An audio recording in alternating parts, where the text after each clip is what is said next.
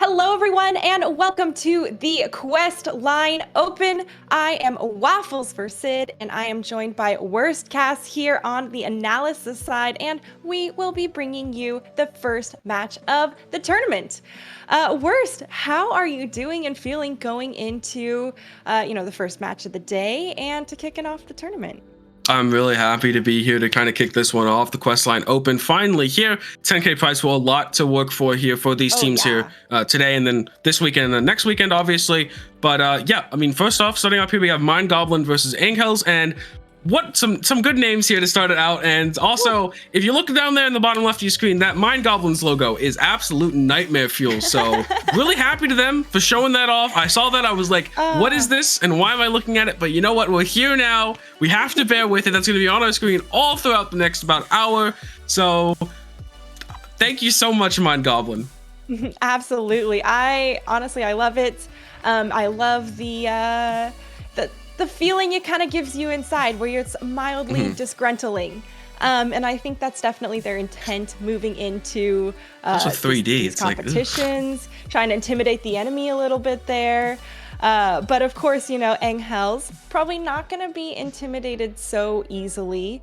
They want to do their best in this tournament just like everyone else. And it's still the round robin element here for our first part of the tournament. Then we get into the playoffs, Worst, and that's when it gets really serious.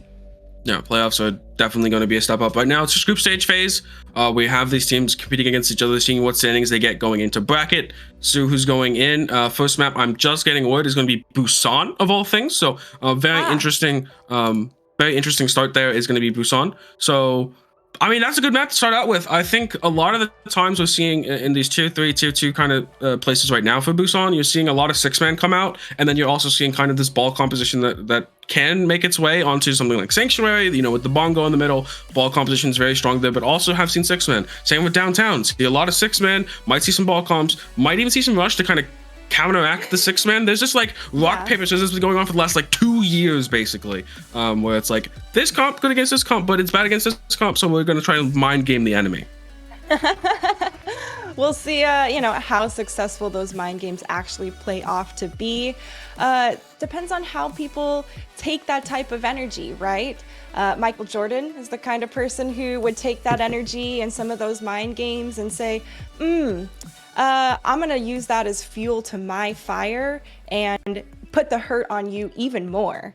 So, you got to be careful who you try to intimidate or play those games with. But at Busan, there's really a lot of room for teams to have a variety of comps. I do think the more mobile comps, like the ball comp that you mentioned, are going to probably yield a bit more success. There's so much terrain for everyone to be moving around on, and the topography of Busan has so many levels, Worst.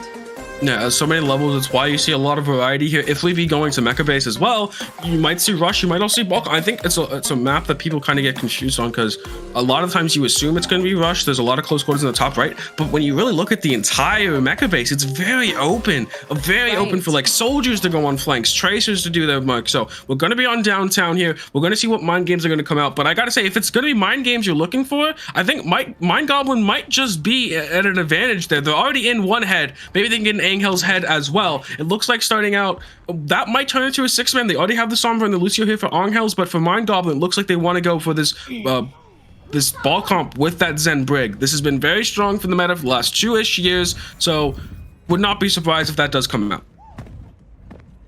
Yeah, and looks like our teams are... We got an interesting lineup as far as our DPS and tanks swapped around a little in the middle, but with Mind Goblin rolling out on the Symmetra, it's actually going to be them going second to the point because... Oh, sorry, Angels does go ahead and switch off of that. Never mind. Forget all of that. Anyways, the fight gonna go ahead and break open. Mind Goblin here in the small room, trying to continue pushing forward, but it is an uphill battle. They've lost both supports, Worst, and it is gonna be them going back to spawn for the first fight. Yeah, Angels coming out swinging right now, and this defensive setup for Angels should be massive, as they're going to be able to kind of take like the lay of the land of where they want to be setting up with their supports and what choke points they want to be locking down. Mind Goblin now trying to get some early positioning here with their supports in that top left. You're actually going to see Angel's back up because of those respawns coming back in, but instantly going to be reacting there. They have their supports set up on the far left side by the Mega, and so now Thematic sees that is going to be pressuring far right. Apples goes down early in this fight. That means Mind Goblin has an opportunity to try and capitalize. There it is. They go for the secondary support, and now they have even more of an advantage. They lose Melon there on the side, but they do still have the one-man advantage. They have an opportunity to push forward here. We see this Tracer duel commencing in the side around the hacked health pack, and once again, Mind Goblin going to go ahead, continue with the kills in their favor and taking this point. Yep, taking this point indeed, and now they're going to be trying to get that Zenyatta back and set up safely on this right side. Seems like both these teams have been kind of prioritizing placing their supports around that Mega Health Pack, but now that it's hacked up here by SXJ, it's going to be hard for Angels to kind of remove them from, but like that, SXJ already out of it. I don't know if that translocator was taken away, but they have no EMP for this next fight. Nice stick opening up. That's going to definitely stall Angels here for a moment on their push and is going to give SXJ time to come back with that EMP. There it is, already popping it as soon as they make it into the thick of the fight. A couple people clipped. Oh, that was actually Slendix there with the EMP. My apologies, Angels. And, well, they put Mind Goblin on the back foot and took the point back. Yeah, but they had to use a bit there. They used the EMP, used the rally. Now Mind Goblin coming in 4 ult strong, 5 ult strong actually as Tricky Turtle does go down. They have a lot of ways to kind of maneuver themselves. Where does XXJ want to get in position? And now it's on Angels to play the kind of the mind game with the Sombra of like spy checking them, trying to find translocator. If they can force out translocator and hit the spy check, that EMP is not going to be forced out because it's going to be in a very rough and awkward position. But right now, it's actually taking a duel on point. AVO is in a problem. Tag teamed there by a couple of players as Mind Goblin continues to try and move on at this point. They cap it back in their favor without using a single ultimate. You know, it's still Angels here with some people alive on the higher ground, but SXJ in this background is going to be hunting for someone vulnerable. No one's quite scoping out for him as much as they need. Oh, almost detected there, but just missed in this corner. Does have to get away in the end. Mind Goblin has 5 ultimates online still, and with the self-destruct from the top over from Pure Irish getting Melon, that is a kill in favor for Angels. It doesn't matter as much because Mind Goblin goes ahead in response with one in kind, and every time Apples goes down, it seems like Mind Goblin is ready to go ahead and capitalize on Doggin right afterwards. Worse. Yeah. Apples has had a rough time of it so far, of just living in. Right there, you saw XXJ get forced out, uncloaks, and then TPs out, maybe trying to play a mind game with Apples, and Apples falls for it, Transcendence, nothing, and then obviously the EMP afterwards. With the rally to supplement, it just gets them the point. But it's been back and forth so far. And again, Pegida gone off the table. These pulse bombs have been immaculate. Might even get the 2K. Here's Apples so low. The melee's not enough until the clip comes in. Wow, Kondai really making an impact here for his team, and you can see the constant harassment that this Tracer has been providing onto the backline of Angels. Apples goes ahead, switches off that Zenyatta, and is going to be over on that Lucio for the speed. EMP popped in, a desperate attempt to try and keep Angels alive in this fight, but Mind Goblin has quite the handle on it. They continue to take the high ground, the minefields just being a nuisance for both teams here on the map. They continue pushing Angels back off of this point, and with the last couple people trickling in, looks like Mind Goblin's going to be able to handle this and take the first round of Busan Worst. Yep, there it is. First point going their way. It's downtown secured. And I think the interesting thing we can glean from this map is neither team opted in for a 6-man. Even from the get-go, it wasn't even like they swapped off of it. Both these teams looking to kind of support that ball composition. I wonder if we do go to Sanctuary, does that remain true? A lot of options. Going to be mecha-based. What are we going to see? Are we going to stay the ball comps here? Are we swapping off to Rush? Looks like Angels might want to be going towards that Apples, already swapping off towards that Baptiste and the Reinhardt to follow. And Mind Goblin here, like I said, this map, you might think it's a very like, oh, we're playing Rush here, but Soldier already coming out. A lot of angles you can play. You can take bridge. You can kind of run around and be a nuisance in the backline. And the amount of burst damage you have every 6 seconds that that rocket comes off cooldown, you have the potential to just pick a Baptiste, pick a Lucio, even a Symmetra. Given that 25 HP is a good buffer, but still, you have that opportunity. So it's going to kind of be on Condi. What value can they get on these flanks? Evo here gonna stay on the Symmetra this time around as Angel's gone ahead and moved very quickly to the side of Mind Goblin. The wall has come up and the Immortality Field committed for this aggressive fight, and there it is. Results paying off as a couple kills in favor for Angel's.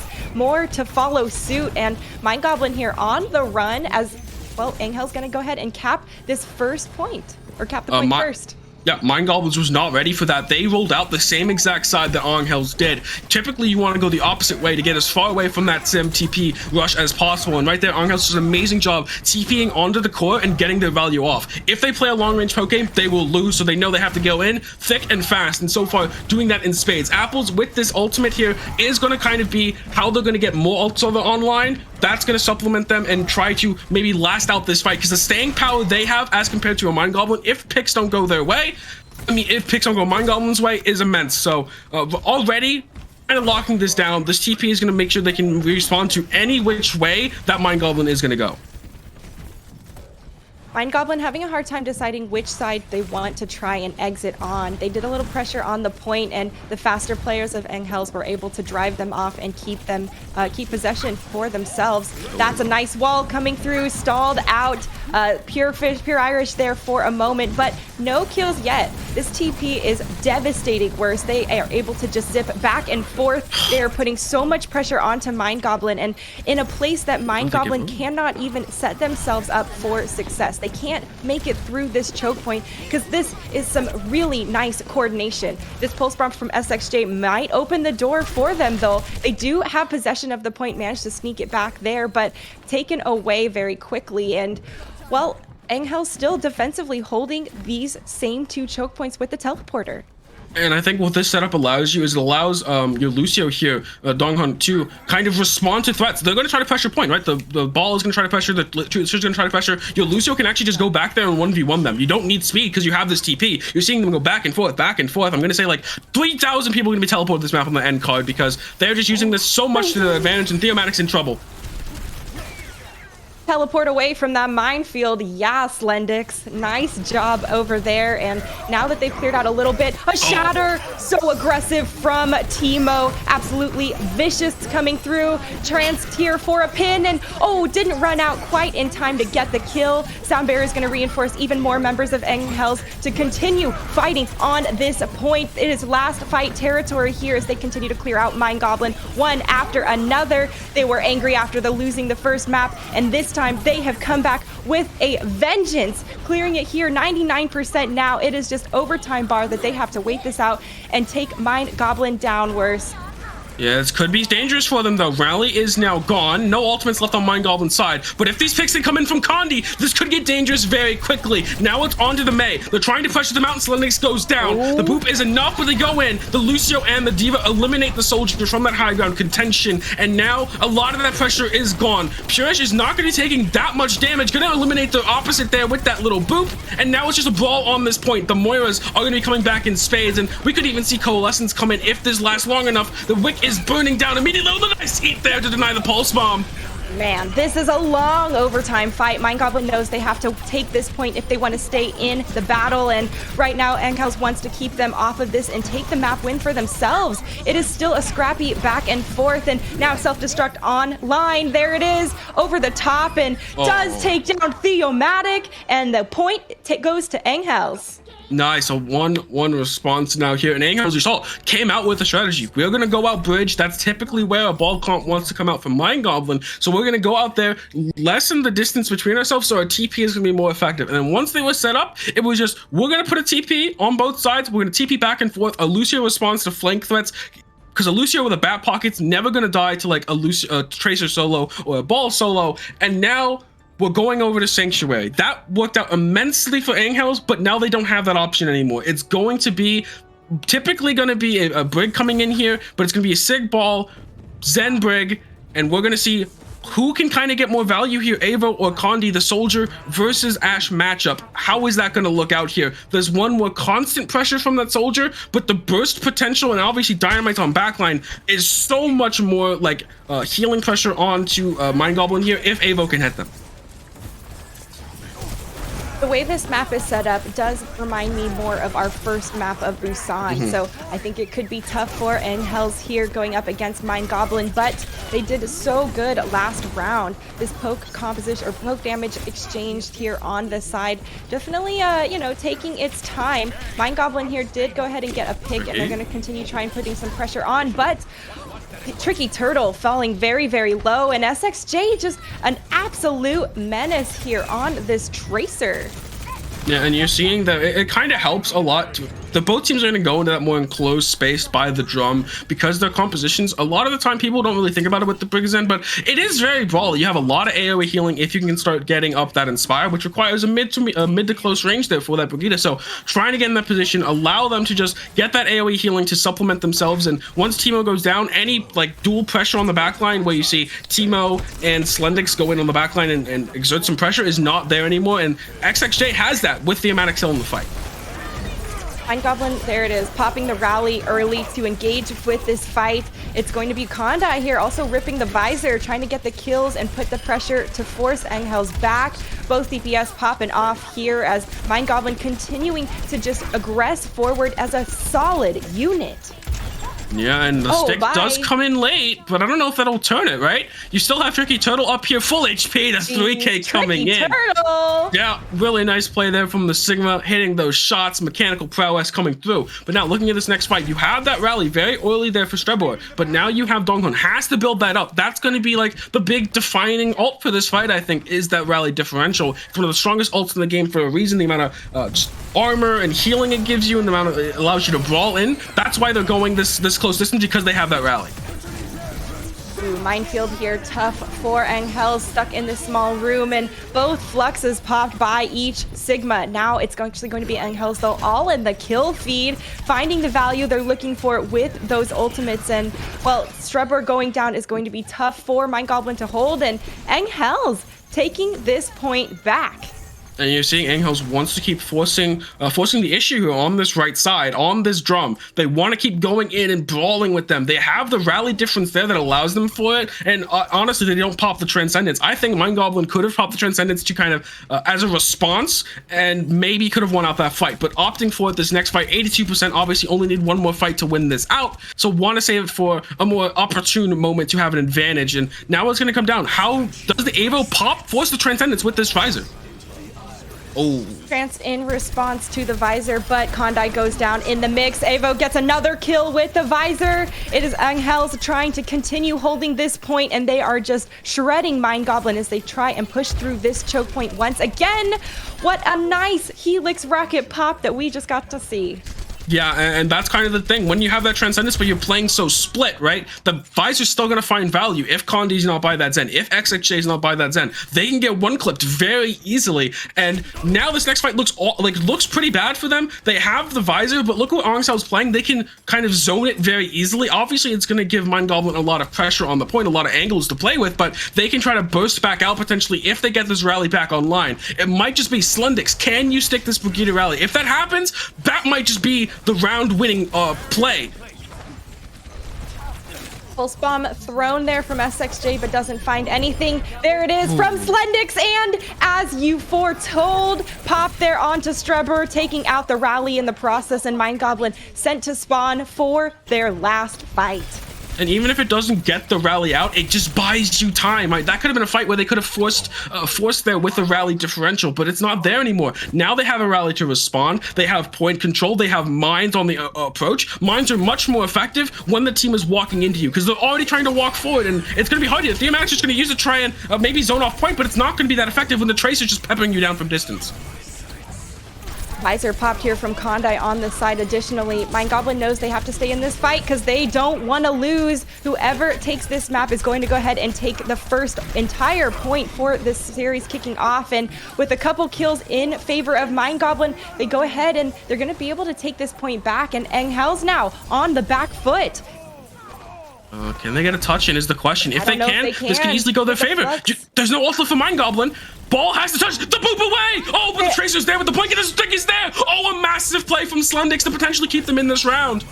This is Angel's chance here to take the point back. Trance combined with the visor. There's so much healing and damage on the board for Angels to just rip through Mind Goblin on this point. Squishies are melting left and right, and all they gotta do is cap the point themselves and go ahead, take it back, grabs the Hammond in the middle of his roll, and there it is. OT bar burning down, and Angel's gonna go ahead and take the first win of the tournament. And taking the win on Mind Goblin's pick. They were the highest seed, so they got that Busan pick. This is a map they were comfortable on, and they end up losing it out there. That was so close, though. If Slenix doesn't get that touch, the whip shot was immaculate there from Mind Goblin to keep that ball from touching. If Slenix doesn't get that touch, they lose they obviously lose the round, but they had an alt differential after that. I kind of said, if they touch, it's very good. It's very good for them. But they have to get there first, and Slenix finds the pulse bomb as well onto the Brigida, and from there, that was all she wrote. So now it's going to be loser's pick. Where does Mind Goblin want to go? I believe it's going to be hybrid they're going towards. So it's going to be interesting what they want to look for. It looks like they love the Zen comp, right? They played it on all 3 points. They wanted to go there all 3 times. They picked Busan for that reason, obviously. So what hybrid map do they want to go to supplement that? That is a good question, and considering that Mind Goblin did pick the first map, maybe they want to rethink a little bit what they are picking for their second map after seeing what Angels is comfortable playing on, right? Seeing a lot of the picks coming through from the DPS on them. There was a lot of tracer play from both teams and some really clutch pulse bombs. You mentioned it multiple times, you know, you need to take out the Brig before the rally. Rally gets popped in the later fight after she had already been taken out, and then she gets taken down again very early once again. So a lot of really solid tactical gameplay coming through from really both of these teams. People are going down in pairs, and it's the pairs that are supposed to be protecting and guarding each other, and you know, it's definitely tough to contain all of that incoming damage. Those tracers, I'd be mowed down in a heartbeat worst.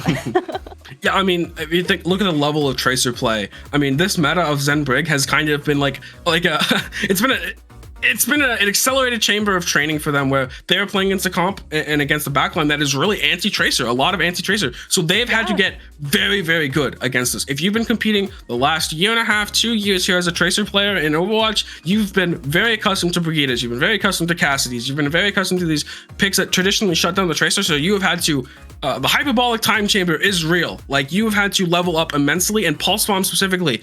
They are now trained basically heat-seeking pulse bombs onto Zen's and Brig. That's what I've seen time and time again in tier 3, in tier 2. They have become so good at looking at those 2 characters and going, I'm gonna hit this pulse bomb no matter what, because that wins you games. If you have like an upwards of like over 50% stick rate sometimes on backline, you just win fights for your team. You win games for your team. Oh yeah, it is a powerful ultimate, but it's, you know, not the easiest one to land. It's not like an Ana grenade where you can, you know, lob it from 100 yards away all the way across the map. It's got a very short range, and you know, I've seen some pretty wild throws, you know, way up in the sky, popping them up to the second floor when you're hanging out on the first, and you know, the tracking that's involved with making sure your targets are right where the pulse is going to land right before. There's little, you know, there's a small lag to that throw. We've all been there. We've all missed plenty of times probably.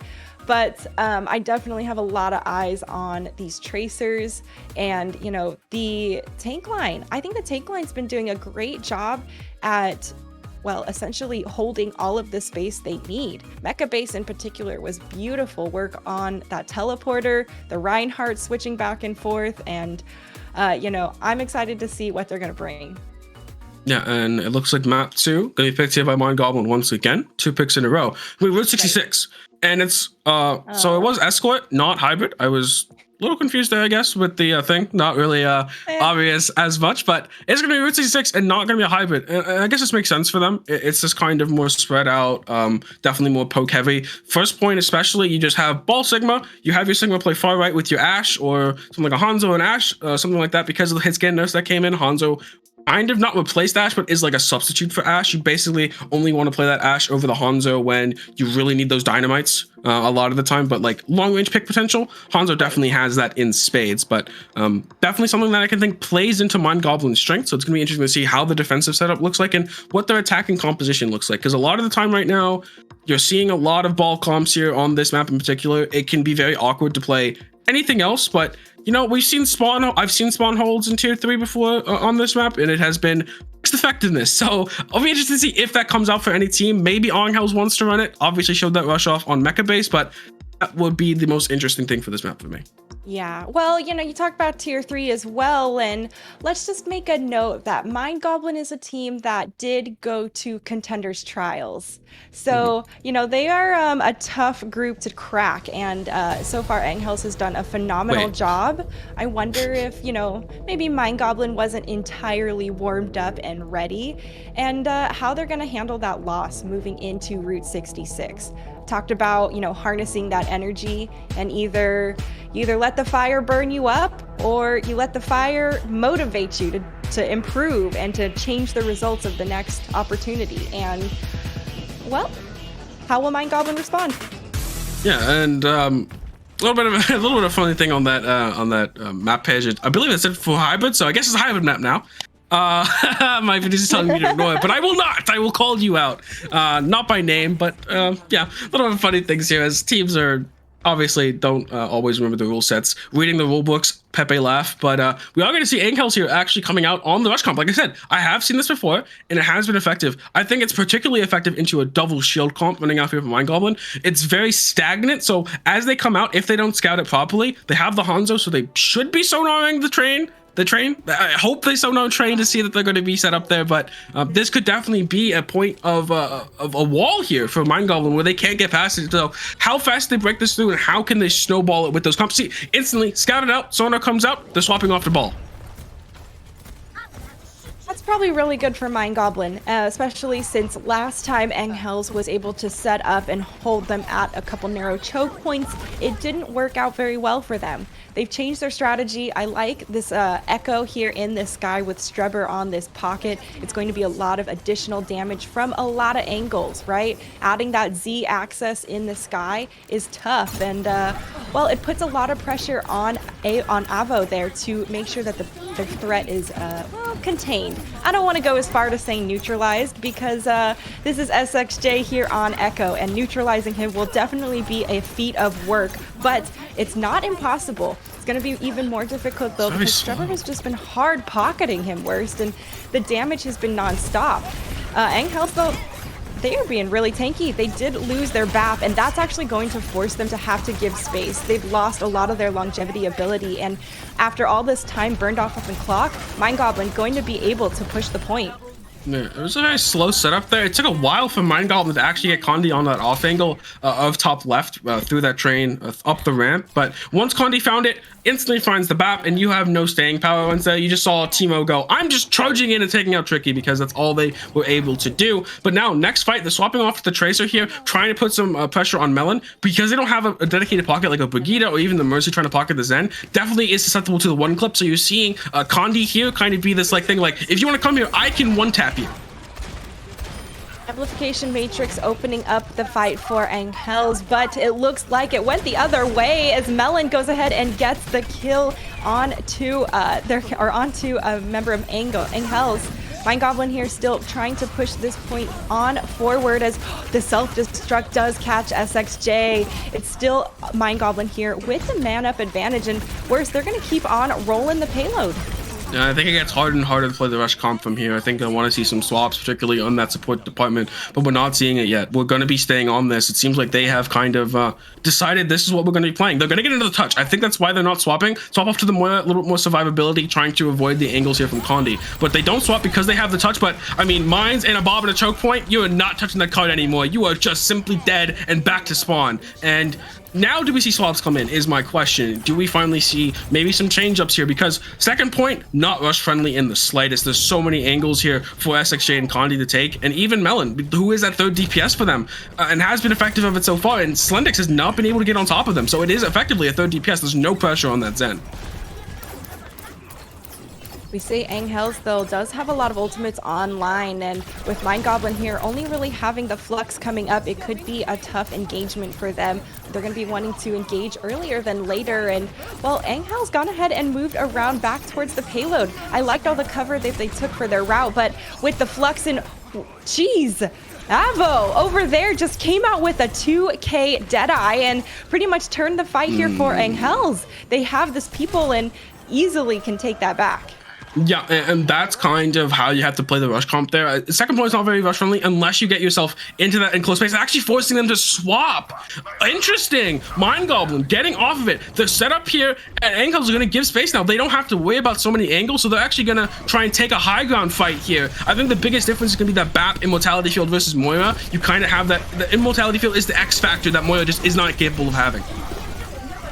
It's definitely one of them, but with Coalescence coming through from Apples, they are getting so much work done. 2 kills off the Coalescence and an absolute nasty one coming through. Now Angels continues to aggress forward, and well, with Mind Goblin here having to respawn, it is still more time burned off the clock, and this point has not moved very far past the first checkpoint. I think playing into Angel's hands right now in terms of matching them on this rush composition. Now they're going to have the Mei. They're going to have some more pressure on Teemo, but Teemo has that chatter. They also have Beat. The swaps here from Mind Goblin have put them super far behind the ult charge department, and can they make up for it with some neutral walls? I don't think it's possible. Oh, 4-man on the ground. Mind Goblin taking quite the seat there. Immortality Field is not going to keep you alive when there is so much follow-up here from Angels, and once again Mind Goblin sent back to spawn, and you know, 140 on the clock, whereas this is starting to feel really good for Angels. They feel really good after the sound barrier, and well, surprising that they popped it there. I thought they were going to actually get really aggressive, but they decide to back out. It is a tight squeeze, and running brawl into brawl gets a lot dicier. With the Ant Matrix here from Melon, I love that Angels gone ahead and just kited around the side, trying to avoid it as much as they can. Both Reinhardts were duking it out, and the self-destruct from Pure Irish catches a couple. It is still thematic though from Mind Goblin deciding to just get busy and stay nasty here on this Reinhardt as the sound barrier reinforces him even more. He was swinging away left and right, continuing to swing away and just take people down.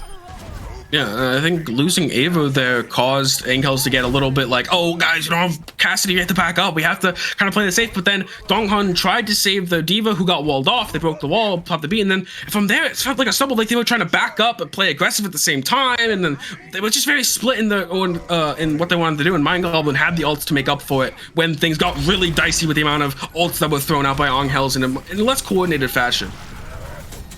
Both Reinhardt stunned out, all of them staying alive in the process. No more Lucios on the map for a couple seconds, and with the shatter rolling through from Angels once again, a couple people from Mind Goblin down. Blizzard is kited away, and they manage to stay unfrozen as they continue to push back against Mind Goblin here on the payload. I love that Evo is able to jump on the high ground using the enemy's wall, but it is still SXJ kind of caught out alone on this Mei. No more Vice Block available as they continue to put the pressure on. Mind Goblin though doesn't want to give up. Points rolling closer, and they know this is potentially match point here for Angels. They do not want to let this point roll all the way. They want to let this point roll forward, but it is a scrappy fight here. Worst as Angels continues to trickle on. It looks like Mind Goblin takes this second point in the overtime. Purish went massive there with the bomb into Crush, but not going to be thinking. If Tricky gets C-Back here, this could be an opportunity. Angels can now play ultra aggressive once this Lucio spawns back in. But right there, you saw so many times DPS going on flanks, getting punished for it, not getting punished for it. Like, that was kind of the tipping point in what SXJ was able to do on that off angle, what Condi was able to do on the off angle, what Avo and Islendix were able to like kind of respond to it. And in the end, it does end up with Mind Goblin getting that push through, but not much time on the clock, just a minute. And I mean, ults are already coming in thick and fast to pressure them out of here.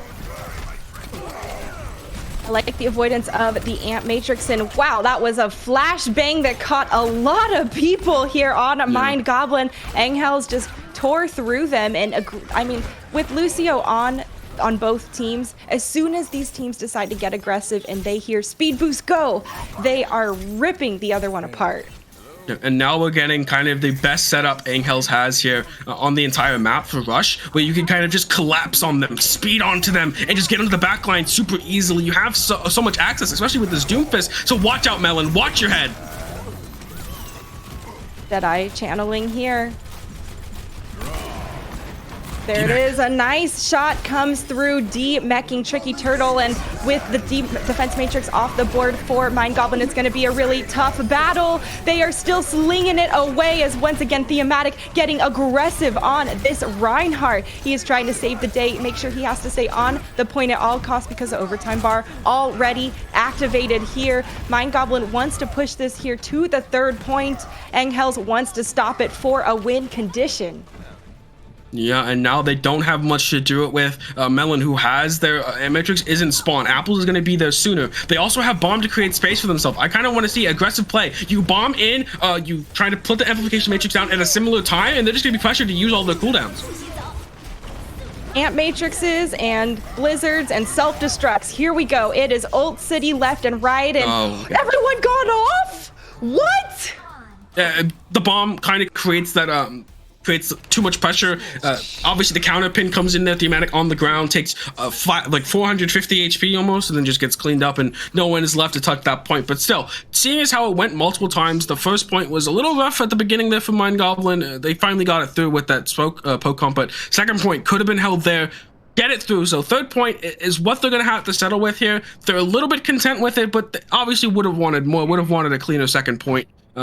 Probably would have not wanted to have to mirror rush here. I don't think they wanted to go with that double shield or that ball comp. I don't know if they're going to play rush on defense. I would not say that's the option here for Mindgoal. I think you want to go with the double shield or a ball split comp. It's going to be the double shield for them, and you can play split into this rush, and if they don't have the sim TP, it's going to be hard for them to get on certain angles. You just have to go whatever way they're going, whichever side they're going for, just kite instantly and let the rest of your team get some damage. Don't get overzealous for having to get value for yourself. That's not what you're playing for. You're playing to kite their aggression, kite their attention, and allow your Echo or your Ashe, whichever one's not being pressured, to get off a lot of damage, build up their ult charge, and win the fight through like a Bob or a Copy, or even just a random pick on an Apples, for example. I am personally really curious to see how Engels is going to do on this offensive push. We've seen them do really well, essentially in the defensive position each time in both control and just before, where Mind Goblin has to push out of the small choke and into the maw of Engels. So now they're going to be obviously role reversed a bit, and I'm curious to see how, how comfortable they are when the time comes here to just push through, which they just essentially pushed Mind Goblin straight off the high ground already. Rearing around this corner, Mind Goblin goes ahead to set up on the gas station, and with one early pick here onto Avo, they are going to be man up for a bit more of this fight. Worst. And the swapping 6-man, it's similar to a rush comp, but it has the ability to kind of get past a lot of those problem areas with that with the mobility you have with your Moira and your Winston, as opposed to like a Reinhardt and a Baptiste. But it's still a lot of pressure going to be coming down, and you're going to try to get this high ground. They're already up there. This has been a really good job from Engels, but you're still going to find the Echo Beam in your back. Yeah, that focus beam will melt you fast, and well, SXJ does go down in the process. Mind Goblin here wants to try and continue holding defensively, and a nice res is going to bring back a lot of damage for them. They continue to just push Engels back, and now it's going to be Engels going to reset. Yep, going to be resetting right now. Looking at what they can get with. I think it's now going to come down to these rotations so far have been really good for them. They've been not losing too many people on the rotates. Just like when they get there, still this Echo has to be dealt with, and they don't really have anyone for it. They have a Tracer and a Sombra, but they're not looking at this Echo. They're trying to do like the classic NC fair strategy, like just look at their team, eliminate their team, and then we'll deal with them later. But Coalescence is going to be the X factor here. Can it get enough value? Focus beam lasering down the mech of Pure Irish there. Didn't stand a chance after they had fallen so low. And now SXJ goes ahead and is trying to continue capitalizing on player after player. The duplicate didn't quite find all the kills, and it doesn't matter. Mind Goblin still able to work as a team and continue to just keep Engels at bay for this map. Yeah, and I think, I mean, that was a copy bomb, never mind, but I think this is kind of what I thought when I saw this map get picked here for Mind Goblin. This defensive setup, it's so hard for what Engels wants to do, the rush, the 6-man. It's just not equipped for those two compositions into this double shield comp. It just shuts it down so effectively, and we're seeing that here. A minute 40 left on the clock, and Engels have not made any real progress. They're going to have to rely that this EMP that comes up in just a moment is massive and allows them to get in. Actually, there's a lot of kiting going on here. They are just scared of this break that's going to come out, but they have the bongo to to kite back and then just pump out tons of damage. Yeah, your mention there of the six-man rush, right? Meaning all teams, the whole team wants to be pretty much grouped up as a solid unit when they are moving around and taking down people like Thematic. Now they just continue to mow down one target after another as, well, Pure Iris drops that self-destruct over the top. It is still Angels, though, continuing to roll the payload, and now they've reached that first checkpoint. Worst. Yeah, that's like kind of what you see from Angels, like, can they win the EMP? Yes, but now you get to rely. Can we get EMP faster than 3 minutes, right? That was a 3-minute EMP to come out that gives them the fight win, but you need to be faster. You need to get higher tempo. You want as much time going into that third point as possible. And even on second point, it's a little rough. Like, look at where this Ashe and Echo are going to be. Who can get up there and touch them? Almost no one can get up there. Like, obviously, Winston and Diva can jump up there by themselves, but Moira can't follow. And so they're not going to have the healing to sustain. That could definitely be a really tough situation for them as Apples goes down early in this fight. That's your main support off the table, and you know, thankfully he will get back relatively quick in comparison. But Donghan, they've decided to pop the sound barrier, get aggressive, and they take down Tricky Turtle in the process. We see the rest of Angels going ahead and capitalizing on the sound barrier as they continue to just push into the back of Mind Goblin. And well, with another great hold here on the second checkpoint. I gotta ask, how did the Brig and a BAP end up there, right? Like, wow, how are you in that bottom left corner when really you should be on top of gas station, on top of potentially this middle high ground? Like, those are the places you should be going. You see Melon get way too aggressive, gets forced out by Avo, and then Strobo is like, I have to go help my Baptiste now. So that ends up in the loss for them. They don't have EMP up just yet, but the Coalescence is gonna have to do.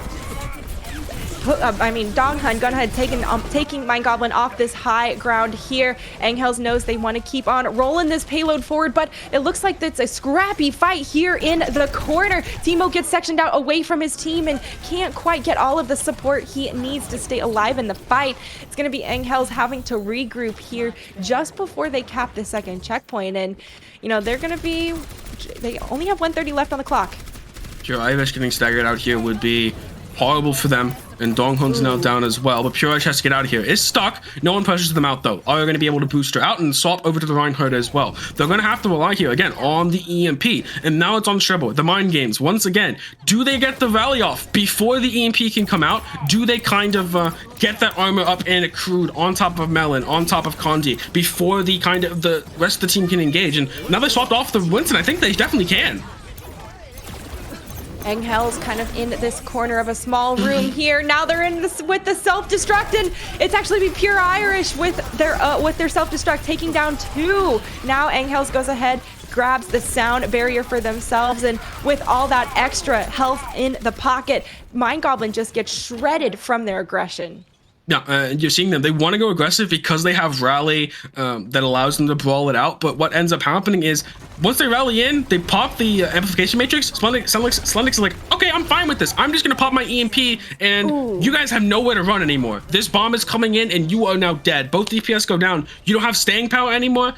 Once that beat is through, Angels is just like, I'm going to push out, and you are in my territory now. You're in close range against a rush comp. That's where we love to thrive. And now they have the opportunity to potentially push this one out. Enough progress was made for Mind Goblin where they can take this back high ground with this Ashe and kind of give the space for that. If it was on this corner, it would be a lot worse. But they do have some time to work with, some space to work with to get their DPS set up, because that's kind of the win condition. Can you get these picks with the Ashe off? Oh. Wow. The synergy from Evo and Donghan there on the Boop Deadeye combination, absolutely filthy. It's still quite a scrappy fight though, everyone brawling it out, and there are exchanges back and forth with Mind Goblin going to be able to hold in the meantime, but Angels here has 1 minute on the clock. They know they need to just push it just before the third point, and that is a very tangible win condition. Worst. Yeah, and they don't have much to do it with. They're gonna have the bomb come up. Obviously, they have the shatter, but you're looking at a copy here. That's massive. They get that onto a Diva, on a Reinhardt. They have those 2 fights potentially in this one fight. Like, they're gonna have the Diva bomb for this. And can you cut this one out effectively? Already gonna just backing up. No, they have 40 seconds. They don't have to fight this. They don't have to give them that fight right there. Really well played from Angels, just completely back up and neutralize the only ult Mind Goblin had online. That's some good ult tracking to realize that this is the win condition. If it comes out, we're just getting out of there. Now it's time for us to aggress. We have the shatter, we have the bomb, we can make space for ourselves.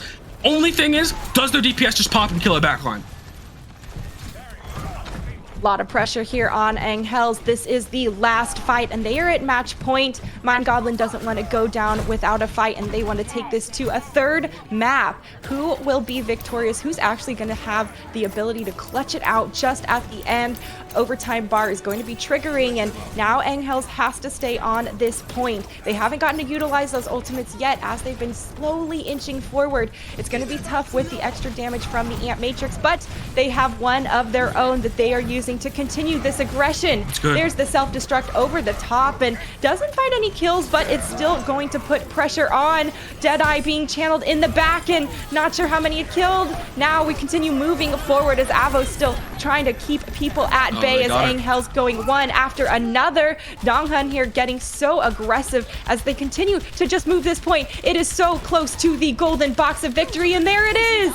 Angels gonna go ahead and take the first win of the tournament. There it is. I mean, that's absolutely amazing there from Angels to take out Mind Goblin here. A higher seed for them.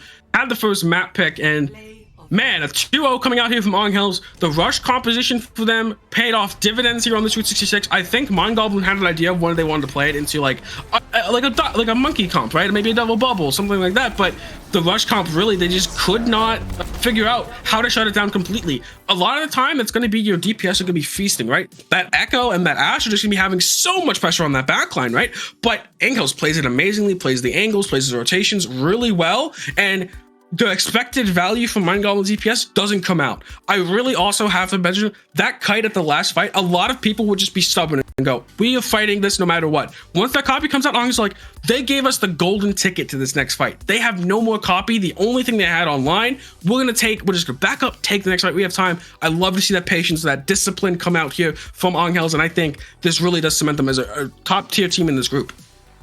You talk about patience and discipline. I also want to add on to that list of skills from that play of, just being able to ult track that effectively and to know your win conditions, right? It's not always the easiest to tell how good or bad the other team is doing and how fast they're able to build those different charges based on those results. And the fact that Angels looked really comfortable and there was no hesitation in that last element of gameplay that we saw. We saw on the defensive, right, there was a moment where we're a little unsure about a sound barrier and, they kind of seemed a little split up all over the place. But fears 100% quelled after seeing such a confident and clean, kite back of that win condition that Mind Goblin had, and then aggress forward to capitalize on their own. You said they were really comfortable on the brawl, and I totally agree there.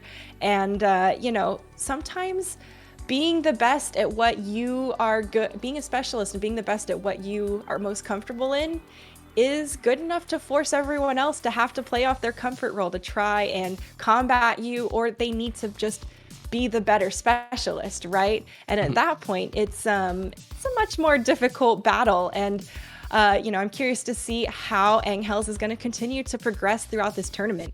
Yeah, I think that's been kind of the thing for Overwatch 1 as it comes to a close. And the longest time now, 2 years, 1 year and a half, it's been a very stable meta, but also a very open meta. Like we've had it in the past where like quad tank is a thing, goats is a thing, double shield is a thing, right? And I mean there's it's a very open meta right now in terms of like you can force rush and it's not like a horrible thing. It's not like there's ball comp is just so dominant or so good that you can't play into it. Yeah, it's so oppressive. Like other metas we've had oppressive compositions.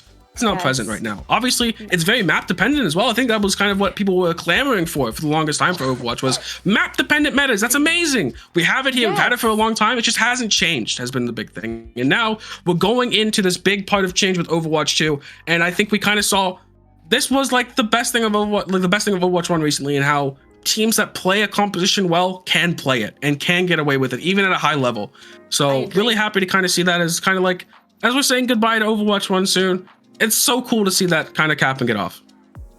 And I hope, that we obtain the same level of balance in Overwatch 2 as well. I do love the freedom of all the varieties of metas and compositions, because that's one of the reasons I love Overwatch personally. There's so much diversity in abilities and compositions and styles that you can play. And, you know, it is always incredible to see everyone bring their own and their own comfort to the matches and, you know, to really strut their stuff when they're sticking those pulse bombs or eating all the blizzards left and right. Folks, it looks like we're actually going to give you back over to the desk for a little bit, and we'll see you for the next game. Well, I bet not all of you saw that one coming. So Angels wins over Mind Goblin 2-0. What a quick matchup. I guess not all of us did really expect that win like that, did we? Yeah, Julian, after all the pumping up you did for Mind Goblin there, unfortunately they didn't really pull it out in the end. 2-0 down to Angels. But, you know, great plays by Angels. They did a really good job there, especially on Route 66 at the end. Absolutely, yeah. They started off. Actually, my Goblins started off better on Busan. They win the first map. They win the first round by against 75%. But then Angels just come back on mecha base. Like the clutch plays which prioritized their Diva Bomb double kill. The Symmetra May DPS. It worked so well for Angels, and they end up winning Busan after the visor from AVO in the 99-99 fight there in the end. So yeah, Busan goes to Angels and they move on to Route 66. Mind Goblin attacks first. Condi did an absolutely amazing drop. I pointed him out earlier. Yash, he played the Cassidy. He played absolutely great plays there. Thematic popping off as well. Wonderful play. But in the end, again, Mind Goblin, they lose to Angels, who doing a clutch blizzard in the end on the last fight on the card. They go up 2-0. They win the first stream match on the broadcast day here, and yeah, so they win that derby we've been talking about so long. And yeah, unfortunately, although I tried to pump the most out of Mind Goblin, it did not quite work out in the end for them. But yeah, absolutely, definitely a banger match we had there, and absolutely amazing cast we witnessed there. And Julian, we talked about it in the opening too. I know you touched on it a bunch. Like, it's a long day, right? There's a lot of matches. So there's still a lot of time for Mind Goblin to rack up those wins and come back. But another thing to watch going forward will be Angels to see if they can ride this momentum and start putting a win streak together right away. Yeah, absolutely. And I mean, the fact that Angels they won first round, but you said it's 6 more rounds to go, so nothing lost for Mind Goblin. They got all the way to go, and in the end they might even end up coming up ahead of them because they can just win the other matches basically. Or yeah. I know, guys. We promised you to give you base 8 versus Dice Amplify, but unfortunately, due to the collegiate major happening side of us, they had to move the matchup. So we of course have been looking for a replacement, and I mean, like, I don't want to be dragging, but I think this one's actually way better than the one we promised you. So it's now going to be Shikigami, and they will be facing him up against chill guys with chill vibes. So they're just vibing through the tournament. Their name really gives us what they're expecting. They're just vibing here. I love the name. I'm really looking forward to this matchup. They got 2 absolutely great rosters, and yeah, we've actually been talking about Shikigami before, and that means that we'll have the chance to see them now. And I mean, that team has been around for ages. I'm trying to pull up the roster side here.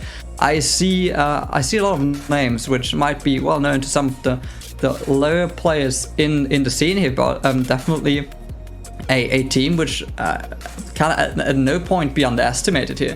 They've been around for ages. They have that advantage we've been talking about from the first minute of this broadcast, basically. They've been together as a team for a long time. They've got the advantage of knowing each other well, and I'm really looking forward to seeing how that plays out against chill guys with chill vibes who have entered this tournament probably not expecting more than a fun time, at least judging from the name. They might prove us wrong in the matchup we're going to witness here, but I'm really looking forward to it. Chill guys with chill vibes is honestly one of my favorite names for a team in this tournament.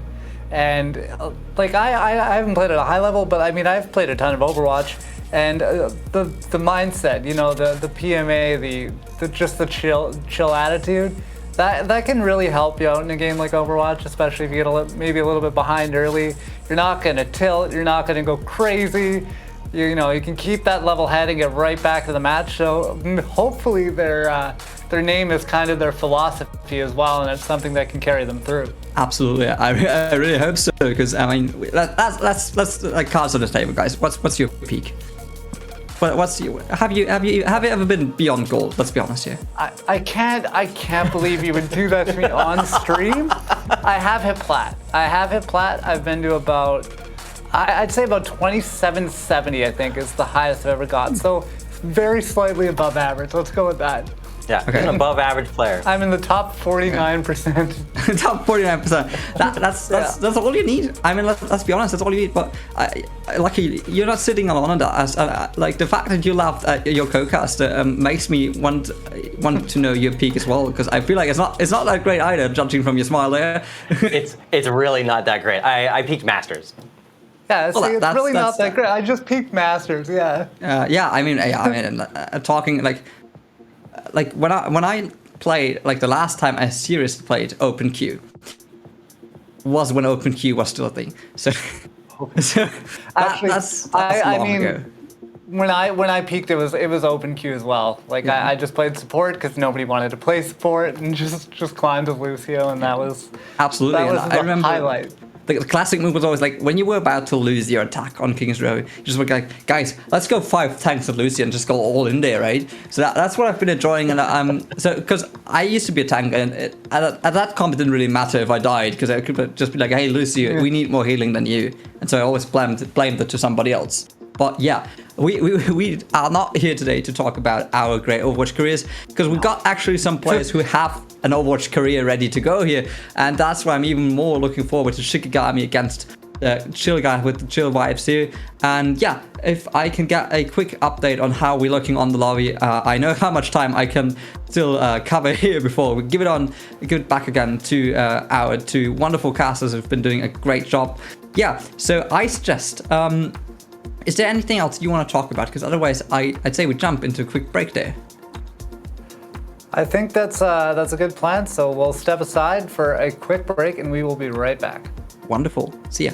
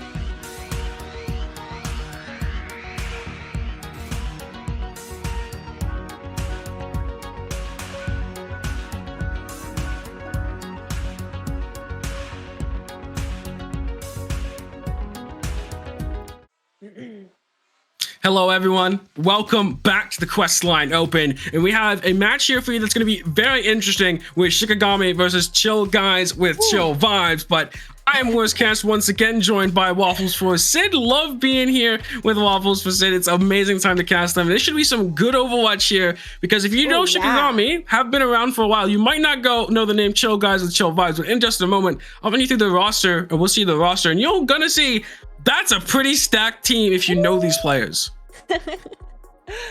Well, tell us more. You were telling me in the green room how much you know about these guys and that you love them. So holler at us. I mean, if you have been in high elo, you know Lab, amazing head scan player, absolutely phenomenal head scan player, and Cyber actually, collegiate, a very, very, very good collegiate main tank, has been preferring that monkey. And why I think this could be an interesting matchup is Nijima also really loves playing Winston, so we could see some Winston versus Winston action here, and this should be a fun time to see how these teams want to kind of stack up. It's going to be Lijiang Tower, it looks like, to be our first map. Definitely could see some monkey, some 6-man on gardens for sure. But yeah, obviously these teams, they do love monkey. Obviously I've seen a lot of Cyber, a lot of Nijima with monkey, but can play other things, can play that Reinhardt, very strong at that as well. But Shikigami has been competing recently in tournaments like the Natter Community Bash and Champions, the Champions Division there, got into playoffs, got out in first round of Bay State, but still very strong roster. But this should be an absolutely phenomenal matchup.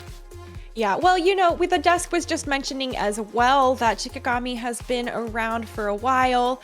Even you said that here in the beginning too, right? We've seen this team perform together, and they have some of that history, right? And that is a huge advantage in Overwatch, in a sport that is so heavily team oriented, right? On other teams in traditional sports, you can have an all-star player and they can really carry a game. But if you're going to be that good in Overwatch, you have to be an indomitable force. And it is so difficult to do that when there are things specifically designed to counter you. And, well, there's also some terrain to account for, right?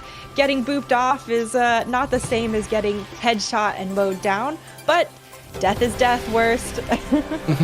Yeah, I mean, kind of a grim line to have on an Overwatch broadcast here for the Questline Open, but still, definitely a true statement. But for both these teams now going into Lijiang, Shikigami coming off a loss here to an amazing name, the Baby Clan.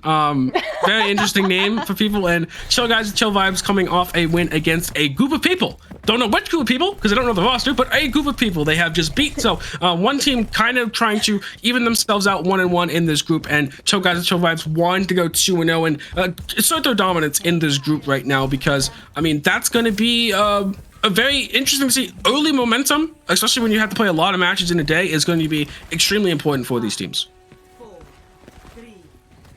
Opening up here on the Gardens Tower. Both teams, we're rolling out. We see Lucio's on the board, so we know they're going to be rolling out fast. And I like that Chill Guys with Chill Vibes goes ahead and avoids the bridge boop potential area, right? It's actually going to be engagement here on the point itself. Chill Guys going to want to move forward with this Reinhardt and Mei and get in the face of Shikigami, try and section them away from their resources. But Shikigami's playing really carefully, right? No one's overextending quite too far. Pebble wasn't able to make it out, and with another kill on the board coming through, or that's it for, oh my bad, there it is, it's reverse. I had it reverse went ahead and corrected it, but Chill Guy's gonna take the first point. Yeah, Chill Guys gonna take that first point, and we're seeing this here. I wonder if Shikigami swaps, because typically this composition, this more traditional rush composition, performs better into 6-man. So are you swapping off to that rush? It's kind of this thing where Chill Guys is kind of leveraging the fact that they assume Shikigami is gonna be coming out on that 6-man. We're gonna run out on this rush. We should be winning first point. That's gonna set us to ult snowball. Even if they swap, look at the ultimates here. Amplification Matrix, High Noon, nothing available here for Shikigami. Closest they have is that beat, and they're still ways away. Deadeye channeled wall blocks it off right in his face, but it's around the other side, goes ahead and clips reverse here, clips Deco in the process. Now Chill Guys just goes ahead and cleaves forward with the rest of the team. Yep, they have so much, now they have presented with these ultimates now. They got away with that amplification mission and the high noon. Now they have Vine ult up. They have that Earth Shadow. They have the May Blizzard. Like, that's what it allows you to do when you have that early ultimates. You can just snowball them into more ultimates. And look, Shigami still has nothing to respond. The closest thing they're going to have to kind of rely on is maybe getting up a beat in this mid fight, but still, they're still behind reverse. This is completely in Chill Guy's favor. Blizzard here blocking a major choke point, but it is still both Reinhardt's going down. It is an even exchange here for both teams if Shikigami can try and capitalize with Fidelum there on the side. Has to commit to self-destruct, gets a kill in the process. Thought they were going to be sectioned out, but looks like they had enough to reinforce themselves and stay in this fight. Chill Guys still holding on to the point regardless of the onslaught here from Shikigami. They push with their own Earth Shatter, clipping 3 people, and now it is pushing into an Amp Matrix. Fidelum eats the Blizzard in all of the mayhem, but it is still Shikigami continuing to just fire through this Amp Matrix into the point where Chill Guys sits, and now at 95%, it looks like they're going to be able to take this point back. We saw the Ryan here, Hibana trying to out of the window. The slide back, the shatter doesn't hit, but you're still gonna have a Reinhardt swinging on point under no threat to their own life. I don't know why we're holding shield right here. Should just be swinging, trying to get as much damage as possible down. Lucio should be the first to go, but Lab is back on this Tracer, and already a man is taking out Deco. This could still go their way. It looks like it is. Well, I spoke too soon earlier. Right now, Chill Guys continuing to just push forward here onto this point. It is Lijiang Tower. There's a lot of room and some straight shots to trickle in and make it back here quickly. And Chill Guys has been doing exactly that. The switch onto the Doomfist is just going to be so fast of a rollout. And now, overtime bar, so quick to burn down as Shikigami trying to just trickle on and hold this a little bit longer. Yeah, and that's not going to be it. Hibana's going to find 2 to clean this one out. And I was going to say, what a chaotic fight for Shikigami to pull out with some ultimate advantage there at the end, but not even. The stall comes back in. Hibana, with that massive punch, does catch someone out, and then nothing Shikigami can do as the ultimates come through in the later half of that stall, and there's just not much to do at that point. But you see there, Chill Guys knows what they're going up against. Shikigami has been around for a while, but that means they know your style. They know they're going to roll out with that 6-man. So what are we going to do? We're going to play Rush. We're going to win that first fight, and then the snowball ultimates from there. 100-0. Clean first round there for Chill Guys with Chill Vibes. But what is the response here? Going to see Sim TP Rush for both sides, a mirror composition. So not going to be any counter comp shenanigans to start this one out. Only difference is Hibana opting in for that Doomfist as opposed to the May here for Pebble. It's gonna mean Hibana has to get early value out of this because the May, with the amount of CC and just walls they have, could be too dangerous. Wow. Avery was just punched straight out of the teleporter there by Hibana. So nasty to wake up to when you pop right out, but it doesn't really matter too much. It looks like Shikigami here pulling ahead as they were able to drop on the point just a little bit faster and take down Chill Guys flooding onto the point. You actually saw here again. We could see another staggered fight going their way. Sim trying to clean this one in the back line. Boop to assist it, but Cyber is unopposed on this point here. And now the Hibana's back as well. It looked so good for Shikigami, but once again, late fight, stall comes in, someone comes back, gets a pick. There, it was both the punch and the boop to end it up, but there it was the fire strike to catch out Nijima. And now again, Shikigami going back to spawn in what they could have considered a fight they should have won. And now this might just be the way for them to snowball again and again. Shikigami gonna want to stay on to this Symmetra to try and get that wall up for next fight. That's the once that wall's out though, I want to see them swap off. It's so hard to recontest with a Sim into a Sim because you're gonna have to be, it's so hard to get in. You're just under pressure the entire time, and this Doomfist is looking on that left side, ready to punch out this Sim or any other squishy that does not pay attention. Look at him. Yep. Oh, instant picked right there. Abyss shot back to the Abyss itself as well. Shikigami already on the back foot for this fight. Hibana absolutely nasty here and gets another pick. So much burst damage potential from this Doomfist. And well, it is tough for Shikigami. I thought they were going to have an opportunity there, but Hibana too sneaky on the side. Whereas Yeah, and we're seeing this like chill guys with chill vibes, not letting up, not giving any chill whatsoever to Shikigami right now, trying to go as aggressive as possible with Hibana. That's what the Doomfist offers you. It's a little bit more aggressive because you have to be. If you aren't finding picks off of that punch immediately, the Mei with that wall, with those freezes, are just going to outvalue you in the long run. But so far, Hibana has been finding plenty of value. What's the play here? You have wall. Do you just wall in TP as well and use the wall as cover for the TP, or do you play it slower here with this amplification matrix and try to catch out Cyber? Reinhardt's going for the counter pin engagement, both of them stunned out as Ant Matrixes have been popped for both teams. We see Najima going here, moving forward to try and take this space for their team as Chill Guys has 84% and counting. They are continuing to hold, and there it is, the kills that they're needing to take this point back, and with only 2 ultimates used, they could feel really good about that most recent push. Nijima, she's kind of playing with it where it's like, they have to go aggressive with their team right now, but this next fight is going to be really on their back. Can they stop Cyber from trying to pop off here? Because that's going to be the big difference maker. If Cyber does hit a massive shatter, it could just win the fight for them, and 92%, they cannot afford this. But they have a lot of things to supplement it. They have Bomb, they have Mail to create space, but the TP already in, looking for the shatter, and they find it. Sound barriers for both teams, trying to keep this fight a little bit longer, a little bit more oomph for everybody on the field. And with the self-destruct coming through from Fidelum, doesn't quite find anything, is going to zone people away, but it's still Shikigami here holding the defensive line. 2 walls now from both teams as Chill Guys goes to push forward. They now have to push forward into an Amp Matrix, and the self-destruct clears out Fidelum. It is still Shikigami holding this defensive line here, and as they continue to handle Chill Guys trying to flood in, it is a chaotic fight. Hibana just absolutely deadly, using these teleporters and punching people into the walls, and now the fight has turned for Chill Guys to go ahead, take this back. We're at 94% and counting, and I'm not sure that Shikigami is going to be able to touch to recontest here. We see a little bit of Lucio on the side, and just out of reach, it's gonna be Chill Guys with the win. Yeah, I can see them. They looked very confident in this rush matchup and finding it super well, going with that Doom Sim style. We see that a lot in Tier 3 and contenders as it kind of bypasses the biggest issue you can have with the Sim, which is getting into the fight. With the sim turrets that slow you down, just punch past it, find off angles. Hibana doing that amazingly, finding the picks, and then Lab there in the middle of that fight, uncontested, untouched, not able to get shot down, and so able to just farm up that charge and actually mow people down. And Lab, more so known for that long range hit scan, the Widowmaker, the Ashes, but I mean, there's some extra as well. Very, very strong. The tracking in general, very, very good. Can play the Tracer as well. So I definitely want to be interested to see where Shikigami is going to take this. I don't think they want to play Rush. Obviously, I know this team more so wanting to play their kind of 6-man or monkey style. So we're going to see what map they do end up picking. Yeah, I am really curious to see what they're going to pick because, you know, obviously we just talked about this earlier, right?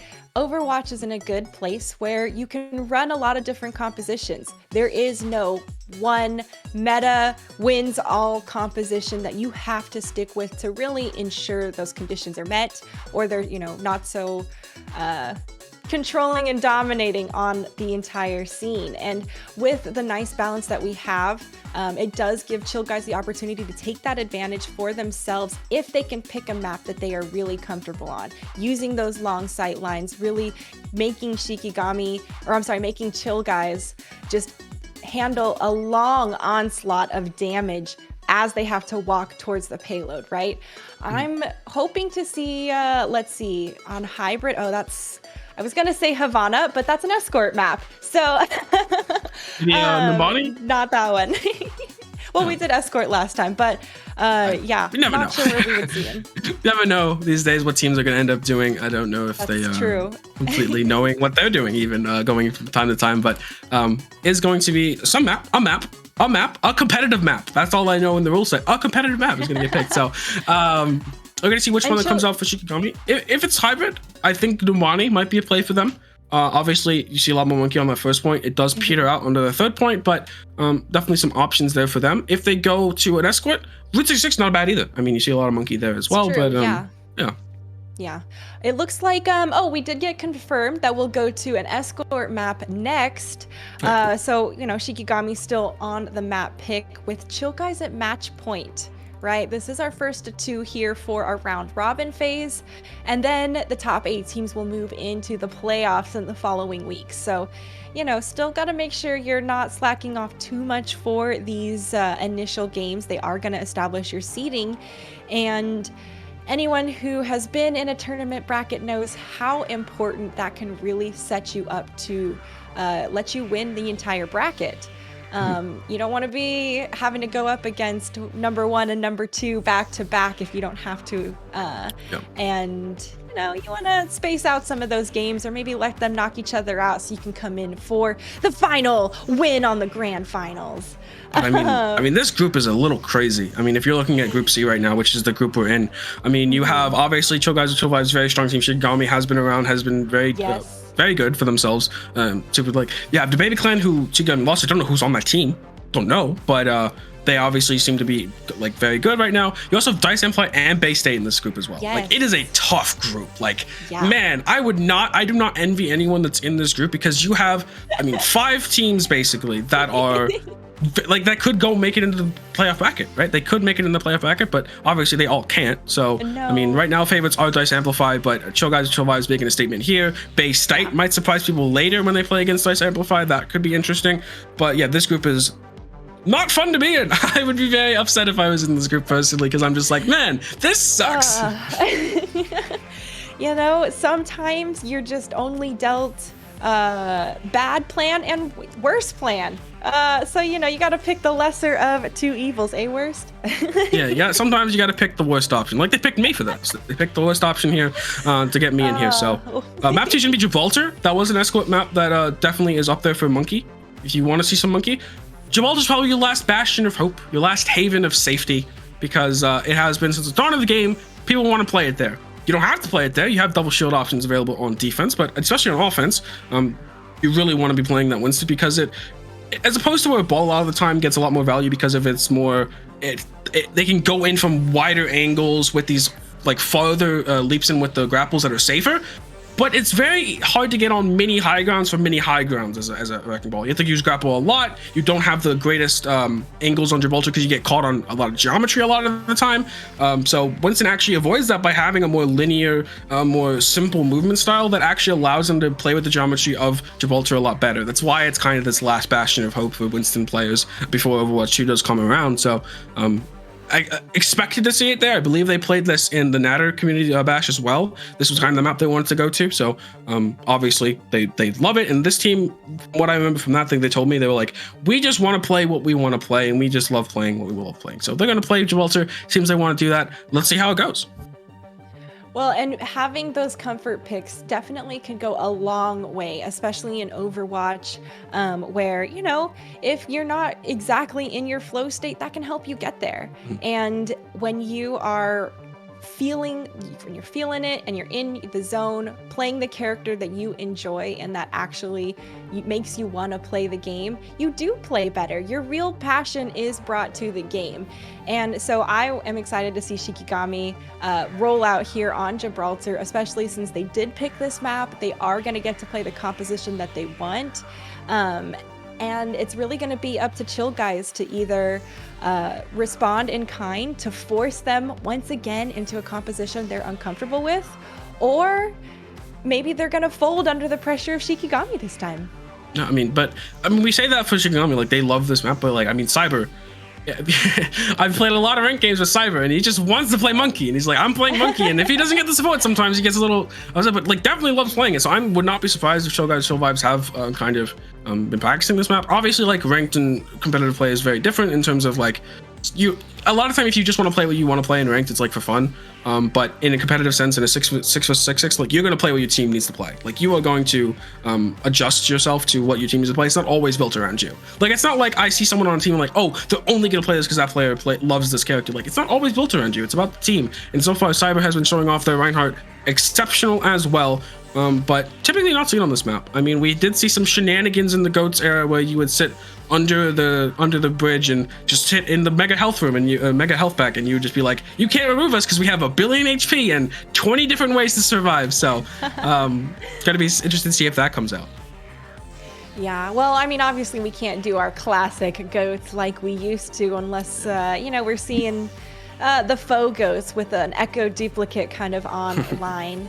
But, you know, still, it's all imitation. Nothing's the same. And honestly, I'm grateful. We already talked about how good of a state the meta is in right now with how diverse it is. And GOAT was, you know, when you sit, it's like when you have the same joke over and over. Yep. It's funny like one or two, and then, oh, it gets old real fast. And, you know. And then 3 years down the line, you go back to the joke and everyone's like, oh, I love that joke. And it's like, not when it's every time. Like, that's GOATs for me. It's like, yes, it was great. It was good for a little bit. And then it got boring. And now everyone's like, oh, but GOATs are so good. It's like, not when it's a year long. So. Not, yeah. And not when nothing else is ever played. Which is, you know, why it's going to be tough to find the balance again in Overwatch 2, and we'll see how well the devs work with it.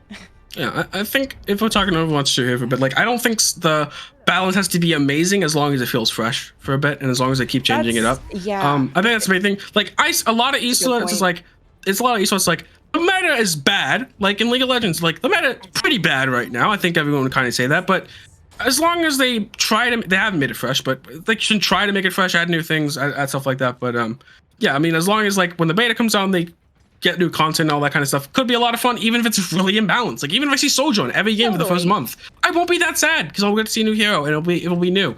But as long as it's not a year long, you know, not a year, not a year long. Please. I definitely see the keywords there, right?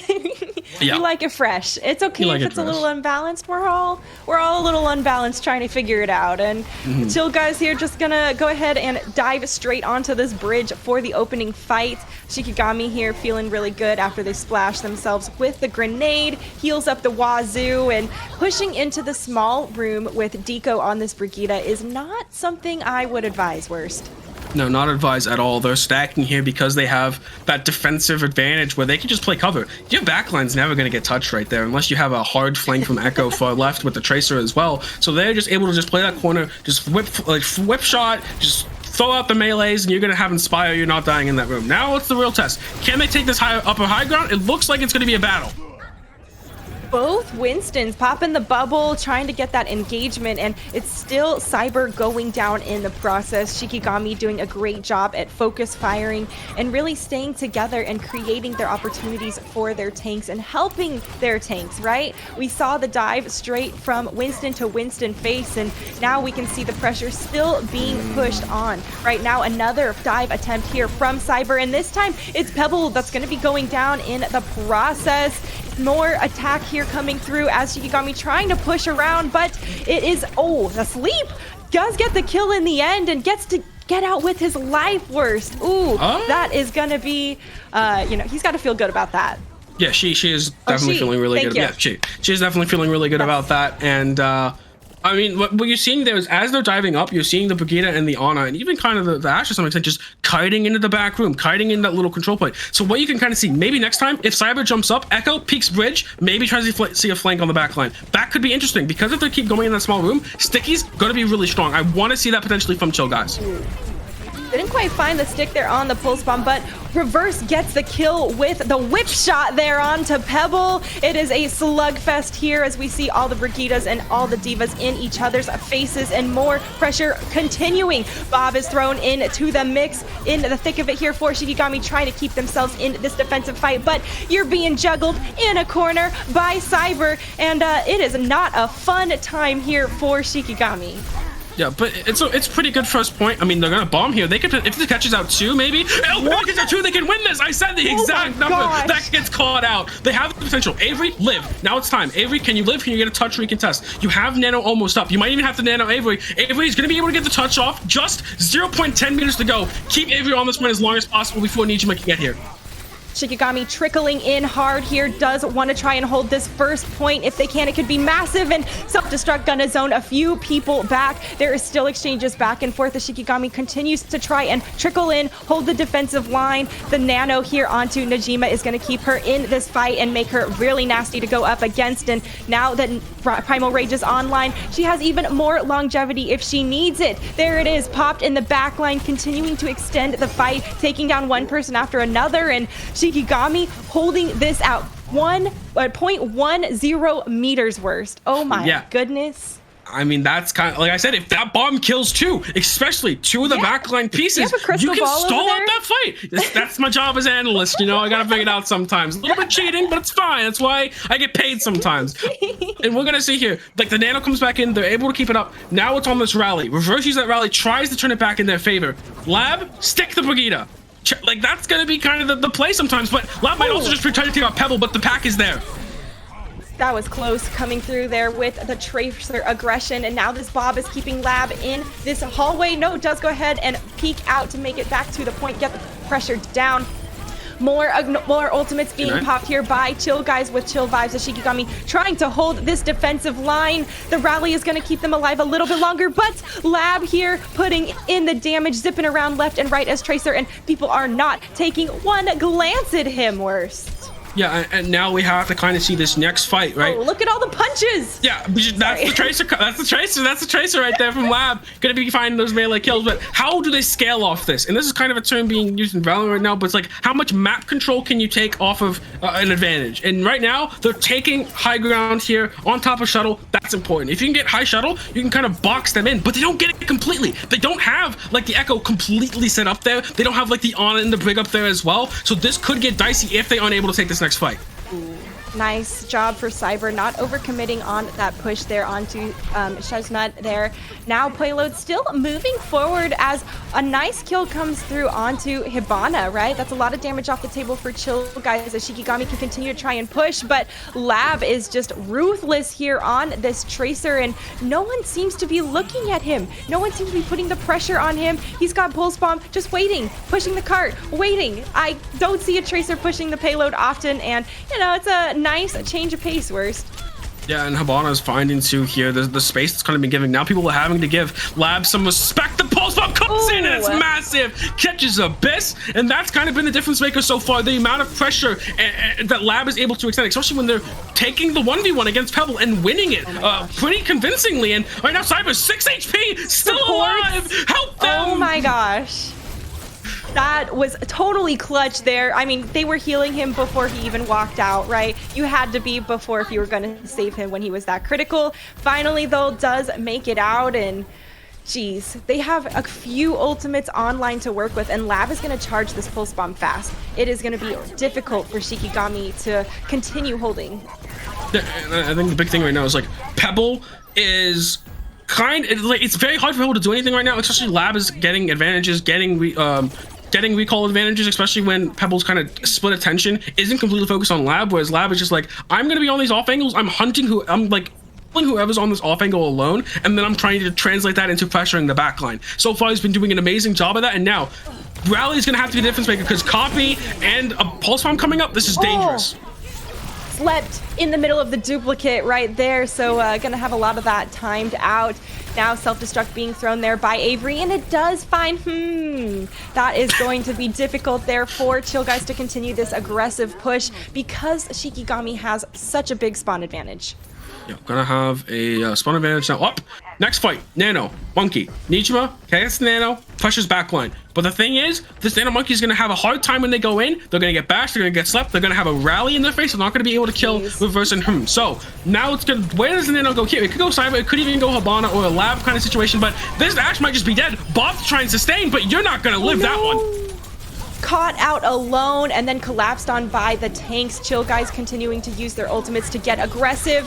Holy cow, Cyber is juggling the crap out of Deco there on that Brigida, throws him straight over the wall, out of the play completely, and now still continuing to try and put this pressure on. It is a back and forth fight though, as Shikigami able to just pull the kills out. There's only 38 seconds left on the clock, and if Chill Guys want to push again, they need to regroup now. I'm seeing the woes of stagger. a diva player. And I know that one. Farther. Yeah. Oh, I know that one. I know that one for sure. Actually, a massive play comes out from Nijima. They find the boop off the map for the Ana, who was basically unkillable with the rally and the Brigida cut part. The only way to nullify that, knocking him off the map. Don't know how Nijima managed that one, and it's so hard to get him over there, but still, Nijima, a massive play to keep them in this game. Oh, what a Pulse Bomb eat, and, you know, kicking off the fight really, really well for Avery already. Now Shikigami continuing to take the defensive stance here as Chill Guys moves in. Oh, Lab putting the pressure there onto the support and does manage to get the kill in the end with some help of his friends. Shikigami, though, has the defensive lineup, and OT bar triggers down. That's going to be a nice hold just before the third point here for Shikigami. Yes, and really these plays after plays towards the end there for Shikigami, trying to send this one to a third map. Obviously the pick of their choice, so you want to be comfortable, you want to be winning out these fights. But second point, first point, super close. Amazing job Shikigami to get back in there off of Avery's bomb. But then second point, kind of a little bit of a snowball. It was stopped for a bit, but once Lab was able to kind of get that will exerted onto the backline, so hard to do. Shikigami is loving to kind of kite back with their backline into these enclosed areas, and Lab with the pulse bomb is loving it as well. But now looking towards their attack, what is Shikigami going to do? I think it's going to be much of the same, but the Ashe should be substituted out for something like an Echo. The reason why the Ashe is so good on defense is because you have the angles to play with. I think it'll be hard to get the angles as the Ashe, especially on something like a first point or even a second point where you could get spell stuffed easily. Like, look at these choke points, and there could just be a D.Va sitting there, an Echo sitting there, a Monkey sitting there. That, like, once you pick out, there's going to be someone in your face that's not going to allow you to get those line of sights and get those hits off, where before for you on defense, it's like they're coming into you. So when the tables are turned, I think the Ashe might struggle a bit. We'll have to see how well they do, and you know, there's no mercy on the board yet. It's still the defensive team. There's always time to switch there. I don't even know why I talked about the defensive lineup as much. We should just stick with what you know. The attack, who's not gonna change out of the gate. Set myself up there, and well, right now Chill Guys is set up on this bridge just like we saw Shikigami do. Instead though, Shikigami decides not to aggress straight over there. They're gonna go ahead, push the payload, and slowly work their way around and continue doing some poke damage across the bridge. Payload's gonna keep on rolling through here as we see once again a Tracer doing the Lord's work of pushing the cart. There's still the scrappiness coming through here on the bridge itself as a couple of exchanges go back and forth. Shikigami though still coming out ahead, and they're going to have the spawn advantage to come back even faster. This is tough here for Chill Guys as well. The point's getting pushed very far, and no one seems to be turning to defend it. Yeah, that's what Pebble is going to allow them to do, is to get super far deep here off of that uncontested push, and now they're gonna get chased down. They can't go too far. The backline's still rotating. The Ashe a little bit out of position. Echo and Tracer are looking to jump on this Ashe at any moment, but the peel is gonna come back from Nichima. But now they're under pressure. They're gonna die there, and your push is now stalled. What an incredible peel coming through for the DPS. I definitely thought that they were going to be game over there for Cyber, and then suddenly had reinforcements, and the kills rolled through for Chill Guys to just hold this point. Yeah, and now looking towards this next fight. You did get the Nano out. You have the Nano now on time for Abyss, but where are you going to go? They're going to go aggressive here on first platform, and why it worked so well for them first fight is because they're going to get the Ashe set up on that bridge. It's very hard to push them, especially with the Brigitte there. Similar thing going to happen. They realize they're set up there. Now onto the Cassidy, because they see how aggressive Chill Guys has to go with the Echo, with this Tracer, in combination with their dive. So they're going to go over the Cassidy as well, escort their supports up to this high ground as the Pulse Bomb comes out and Nichima now gone once again. At the Primal Age, but doesn't go off. Oh my goodness, Fidelum. You are hungry this morning as you've eaten another Pulse Bomb with the Defense Matrix, and now Chill Guys has a lot of ultimates online to hold this point worst, and we've seen them do a good job of cycling them and being conservative with them in the past. Yeah, Nichima does get that Nano, gonna be pressuring on Habana, who does still have the copy, and is not even under threat of having to use it, but does nonetheless. Jumping into this core, though, could be very dangerous. Even this 1k HP Monkey, down to 500 in the blink of an eye, has the Primal right on out of there. The bomb forward, trying to find something, but nothing is in the cards.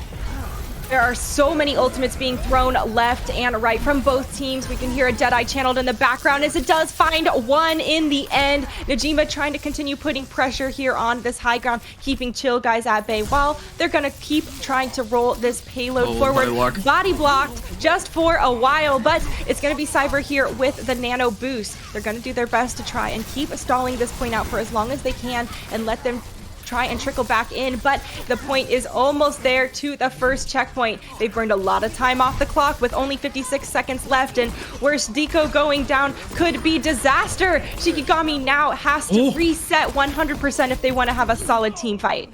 Yeah, they have to reset. Very similar situation where Chill Guy is able to come out with that nano to recontest that point. And now you have nothing on the table for Shikigami. They swapped off to the Genji because they wanted more immediate pressure onto the backline. They find it. Deco, not able to really survive against the Genji. The shield is good, but not when the Genji's dashing through you and you have to keep turning it around and trying to find the shurikens. Tracer's lighting you up as well. And now it's going to be, can Lab find early value on this pulse bomb? Not the case. Going to have to get out of there. Ult neutral fight, but first ults are going to come out for Shikigami's favor. This is looking like a good fight to go into second point. It is match point here for Chill Guys with Chill Vibes, and it is all on Shikigami here to continue pushing forward and trying to take this point back. They need to get on the point here. When the OT bar triggers is there, it is going to be continuing to push. Another kill though, still in favor of Chill Guys. There's still a scrappy fight here on the points, and they don't quite have the sustainability resources they need to stay alive. More trickling in here from Shikigami as Chill Guys seems to be pretty chill handling them as they come through one after another, regardless of this primal rage from Najima, keeping the dream alive here for Shikigami. It's gonna be Chill Guys with Chill Vibes taking the win of the series. And what an amazing play there from Chill Guys. They realize the fight not in their favor if it goes to ultimate. So how do we get this? Onto the backline immediately. Don't let them get them off. Don't let them have the space to work with. And that's what the Genji allows you to do. It's a lot more fast, aggressive, a lot more fast DPS than the Echo can provide. So great swap from Hibana. I mean, those supports, 98 or 97% on the ults when they died. That feels absolutely awful. That could have been the fight to push in the second point and then go to third, but Shikigami is going to fall. They're now 0-2 in this group, but they can still bounce back. Still more matches to play, but Chill Guys with Chill Vibes are looking absolutely phenomenal so far in this group stage to kick off the Questline Open. And did you just see that play of the game from Fidelity? There was no self-destruct. I thought it might have been the 2K self-destruct or, you know, something that kind of flashier that we typically see a diva play for. No, it was just strong fundamental, getting a kill one after another, using resources and abilities just beautifully. So I gotta say, I love seeing a clean play of the game like that. It's not often you get to see clean mechanics and just enjoy those beautiful fundamentals. And Chill Guys definitely had a lot of that showing. You know, they have Chill Guys with Chill Vibes. I wonder how chill are those comms when the fights get really hectic? I mean, it could be a lot of things, right? You don't quite know what's happening here. Obviously, first two games of the day now over for these teams, but still more to come. And to help break that down for you guys, we're gonna go to a desk. Go to our desk here once again to break that down. But that's been it for us, I believe. For me, I was Voicecast, joined by Waffles for Sid. Please go follow Waffles. She's amazing. Follow them on Twitter. The ad is right over there. Amazing stuff coming out for them. You want to keep up with that. But that's been it for us tonight. I guess tonight, but it is already only 2 p.m. But it feels like tonight for me. But Yes. we were throwing it over to that desk. Please do stick around. We have plenty more matches to go for this first day of the Questline Open. All right. Thank you, Waffles. Thank you, Worst. Welcome back to the desk, everybody. And what is it you're doing over there, Julia? I lighted a candle for Shikigami. After that match, they probably need one. Yeah, but absolutely. And as you can see, guys, some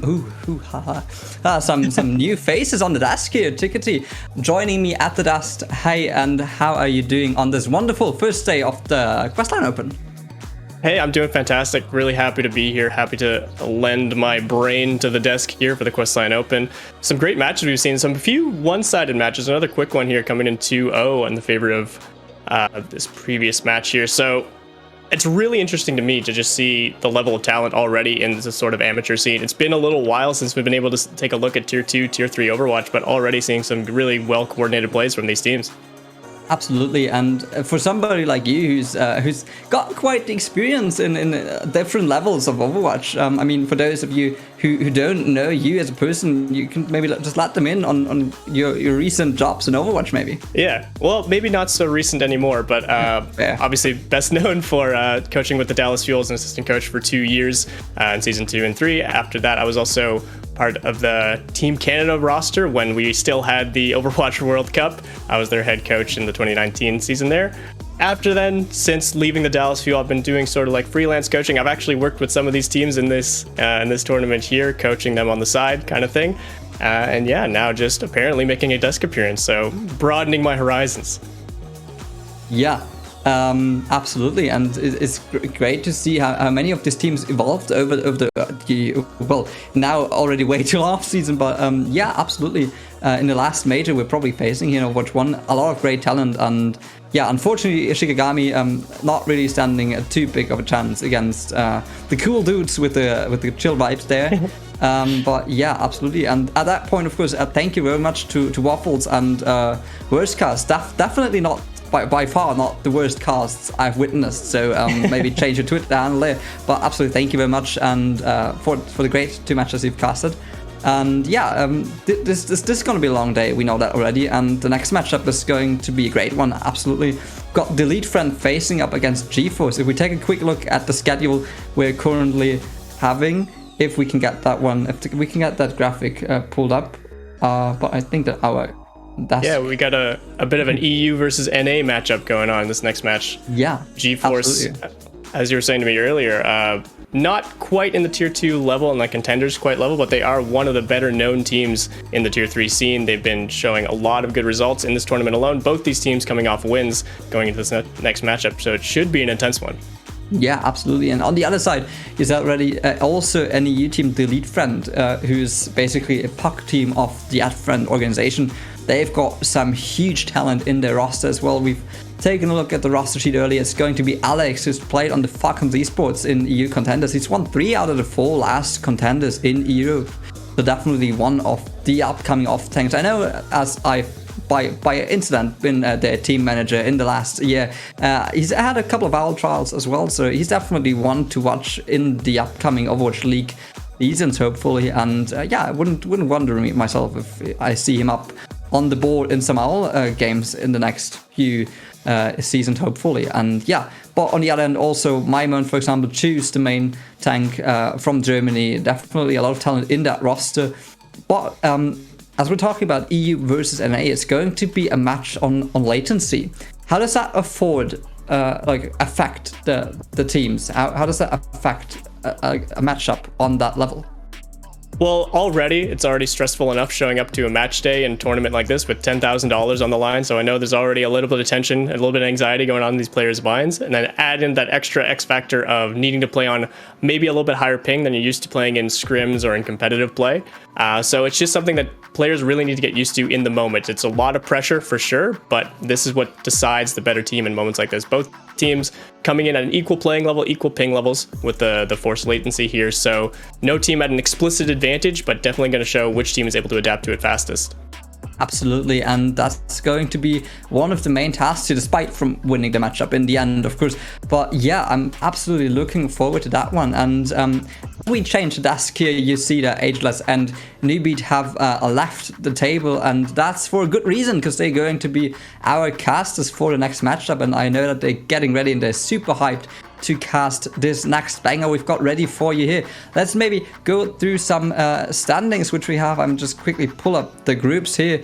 So for example, in Group A we've got freshman year. They've got won 2 out of the first, they actually won 3 out of the first 3 matches, so they're definitely up ahead here. Same as Trust the Process, won the first 2 matches. On Group B we've got Dysfunctional, who have already, well, Group B is way behind. They've only finished the first round there. But yeah, definitely some of the teams already up ahead here.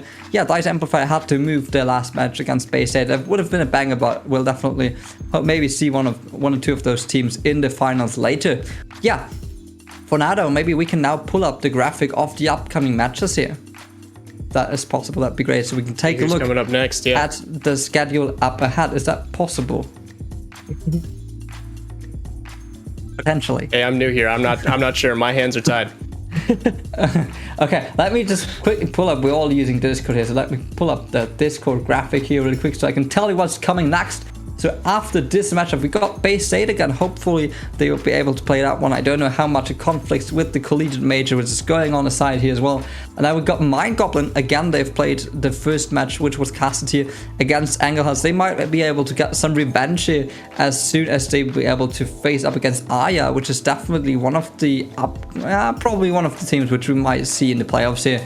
But yeah, for now, I mean, having a major like this is for most of the teams we're seeing here, it's an opportunity to prove your talent, and especially, for example, somebody like Choose, who's a German main tank who's now playing on the lead front. He's got a massive opportunity, because if he plays as well here, and I know he's one of the upcoming main tanks here, he might even have a chance to present his talent to the teams which are now looking for players again in the upcoming contender season. I mean, we've probably all witnessed the update we saw from the Path to Pro staff from Blizzard, and we're really looking forward to the season here. And this, as I said before, for many players who are not like contenders yet, it's an opportunity to present themselves to the higher teams. Yeah, I'm curious too, because the meta in North America right now has been largely centered around a lot of compositions that focus on really strong individual potential from every single member. Standout one being the Ball, Tracer, Sombra, Brigitte, Zen composition, where it's all about individual playmaking potential across the board. Are we seeing similar metas emerge from the EU region? I mean, to be honest, the meta in EU is quite individual based at the moment. So. Especially because most of the teams here, they haven't played together for too long time. For example, the different puck team, so they don't have the time to organize themselves in a way that you could say comms have been improved over the last few weeks. Yeah, we're not talking about the Overwatch League here, yeah. Yeah, same. So they've come here because they see some money on the line, and they see the opportunity to be the winners of the last major in Overwatch 1, and they just having here for good time. It's like the chill guys with the cool guys with chill vibes, basically. So yeah, we're really looking forward to seeing them. And I see some familiar faces in the chat here. For example, Chef Billy, Lagday, Fluty, a lot of well-known names in the scene. Chef, by the way, I hope you're doing well after your surgery and recover as soon as possible, of course. And yeah, absolutely. So almost halfway through the round robin here. We talked about the length of this tournament ticket. How does having to play for 8 hours straight, basically, how does that affect the team in terms of mentality as well on the in-game skill level? Yeah, absolutely. I mean, I've had trouble in the past trying to keep attention on players for 2 hours during a scrim block. It is really taxing game, Overwatch. There's a lot going on. There's a lot to focus on as a player, and a lot to focus on as a team, of course, when focusing on macro strategy. So coming into tournament days like this, number one thing, obviously, I tell to every player, it's important to come in well rested, make sure you've eaten your breakfast, have lots of water ready to go.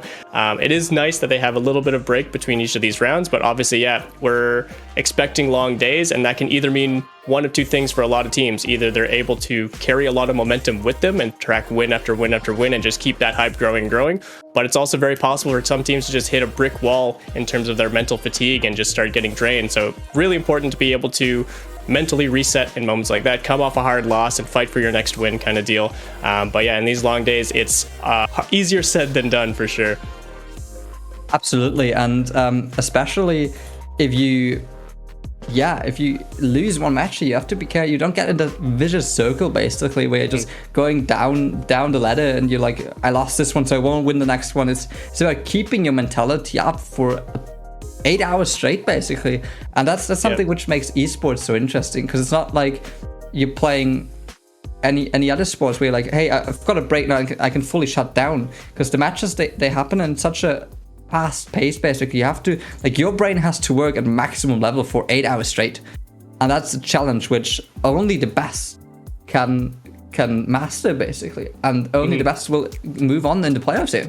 And that's what we're looking for. We're looking for the best teams to compete in this major, and this group stage will absolutely show who can make their way through into the playoffs. Yeah, and that's where we might start seeing a bit of a difference between sort of these pug teams that come together last minute, try to win a bit of cash, and maybe some more structured teams who have played in tournaments together, played in scrims, played 40 hours a week together for the past year kind of thing. See if they're able to take that experience and really show it on the stage.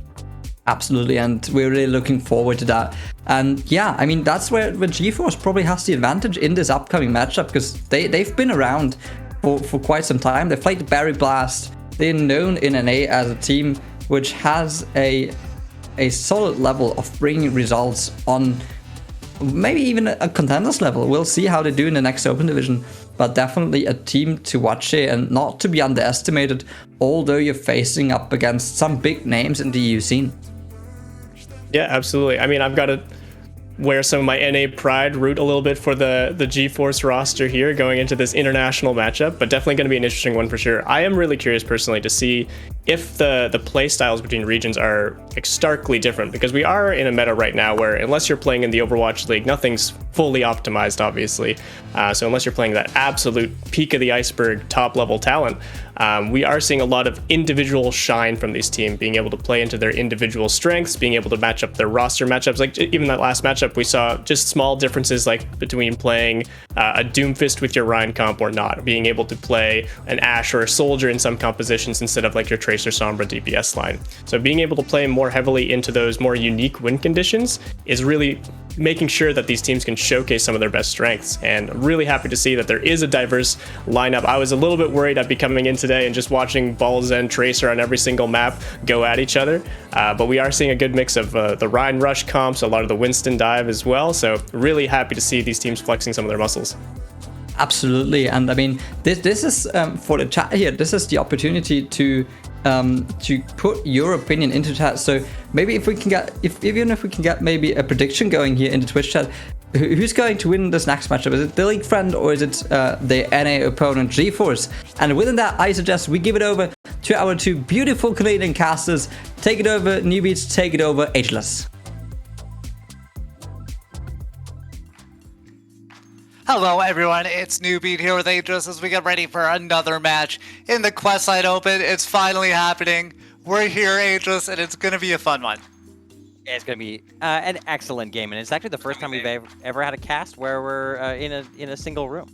Yeah, I can push you and everything. It's so exciting. I can just bully you in person now. It's absolutely wonderful. I've been looking forward to this tournament for so long and this opportunity, and this is going to be such a fun couple weeks. Yeah, and it's we're now in a different room from the desk. I feel like we could almost like kind of like duck underneath and then just like appear at the desk.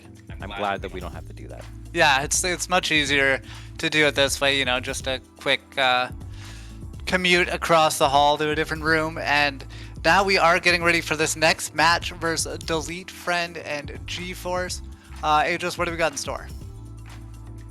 This is going to be an absolute banger. I know we've said that about quite a few of our games so far here, but like the tank line here for Delete Friend pops out at me right away with Alex and Choose. That's wild.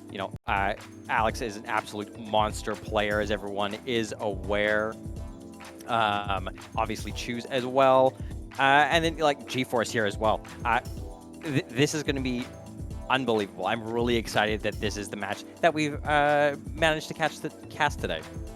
Yeah, we could see maybe Maimon coming out on the Doomfist at some point. We know they're an extremely good Doomfist, played for sure cold for a bit. There's just a ton of talent on these two teams, and we have had a couple 2-0s to start the day, but this one could go the distance. I really hope it does. I know that we have had a couple 2-0s, so maybe this is the one that goes to 3. Come on, Delete Friend, GeForce, help us out. Let's bring it to 3. We've been hyping up how close these matches could be. Let's have this be the one. I mean, we have seen some big plays already today. A couple big pulse bombs. There was that Sky Noon earlier in one of the earlier matchups. So there's going to be some big plays regardless. These players are so talented, but we are really looking for a close match here. We want to see some excitement. I paid for my whole seat here, but I only want to use the edge, and it's really what I'm looking forward to. Yeah, and I think from the compositions that we've seen so far, it's been fairly map dependent. seeing a lot of the kind of like ball zen or the hybrid compositions that have been coming out. We saw a couple people lock the legs on Busan earlier. It's always nice to see some Soldier 76. We are going to be heading out to Ilios for our first map. So this is you see some boobs. We've seen a lot of environmental kills actually already today. I've managed to catch some of the matches. There's always a chance for environmental kills on Ilios.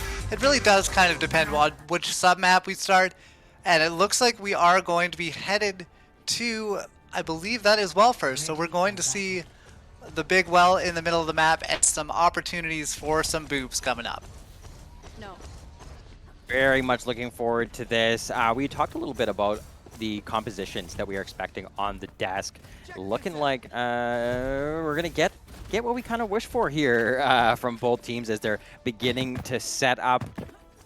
Get with these balls in, the balls in comps with the Sombra.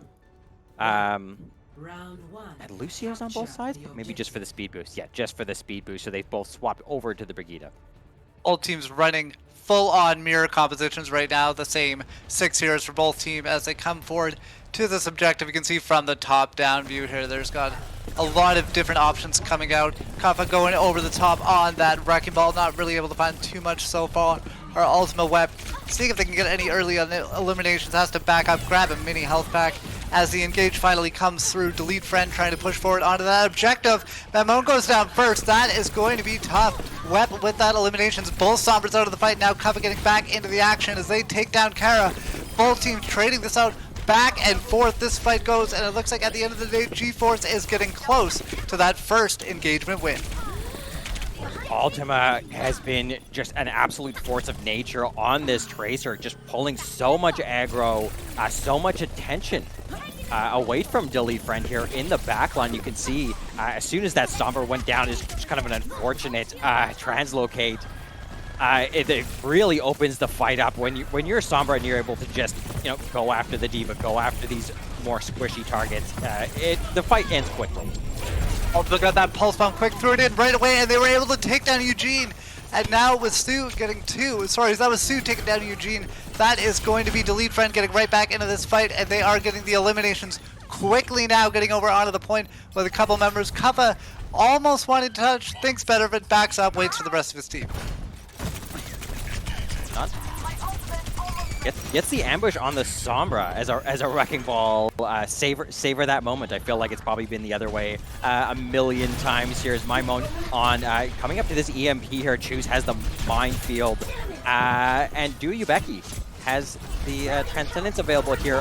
Well ahead, Delete Friend is on the Ultimate Economy. This is looking like an ultimate fight coming up, and already the minefields have been dropped by Choose to start off this engagement.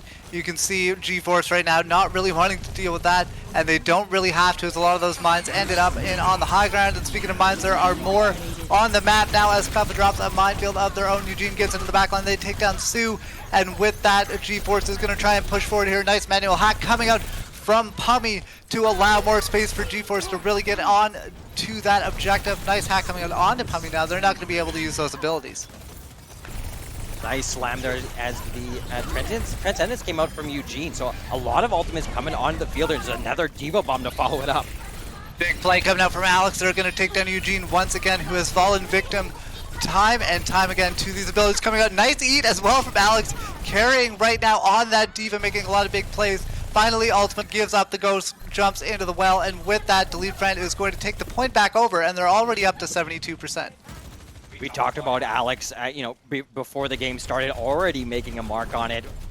Gets the bomb kill, gets the pulse bomb eat, causing all sorts of trouble here for G-Force, and it's expected.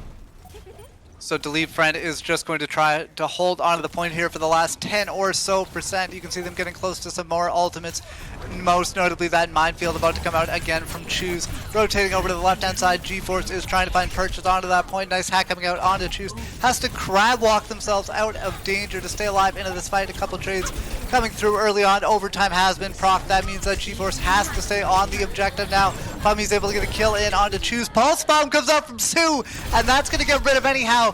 And once again, Delete Friend is taking an advantage here. Ultimate's able to get one out of the fight, but will that be enough? Only one member right now of G-Force on the point. How much longer can they keep this contest going? It doesn't look like very long. They finally run out of members, and with that, Well is going to go to delete friend. Eugene kind of became quite a slippery target there towards the end. So delete friend going up 1-0 here. I think we're seeing some really strong play from both Zenyatta's here, both Eugene and Duobeki. Really fantastic work. This is, you know, the one hero out of these kind of compositions that can get a lot of neutral value. So you're seeing a lot of focus get put onto them by, especially from these wrecking balls and these super mobile DPS. Being a wrecking ball, you have to be so careful of that Discord orb from the enemy Zenyatta. You can get burned down so quickly. Once again, looking like we're going to see some speed boost coming out, at least from Magic Maid Ball. Yeah, seeing the speed boost coming out. So it seemed like it was a big thing to, like, you have the Symmetra come out and then, you know, make the swap. So the supports are opting for it. Both teams coming together by the statue. Nobody going down just yet.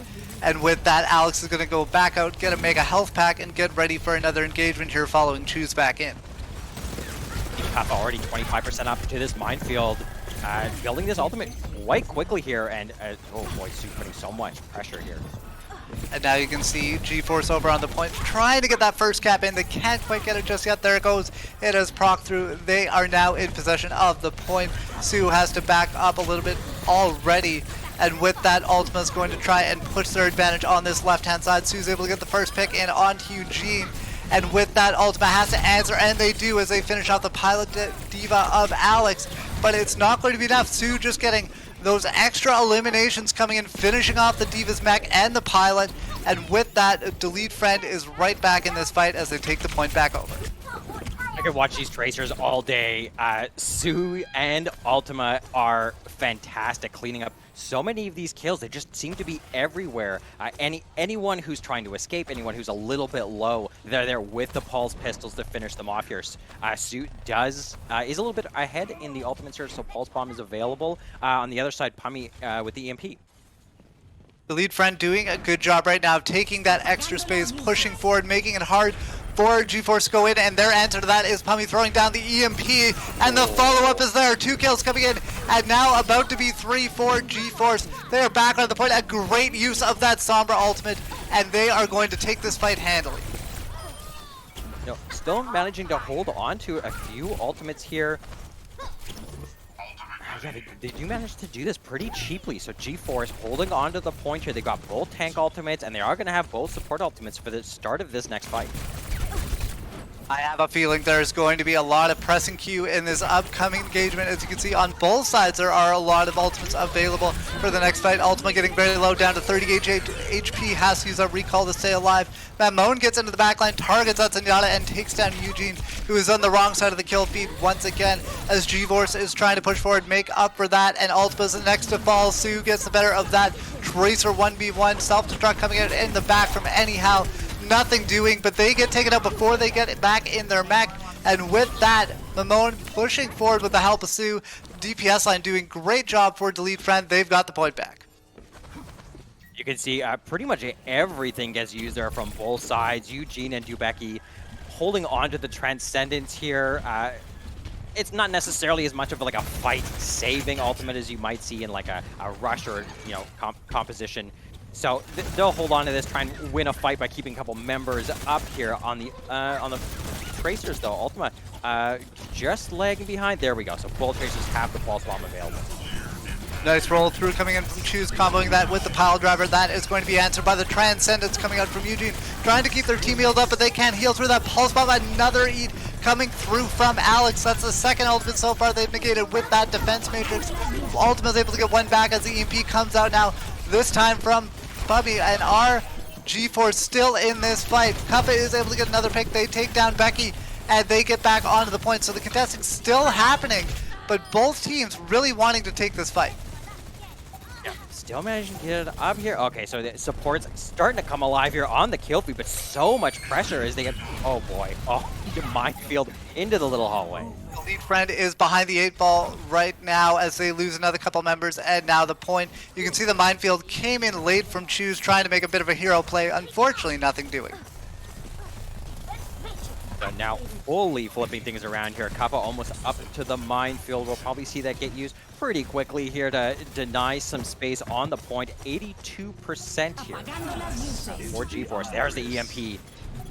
Those EMPs can be so big, and you can see the Transcendence once again coming up from Eugene. Good timing on that ultimate there, keeping their team happy and healthy. Manual hack comes out onto Alex, and that means that they are going to lose their mech. A lot of utility gone for Delete Friend with that off tank, missing their main component right now. Overtime burning away, almost burning out, still staying alive, 99% for both teams. This is going to be the last fight. Ultima with another stick, and GeForce is cleaning it up. They are going to take this sub-map, tie it up 1-1, and send us to round 3 on Lighthouse. We asked to keep it close. So far, 1-1. Doesn't get much closer than that, so it's going to be all decided on Lighthouse.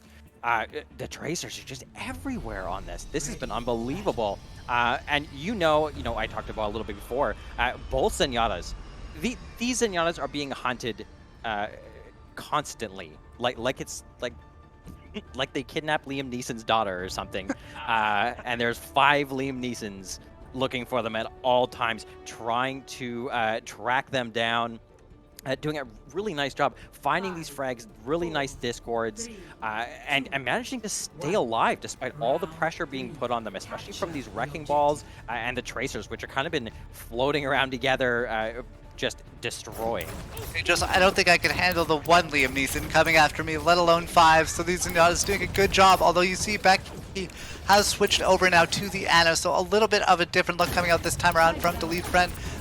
Maimon on this Echo, trying to get up top, see if they can get an early pick with all that extra damage that Echo does, getting the Brig in Magic Maple low, but not taking them right out of the fight. The point has now unlocked, and you can see right now Delete Friend has taken residence on the point, and it's going to be up to GeForce to try and contest that, and here they come. The longer this fight goes on, the more Delete Friend is going to be in better shape here. Just a lot more sustain with this Mercy and Ana, although already down to Wrecking Ball. Who's out of the fight once again. GeForce is going to get that first point flip here on Lighthouse. You can see Sue really trying to harass his backline, getting Eugene very low, but they get hit by the break. Great job from Magic 8 Ball, playing bodyguard for their Zenyatta, making sure they don't go down. Yeah, Magic 8 Ball there with the bash. And maybe that's a big part of why Eugene has been having a good time staying alive for the most part and managing to have a lot of really good uptime is, Magic 8 Ball doing a nice job of being that bodyguard against the Liam Neeson. You choose trying to roll through, find an unlucky victim, tries to throw down the pile driver. Not much happening with the end of that, especially now that Eugene has forced them back to spawn with the kill. Maimon staying up top, has the duplicate online, thinks better using it right now. It's going to disengage. Hopefully wait for some more tools to come in from the rest of his team. I do have the EMP. Oh, Ultima takes a dive off the edge with a little help from Sue there. Maybe the strongest Tracer melee that I've ever seen. Once again, Bummy coming over to the point on that Sombra. You can see the Transcendence has come out from Eugene as well, getting everyone onto the point. There's so much sustain right now for GeForce. Are they going to turn this into another fight win? Minefield coming out onto the point from Kappa is going to effectively zone out members of Delete Friend. Maimon in the air getting very low on that Echo. They decide to copy the Sombra, trying to get themselves up to a quick EMP at 50%, but not building it maybe as fast as they like. Hack coming up from Pummy, the EMP coming out on the other side from the copied Echo. Nice boop there from Choose to get rid of Pummy off the point. With that, Alex is going to get a remake kill, and Delete Friend is now back in the game.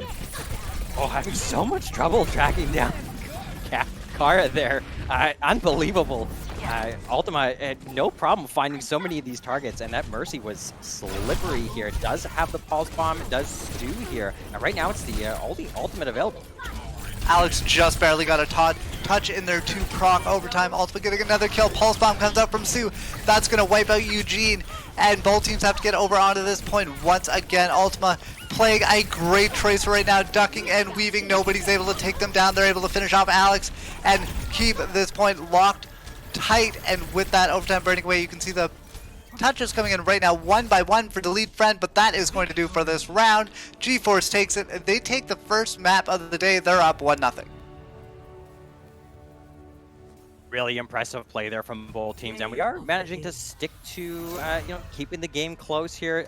Even, both percentages quite high. For there, we're seeing, Eugene on this Zenyatta has been just an absolute force. Finding these shots. You love a good Zenyatta play coming out as they finish off Choose there at the end of that play of the game. And with that, we can see G4 taking the lead in this best of 3, and with that, they're already at match point. Yeah, I guess with the when it's best of 3, the games can turn around pretty quickly. As we've seen, a couple 2-0s to hopefully Delete Friend able to rally a little bit and bring things back for our next map. And I mean, with that, if you want to look at it from the glass half full perspective, if you're a Delete Friend, this is the about shortest reverse sweep you can muster. So either way, like, even though they're down a map, both teams still have a pretty decent chance. Yeah, two wins in a row. It's not going to need to be anything super wild for them to bring this back. I just really want to highlight the tracers that we've had here. It's been just frankly unbelievable. Both Sue and Ultima have just been, so dangerous. Not even just for the backline. They're obviously hunting down the Zens, the Brigidas, but on top of the Wrecking Ball, on top of the Divas, it seems like anyone who is even a breath close to being killed is just rocked by one of these tracers showing up. 100%, they're doing a very good job of creating space, even though they are getting into like kill feed a lot, cleaning stuff up. Really, the job they're doing is pressuring those off angles, pressuring the supports, and making it so hard for the other team to get aggressive and get pushed forward when they know that Tracer's always lurking just one step away, ready to take out that Zenyatta. Yeah, the positioning and the rotations have been really good. They're taking a lot of space and then kind of collapsing, as soon as one of those mistakes or as soon as someone gets just, a half health or something like that, we're seeing that full collapse from the Tracer, Sombra, Wrecking Ball, which is exactly how you love to see this composition played. Just kind of like that poking, like the raptor testing the fence until it finds the weak spot. And then, all hell breaks loose. Sure, I wasn't ready for is that a Jurassic Park reference? It must be. You mentioned a raptor. I couldn't possibly think what else it would be. So that's on me for not just putting that together. But yeah, they've done a great job finding those soft spots, making it weak. Like, I know, Angels, you've talked a bunch about with Tickety, who's on the desk today, about these Bulls end comps and what they do to get value. So coming up, now that we're out of the control map area, what do you think you're going to see change? What do you think you're going to see stay the same going forward? Well, we had talked about this leading up to leading up on the desk, was that for teams that are more recently put together, this balls end competition works really well, actually. It really rewards mechanical ability, it really rewards individual play. So you don't necessarily need to have been playing together for 6 months to get a ton of value out of the comp. And yeah, that's really showing here, with Delete Friends being that more of a put-together team, more of a pug team a little bit. They're really showing their mettle, doing a really good job at taking these fights. And once again, it looks like both these teams running out Tracers, also running out Briggs on the other side. And we saw some great plays in the last round by Magic 8 Ball.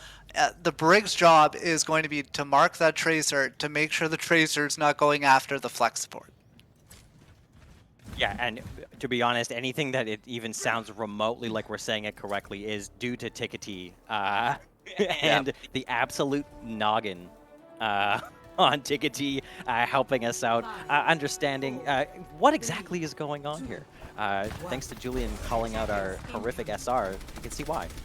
Yeah, that was... I was just glad I got to plat at one point, because that could have been way worse if that little run I went on about 4 years ago never happened. So coming out here on Junkertown, we can see Delete Friend actually coming out with the Orisa Sigma, so they're going for a bit of a double shield look. Yeah, more of a hybrid comp coming out for G-Force versus Kelvin Shield here. So a lot slower composition here, not as much the mobility, although Hanzo on both sides here. So Pummy and Sue bringing the bow out. G-Force has made a little bit of headway so far. Not a huge engagement coming through. Ultimate getting low. Has to use that recall once again to get their health back. And see anyhow trying to push forward. Getting Alex a little bit out of position. Caught off from the rest of their team. Couldn't get healed through that barrier. And Alex is going to pay for it. Luckily, Kara was able to hit Ultima with the whip shot. So that's a 1-for-1 trade. Now Puppy popping off a bit on the Hanzo as they're able to get through and use that space that anyhow is creating. Just pushing forward. Relentless on that Sigma. And with that, G-Force is off to a great start. 5:23 coming into the second point, and this is, you know, a really difficult point to be defending if you get caught by the aggression, which G-Force is playing. They're pushed so forward here, not really allowing Delete Friend to set up at all.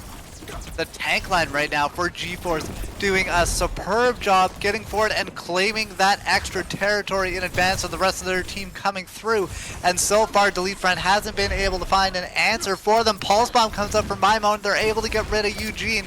That could turn the tides in Delete Friend's favor. They have thrown out the window as well, so extra damage coming through that Amp Matrix. And it looks like the ultimates are going to be spent here by G-Force to see if they can get through and get some of these picks back. Nice dragon there. Gets rid of Choose. This is a lot of your staying power out of the fight now. Alex coming up to the Gravitic Flux. Although Eugene, 90% of the Transcendence here, so this could completely negate it. Kava claims a life with the minefield. Once again, these tanks for G-Force just pushing forward and getting so much value out. Flux comes out. And with that, anyhow, is going to go down. Alex trying to get this back in the fight for Delete Friend, trying to stabilize for the defenders. Now taking so much damage, they get focused down. Stu back in on the... Cassidy was not there in time to help out their off tank. Now throwing down the Deadeye, getting Kappa low, but not low enough to be taken out. That is going to have to be cleaned up by Kara. And with that, Delete Friend looks like they are finally going to stabilize here in the second phase of Junkertown. Just moments too late there. Eugene had the Transcendence just as soon as the Gravitic Flux had finished there, unfortunately. Didn't really... Yeah, they could probably could have used that one here, but lots of tools still available.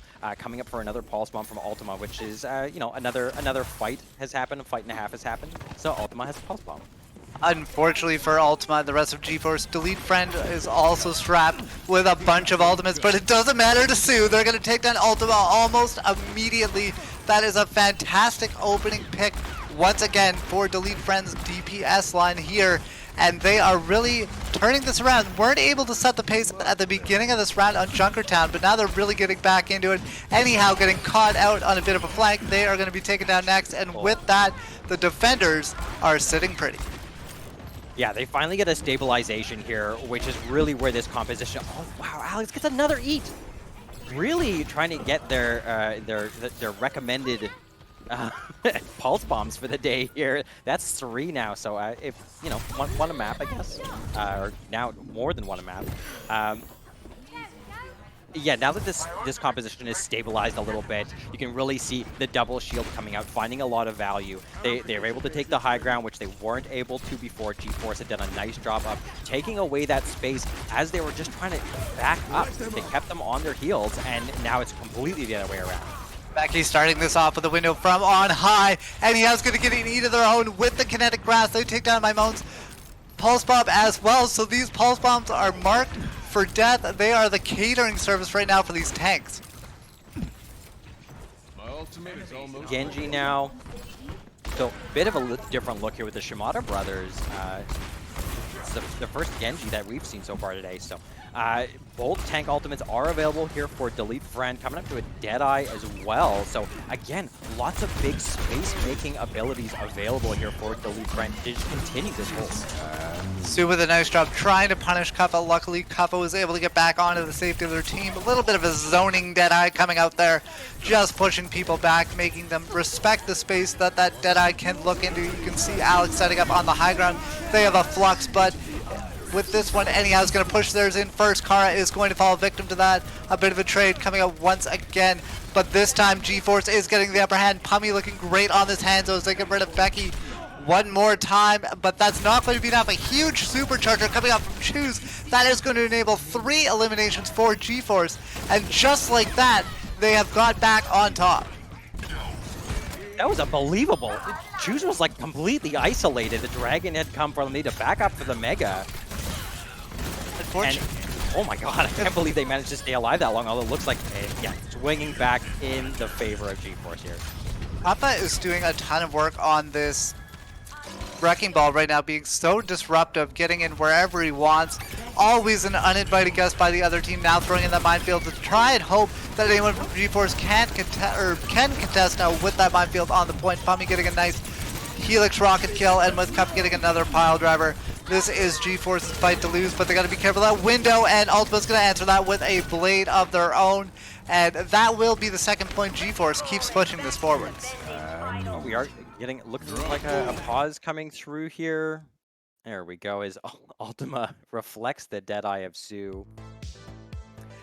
Wow, that pretty impressive hold there, actually managing to hold back GeForce. It looked a little ugly coming into that first point, but you know, full stabilization there, and you could really see the strength of that double shield coming through. Yeah, the double shield can really be a strong composition, especially on that second point of Junkertown, where it can be more narrow. You have to fight in more of like a streets phase if you're looking at like a King's Row or another map that is similar. So it really shows the strengths of that hero makeup that time around.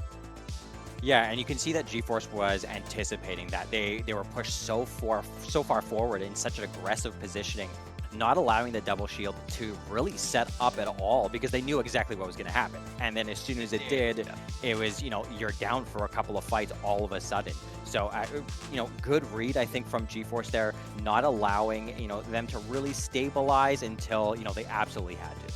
Yeah, and as we mentioned at the start of this map, this is GeForce's map to win, right? If they win this, they can claim a W in this qualifier stage of the tournament. Yeah, so, and I think they're looking to set that pace. They're looking to set that tempo of the game, really not allowing them to really, you know, get a firm footing back into this game. They want to keep their foot on the gas. Absolutely. We've said it ad nauseum over the last months and over the last year. We've been casting together. The name of the game is Overwatch, but, you know, the sub-name of that game, it could be Overwatch : take space, use aggression, set the pace, make the other team uncomfortable, and that is something a lot of the time so far in this match GeForce has been really good at. Yeah, they're not allowing, they're really not allowing any real, like, breath to be taken. It's like, oh, you thought that fight was over? No, here's a Tracer, here's a Wrecking Ball, here's a Sombra. Always poking and prodding, not allowing any real like safety or comfortability to get a real setup going here. And we really saw it pay off, especially on the first point. Like the payload just kept going. So it really came down to Delete Friend, you know, finding that footing, getting that high ground back, because they're running such a less mobile comp.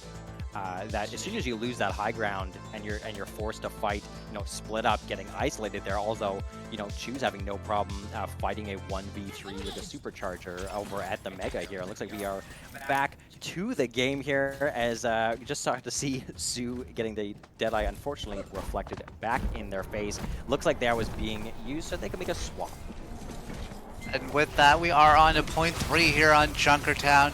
GeForce once again pushing this forward on the attack. Rally coming out now from Magic 8 Ball as this fight gets going.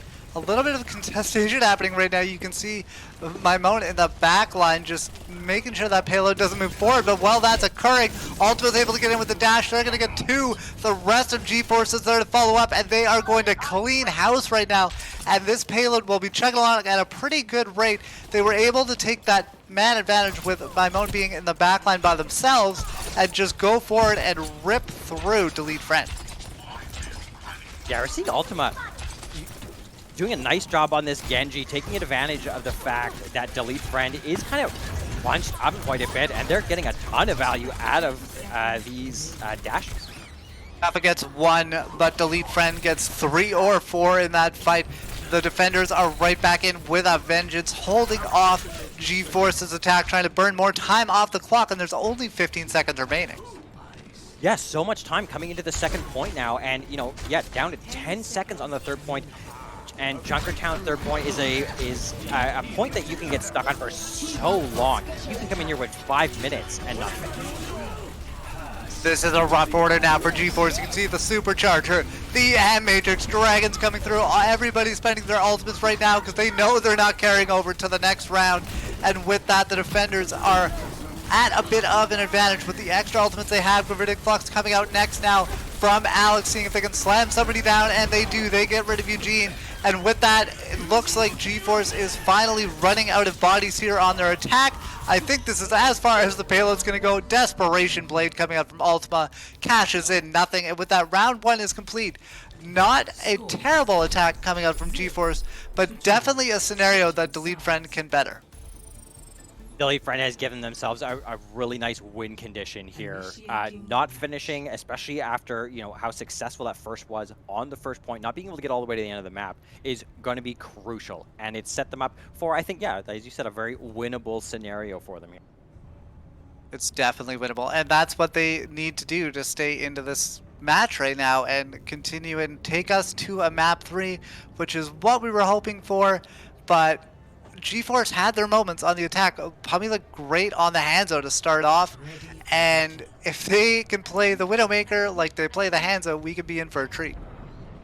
This is such a good point for these sniper heroes. The longest sight lines, or what feels like the longest sight lines in the game, probably is, really rewards the aim that Pummy very much has. So if they're able to keep this aggression up, if they're able to keep the tempo up here, I think they're in a really good spot. 100%. They have set themselves up for success, and it is up to Delete Friend to get the payload further and take this map as they are about to roll out of the spawn doors. Looking like Delete Friend sticking with the double shield here, hoping to take a lot of these, these fights a little bit earlier in the neutral hybrid comp coming out here from G-Force. And so far you will see G-Force a little bit more split up with that Wrecking Ball on their side as the payload comes to the first corner. Now Alex trying to hold onto the high ground, drops down to main. Doesn't want to keep that in his possession right now. Maimon staying off on the left-hand side, not doing too much. Sue gets one and then pays for it with his life as Kuffa gets another kill with the pile driver, looking great on that Wrecking Ball.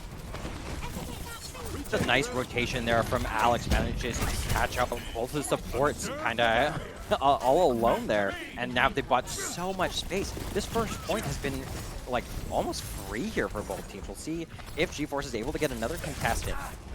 That's a good point, Aegis. As you remember, on G-Force's attack, they were able to make quick work on this first point, and with Sue coming back on the legs, could this happen for Delete Friend's attack as well? This might be stymied. Eugene doing a lot of work with that. Zenyatta gets rid of an immortality field, but Kara and Maimon coming back in with a couple kills of their own. With that, that will be point 1, so a pretty good time put up on the clock. Still 5:17 and counting. Sue, what are you doing on that Soldier 76? That is disgusting. What a Helix rocket at the end of that fight.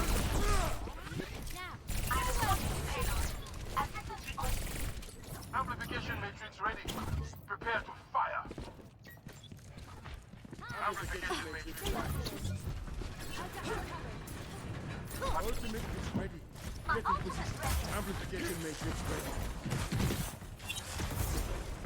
Eugene's going to want to get that Transcendence up pretty quickly if they want to react with that, with all these ultimates about to come online for Delete Friends. You can see 17% away from a Tactical Visor as they are trying to put some holes into Ultima right now. Has to back up just a little bit. Not too much happening right now for Sue. Seeing if they want to go back up onto the high ground. It looks like they're just going to stick with Choose and try and pump damage out as they keep pushing this card forward. Yeah, you can see G-Force, and we talked about the mobility of that comp. They're able to get back so fast that the tanks from Delete Friend aren't actually able to get up to the high ground. You can see they're itching to get up there. They got the tac visor. Oh no. The ultimates come out and Cuff is able to get 2 with the vines.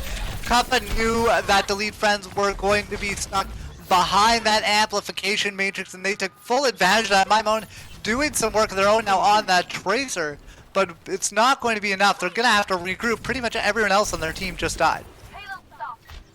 Critic Flux and the Supercharge is going to be coming up for Delete Friends for these some big pieces here. And Eugene has no Transcendence available, so Magic 8 Ball has the rally.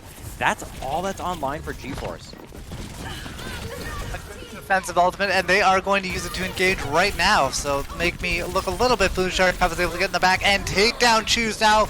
With Ultima getting stunned up, they have to back out, and even though Pumming gets a pick, they're not going to be able to support Ultima up to save their life. Now the Flux coming out late from Alex, and once again just creating that space, making sure that GeForce cannot push forward into enemy lines, and with that, Delete Friend is going to get back on the payload. Slowly moving it up here. They're in a great position. Alex doing a great job just really locking GeForce into the room there. It got a little bit ugly towards the end. I thought that pulse bomb was going to get more than it did. We do get a nice recontest here. Nice re-engage. We'll see if anyone can make it back though. Team shoot coming out there from Delete Friend. They made short work of Kappa, and now the Ultimate going down. That's the rest of GeForce giving up the ghost on that attack. And now 4 minutes plus left on the clock for Delete Friend, and they don't even need to get the payload all the way to the end of the map.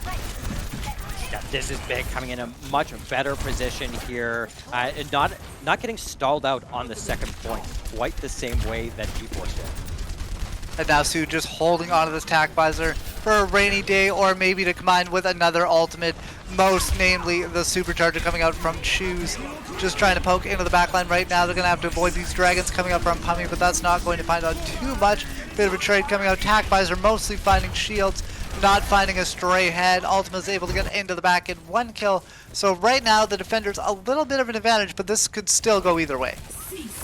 Yeah, Cavalry is going to have this minefield, but we're going to start actually with the Supercharger here from Choose. And yeah, they're starting to come out here. Delete Friend is, you know, a ton of gas left in the tank. You're coming after the Critic Flux. The window has come out from Fieldback as well. That was a cheeky window on the high ground from Becky, and that allowed Sue to secure a kill with the extra damage coming in. And now we might be coming into the last fight here if Delete Friend can keep pushing this forward. Nice pulse bomb comes up from my moan. That's going to get anyhow out of the fight. The payload getting so close in, and it's going to get pushed in. And with that, we have Delete Friend taking a map, and we are, Ageless, headed to a map 3. Oh, that's exciting. We wanted the map 3. We're getting it. Really nice attack there from Delete Friend. Again, they're able to get that positioning. They're able to really find that aggression and set their own tempo, which I think is really what was missing on their defense. I think it was very interesting. You kind of saw varying philosophies on how these teams were pushing it forward. The first attack with GeForce coming up, they really used their tank line to get forward and push. And then when Delete Friend was going through the same thing, they decided to more push with their DPS line and the extra damage they were pumping out because they had the more stationary Orisa. Yeah, you can see there's a kind of a little bit more of a slow go coming around there, and they managed to kind of lock up in some of the small rooms, especially on second point. But Alex, especially, like, oh my god. Well, I mean, we knew coming in how good Alex was in the off-tank role, and they are doing nothing but showing that once again. If you've been following Overwatch for a while, there's no surprise at really how efficient Alex is on that position. And I don't see anything but that continuing coming into map 3. And it's going to be really, really fun to watch these teams face off one more time. It's been a great match so far. Yeah, I'm looking forward to our third map, and I'm very curious what it is, because there's some very different philosophies that we saw there on Junkertown.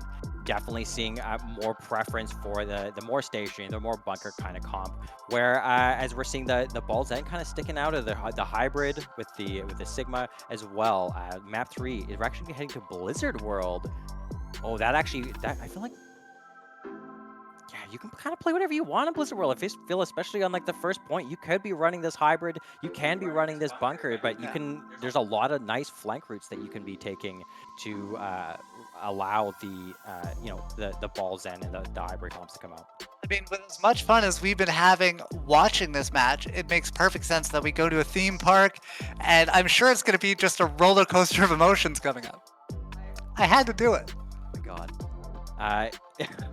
Yeah, Blizzard World, I feel like this is a really good map. I want to see Tars come out with this sort of aggression. There's so many of the little flank routes that you can be taking that, you know, the Wrecking Ball Tracer combination that we've seen, kind of, you know, sprinting around the map, jumping all over.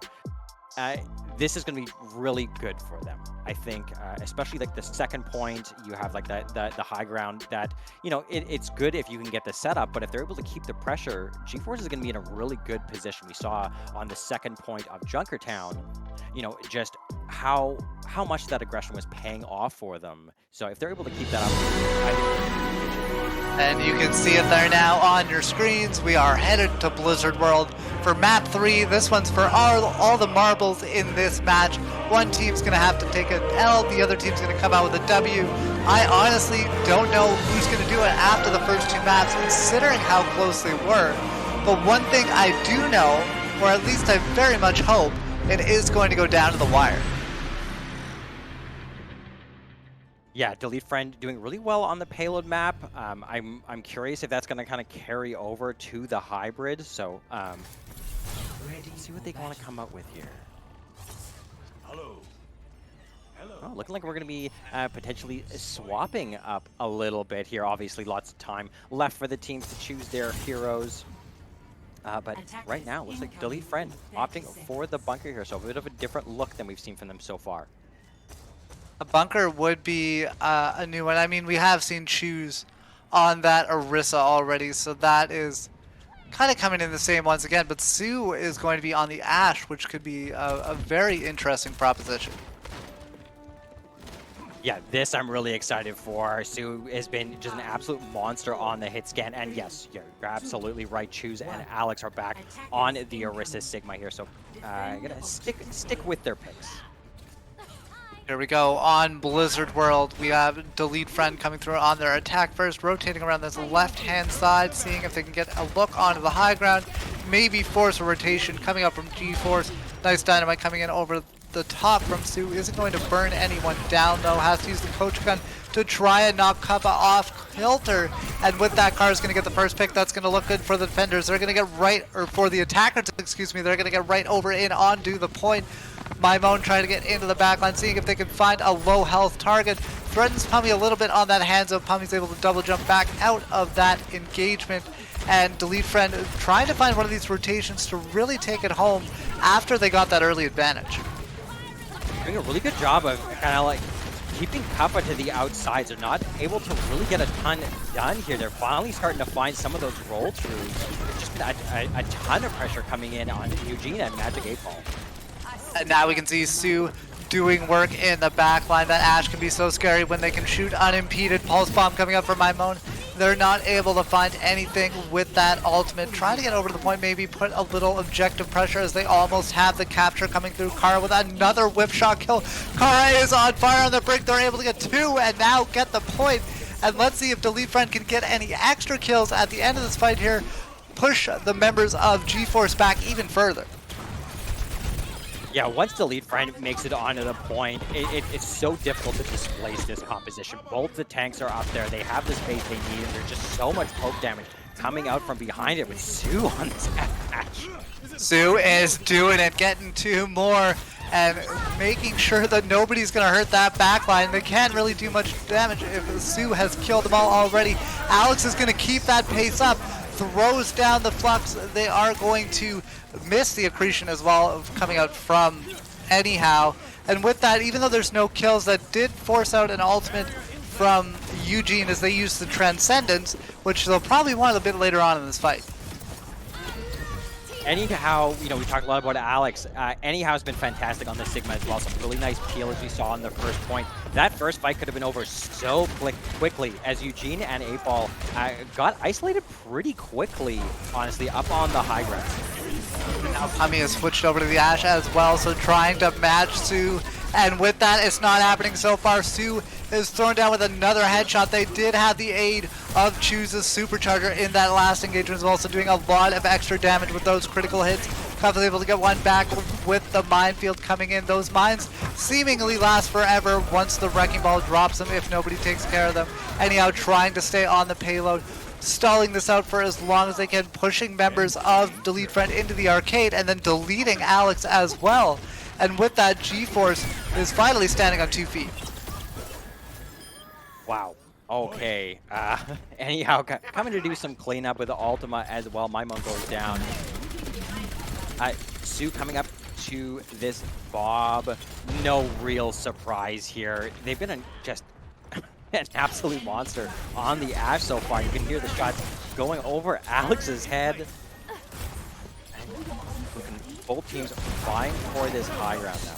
You can see Alex taking the same route to the enemy team as they did last time, trying to get the high ground. This time, the accretion connects from anyhow. That is going to force their counterpart Sigma back as Kuffa comes with a roll through, and they're able to get Maimon out of the fight.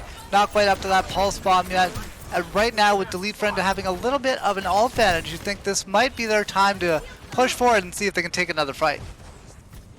Yeah, Maimon is pulling a ton of attention and aggro away from especially anyhow here. It just doesn't seem to be able to be capitalized on quite the way that they're hoping.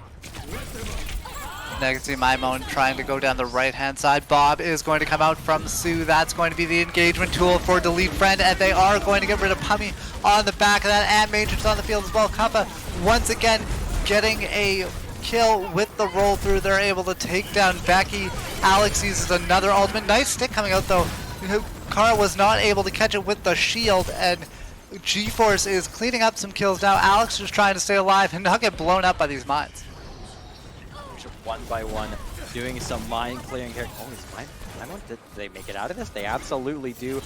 They make it out with their pulse bomb as well. So Magic 8 Ball coming up to the rally, but that's going to be it. It's been mostly in the neutral here, and Maimon does use the pulse bomb, so it might be rally v rally here for this next fight. Could be a lot of armor coming up in this next engagement. Sue opting for a bit of a different path this time through, going up on the right-hand side through the house. Pummy's although going to get the first kill. They're going to get rid of Maimon, and that is going to be a good start now for G-Force, as they are going to just stabilize, hold on. They know they have that extra advantage with that pick. They're not going to push the issue too much, even though Kuffa is, as they are wont to do, getting into the back line. Once again, Supercharger comes out from Choose, and that is going to force G-Force to get off their line of sight and try and kite some of this. Unfortunately, a great pull coming out there from Choose is going to spell the end of Pummy, and this payload is moving forward once again with this Supercharger doing so much work. Look at all those assists.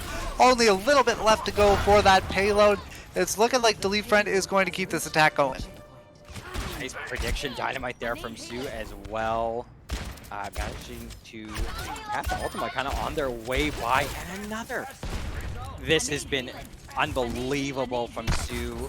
Just not allowing anyone to really go anywhere or feel comfortable in any way or even play the game. Yeah, you gotta stop poking on Sue right now. The minute Sue sees her head, they're aiming right for it. And it's really paying dividends for the rest of Delete Friend. You can see they're pushing forward with some more ultimates with Pulse Bomb coming out there from Ultima. That's not going to claim any victims as Kappa tries to go in for one more pile driver, getting so close to that minefield but not quite building it up just yet. And they're going to go down, so even though they just got it, they can't spend it.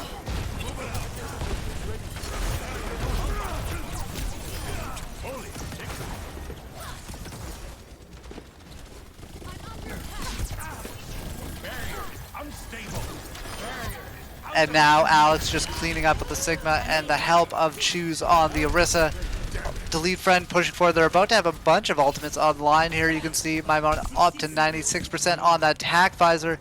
Going on a bit of a flank here, seeing if they can catch Pummy unawares. Has to hit those headshots quick. Nice play with the Helix Rocket as well. And now that soldier is ulting in the backline. So that's going to force out a Transcendence, but that Trans was not able to find Ultima. And this is a great engagement tool now for Delete Friend. But will it be enough? This is such a nice flank. Oh, and just catches Pummy at a perfect moment there. Didn't expect it to bring out the visor. Oh, but Bob. Bob's doing something. Pummy finding a couple shots of their own. Ultimate back in the fight. They're always a threat.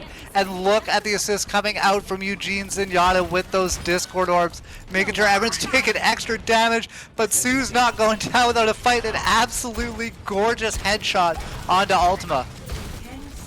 Doing a nice job of just, getting this little contest consistently here, especially from Ultima, just ticking it off the clock like 1 second at a time. And now it is up to the lead friend to get onto the point. Sue is going to start off by throwing Bob onto the objective. Let the 7th man see if they can get some extra contesting happening. Another dynamite comes out and hits its mark, and that is going to be the curtains for Ultima. Now the lead friend pushing forward. They don't have very far to go. They do have to contend with the rally coming out from Kara, getting a lot of extra armor on their allies. And with that, Sue, you can see once again just shooting with this Ash, not really able to be pressured by the members of G-Force, and with that it allows them so much more value. Window coming out now from Becky, trying to amp up the damage coming through anyhow with the remake kill, and that gets turned around by G-Force. There was no one left to get onto the point for Delete Friend, and that is going to do it for this attack. Just stalled out at the end, just not enough left in the tank. There was a minefield coming up as well. Wow, G-Force really turning things around. Or sorry, yeah, Delete Friend really turning things around. And with that, like, I wouldn't call that one a C9 or anything. There were a lot of people going down in a short amount of time, so didn't really have the perfect amount of tools in the box to get that one done. But nonetheless, it is going to hurt when you get that close, but you're not able to push it through. Yeah, G-Force just did a really nice job there of just kind of eating up the clock, not even in like really big, like, like big stands like they would, eat 30 seconds, minute off. But it was just like 1 second at a time. Ultima doing a really nice job, just constantly being on the point, making sure that it wasn't moving forward all the time, because we did see that on Junkertown. Especially on that first point, it just kind of cruised straight through. So not the case here on Blizzard World. Doing a nice job providing that point presence, blinking in, blinking out, using those cooldowns really nicely to just make sure that they weren't getting anything really for free this entire time. And speaking of not getting anything for free, it's been really a good job from Choose coming out on that Orisa. The superchargers, just looking through like the highlights we're keeping track of, these superchargers are doing so much work for Choose. Yeah, and it's not often you get like excited about a supercharger. It's not a really exciting looking ultimate, but when Choose uses these, it's a nail biter every time.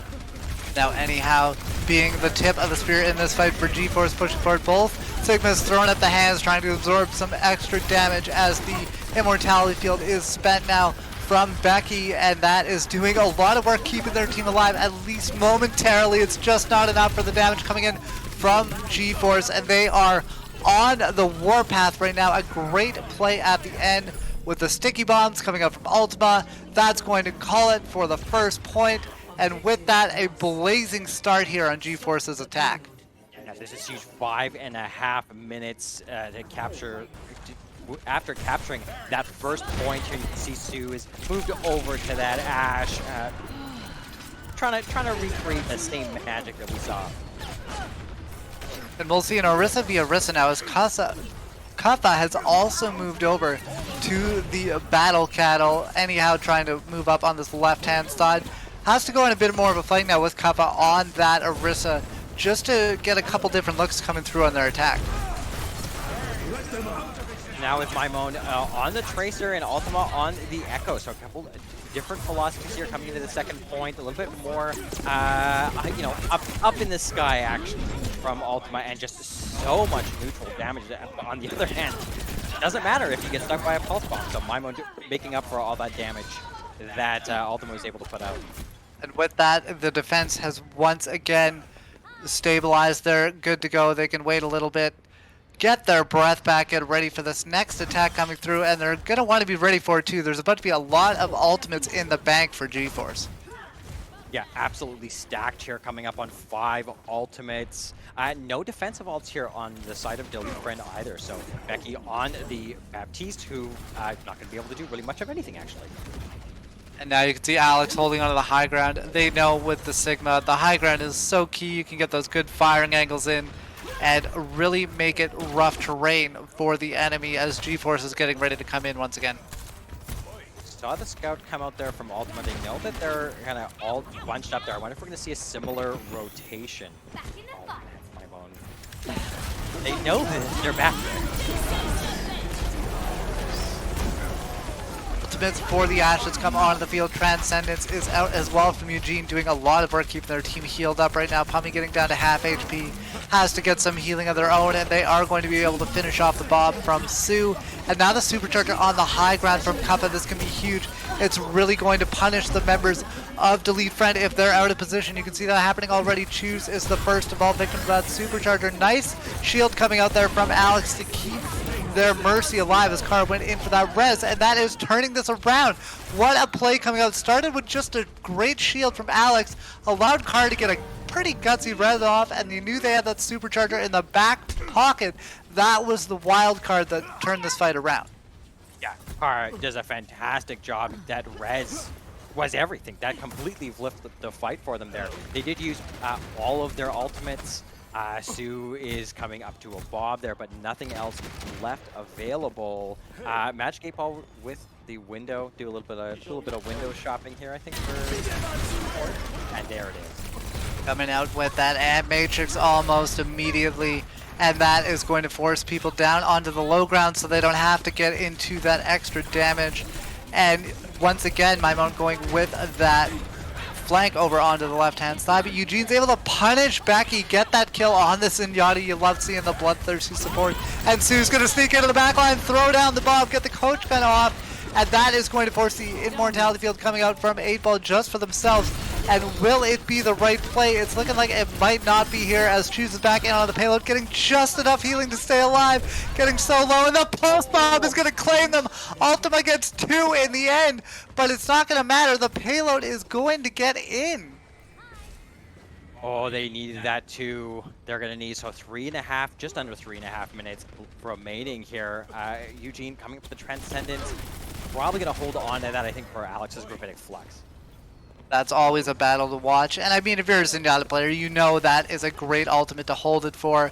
You can negate a lot of damage coming down, but that might open up the doors for Kuffa to throw down another big Supercharger. We've seen a lot of those from both Orissas, and that could really flip this next fight on its ear. Anyhow, with a nice flank over to the left-hand side, they have earned that Gravitic Flux, but Kuffa is going to start the stop. They're going to use the Supercharger first, so that means Alex coming out with the Flux. There is a window. A lot of ultimates being spent here in this fight. It is an absolute Q fiesta right now. There are so many colors on the screen, and Anyhow is coming out on the right side of the kill feed, which in this case is the left side, and getting pushed forward here. This payload getting very close to the end, and this is very winnable for GeForce. They might have the map coming up here in a moment. This is devastating here for Delete Friend. All these ultimates used. That's gonna do it. Pummy was just pummeling people through that amplification matrix, and nobody from Delete Friend could even get onto the point. It was just damage after damage after damage, and that is going to do it. GeForce is going to take a W in this qualifier. Unreal play here. I'm actually going to see some Ashe play from Pummy here. So we did talk up Sana / Sue quite a bit throughout that match, but yeah, Pummy obviously no slouch there either.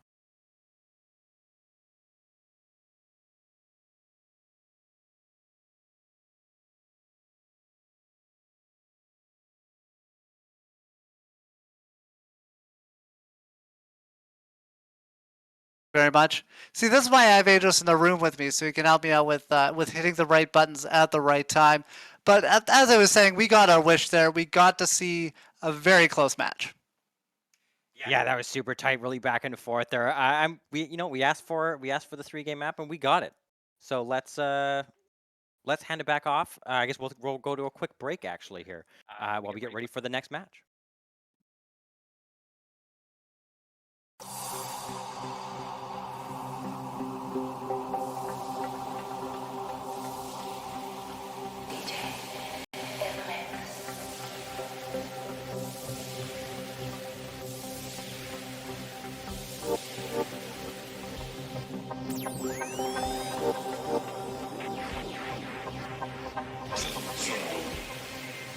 In the mix.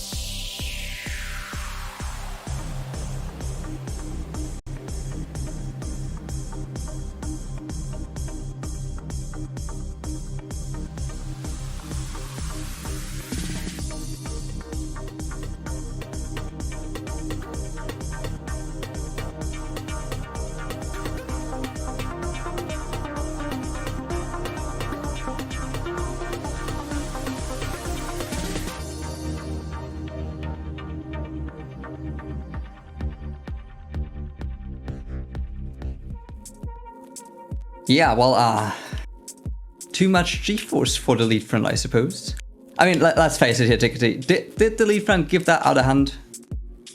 It was interesting because at the start of the match on Ilios there, it looked like, to me at least, it looked like Delete Friend was taking all the momentum with them and then suddenly just hit a brick wall as soon as we loaded into Lighthouse there. And I think a big part of that was the swap onto the Echo, actually. It looked to me at first the Ball Tracer Sombra composition that both teams were running was going in favor of our EU squad and Delete Friend, but then as soon as they swapped into a slower composition, playing more around an Echo, taking out the Brig, all of a sudden G-Force comes in with unironically too much G-Force and hit them smack dab and just started overwhelming and taking control of the series. We saw on Junkertown a switch up in the playstyle on Delete Friend, swapping into that double shield composition, which they continued for the rest of the match, and really playing more into some of those famous EU tank playstyles I think we've seen in the past, where just really reliant on team synergy and stability over like giant playmaking potential from their DPS and things like that. And they did edge out Junkertown at the end, but then couldn't finish the series out on Blizzard World. So interesting series for sure. Highs and lows for both teams. I really would have liked to see Delete Friend stick onto the ball composition on a couple points, like maybe on Blizzard World second when they were attacking, for example. I think they could have actually taken a lot of momentum with them, but maybe not super well versed in that matchup and wanting to rely on more stable compositions there. Yeah, absolutely. And I mean, I really like the pace Delete Friend put in there on Junkertown, but they were like, This match came down to two fights, basically. The fight on Blizzard World, which was just overwhelming from the side of GeForce, and the final fight on Lighthouse potentially. I mean, Ilios last map wasn't as close as it could have been, maybe. But yeah, in the end, GeForce takes the map, and that's, as far as I'm concerned, their fourth win already in this in the series, and it gives them fair chances into the playoffs, basically. While the absolutely, yeah, it's kind of struggling to get the pace going here. But talking about pace, ours is quite high, and I think we're almost good to go into the next match directly.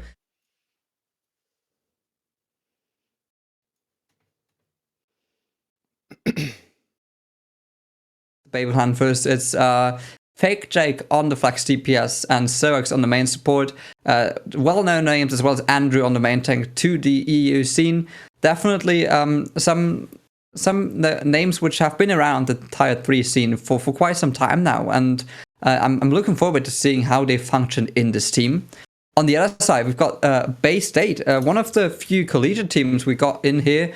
They got quite some stuff to show here. Apps on the flex support position has played in T2 the last year, and as well as Infernal, for example, a known name in the Overwatch scene in NA. Looking forward to that match. Again, we're going to play on NA servers with latency.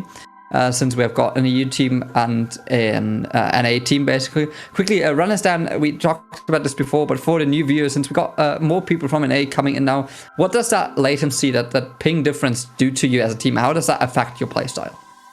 I mean, the biggest difference is just not being able to play at the same level that you're practicing in. So just being able to notice and adjust to that difference quickly while already in a stressful match setting is everything in a match like this. So also worth noting, Bay State as a collegiate team, they're also competing in a collegiate major this weekend as well. So we mentioned long days for all of these teams, but maybe especially so for Bay State. So they've got a lot on their plate right now. It's going to be a real big mental test, I suppose, to test their fortitude on a long day like this with high ping and things like that. So we'll see how they adjust, we'll see how they adapt to the new conditions, and hopefully see if they can shine in this testing situation. Absolutely, and Bay State starts into this. They've got 2 wins on their account already, and yeah, the Baby Clan lost only one matchup. Let me quickly look up against who they lost to. In fact, they lost against, Dice Amplified, obviously the contenders team in this group. So that's a fair loss. You can take that. After all, top two teams move on into the playoffs.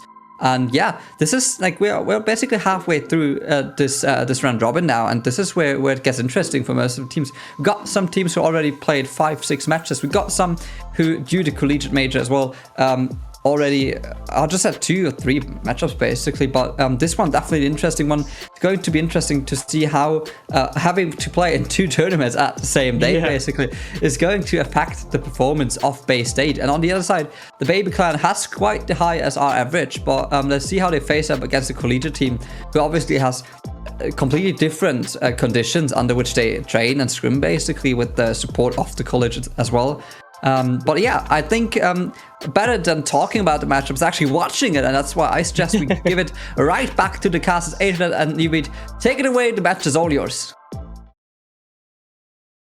What is going on, all you tanks, healers, and damage dealers, and welcome back to the Questline Open. I am Septilence, that is Hot Dog, and I am bamboozled and flabbergasted because we are going to be seeing Bay State versus the Baby Clan. And Hot Dog, this will be my 4th time casting Bay State today. Really? But my first time casting them here in the Questline Open. I had a different tournament this morning, and they were tearing it up over there, completely undefeated. So they are coming in hot off of several wins already today.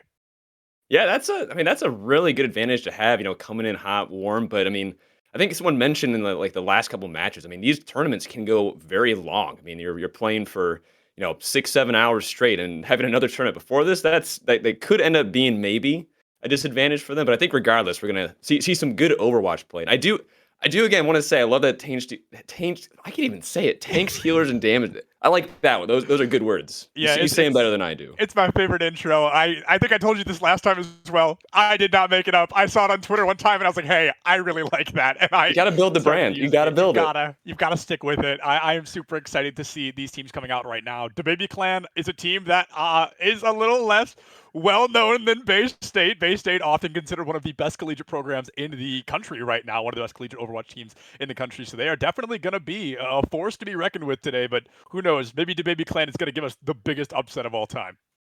I mean, this really does kind of go to show how wide of a reach Overwatch can have. We got collegiate players, we got people coming in, just kind of making teams.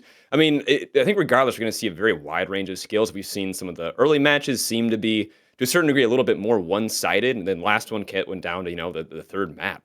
So it'll be interesting to see how much of a contender the Baby Clan is going into this, and looking at these. I'm gonna have to say DaBaby like 50 times without laughing, which I think it's gonna be. 50 feels like a minimum. Yeah.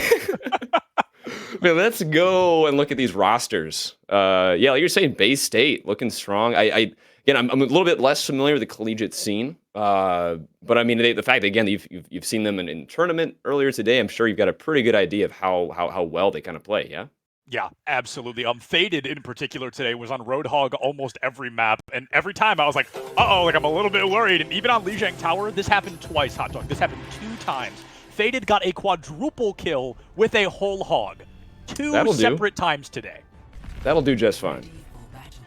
It is just like the opener of all openers. And Faded now, of course, is on Winston, so all that Roadhog talk out the window. But, I mean, this is going to be a fascinating situation. This is, to my knowledge, the 3rd time Bay State has played Lijiang in a competitive setting today. So they could be incredibly warmed up, but on the same side, like you said, they could be getting that fatigue. That's got to kick in eventually.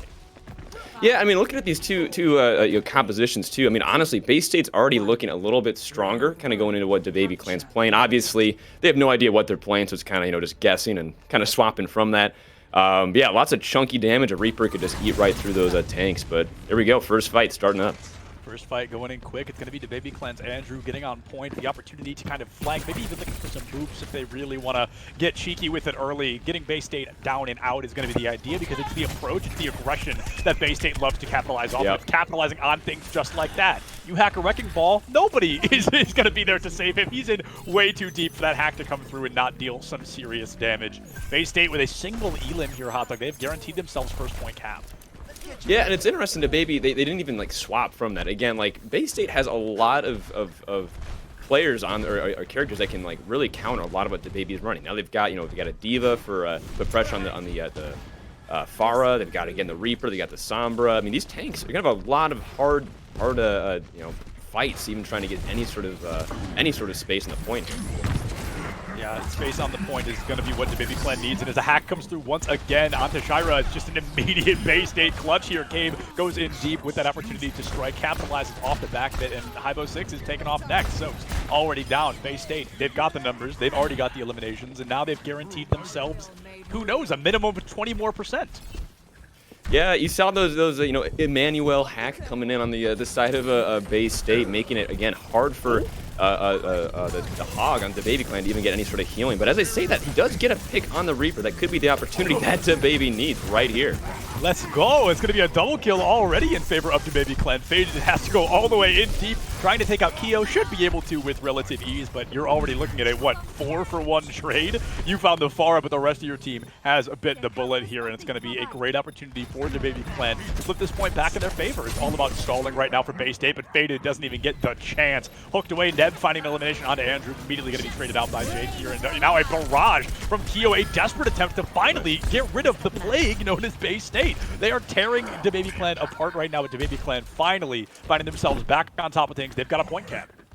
I feel like DaBaby, they're just going a little bit too slow here. I mean, I agree. They had a great opportunity in Bay State. You'll notice, like, in any tournament, the more experienced team, they take advantage of these opportunities, move quickly, make very fast adjustments, and kind of jump on things. Which again, kind of speaks to that cohesiveness that Bay State has as being an established team. So DaBaby, they really need to work together to make some magic happen here.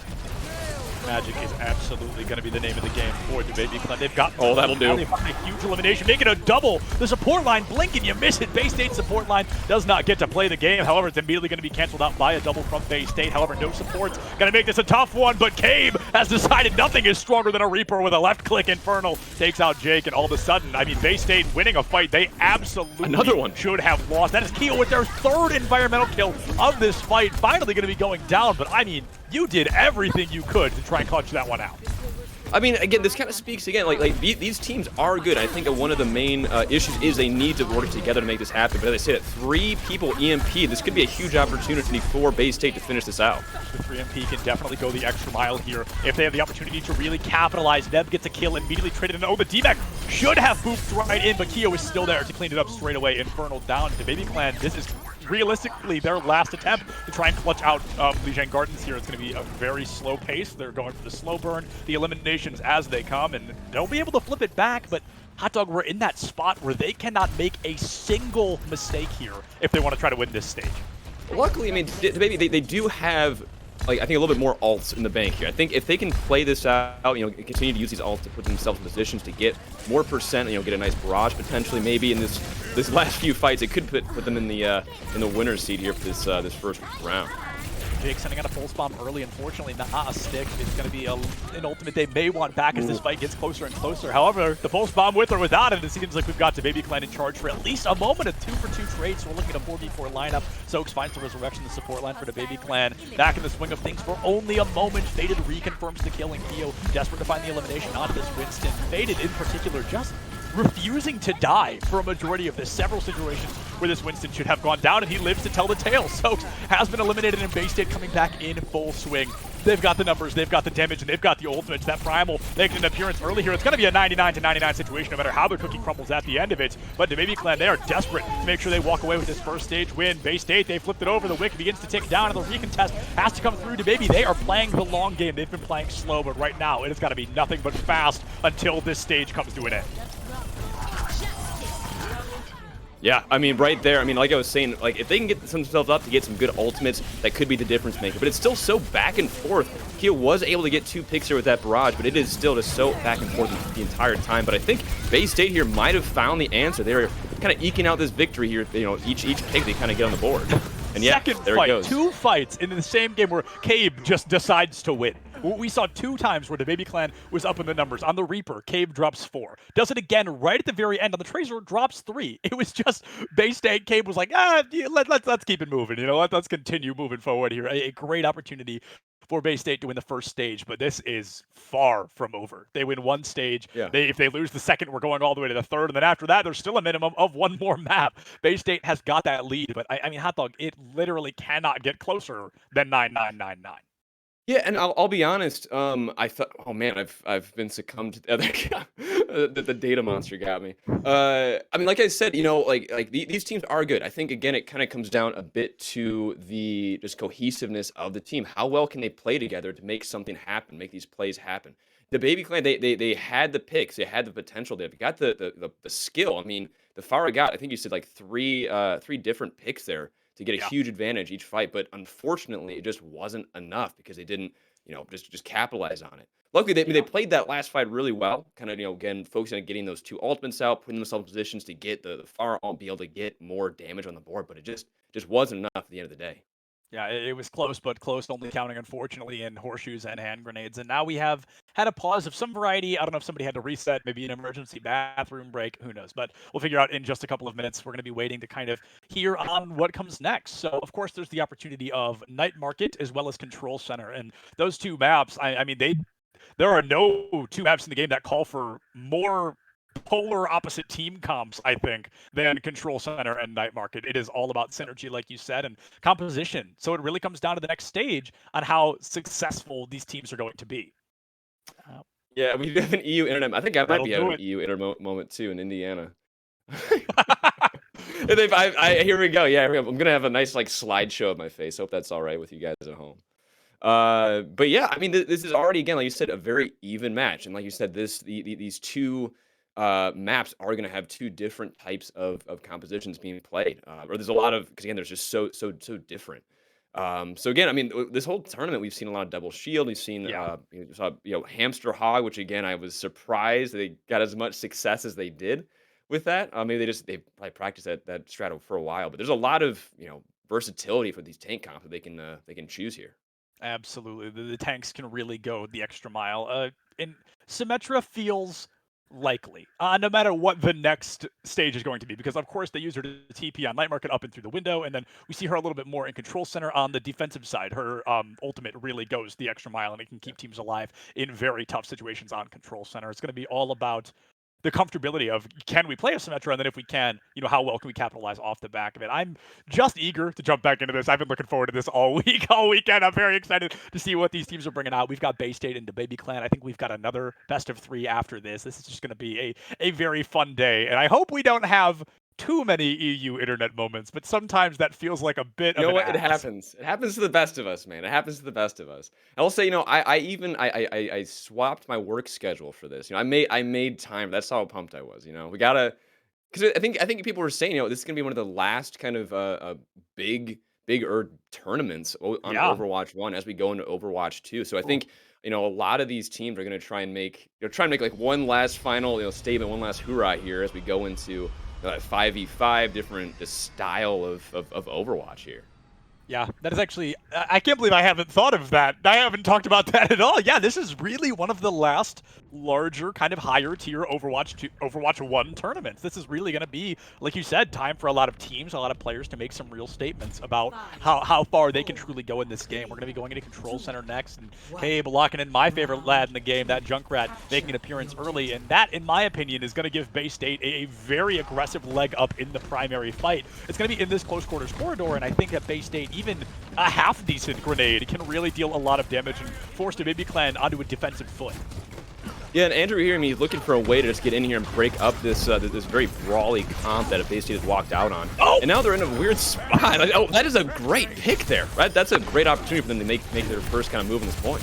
I talked about, oh my goodness, I talked about how excited I was for Cave and the Junkrat, and of course he gets environmentally killed at the beginning of the fight. A classic lineup here for the Bay State, but Faded finding an elimination onto Fake Jake. That could be the opening they need. We're looking at a 5-4 right now in favor of the Baby Clan. Abs is going to be respawning, and now as Neb goes down, there are no supports on the side of Bay State. It's going to be a huge issue. Neb gone, Depresso gone, Inferno losing the mech, and Bay State might be able to do a little bit of damage, but they're definitely going to have to pass this point over.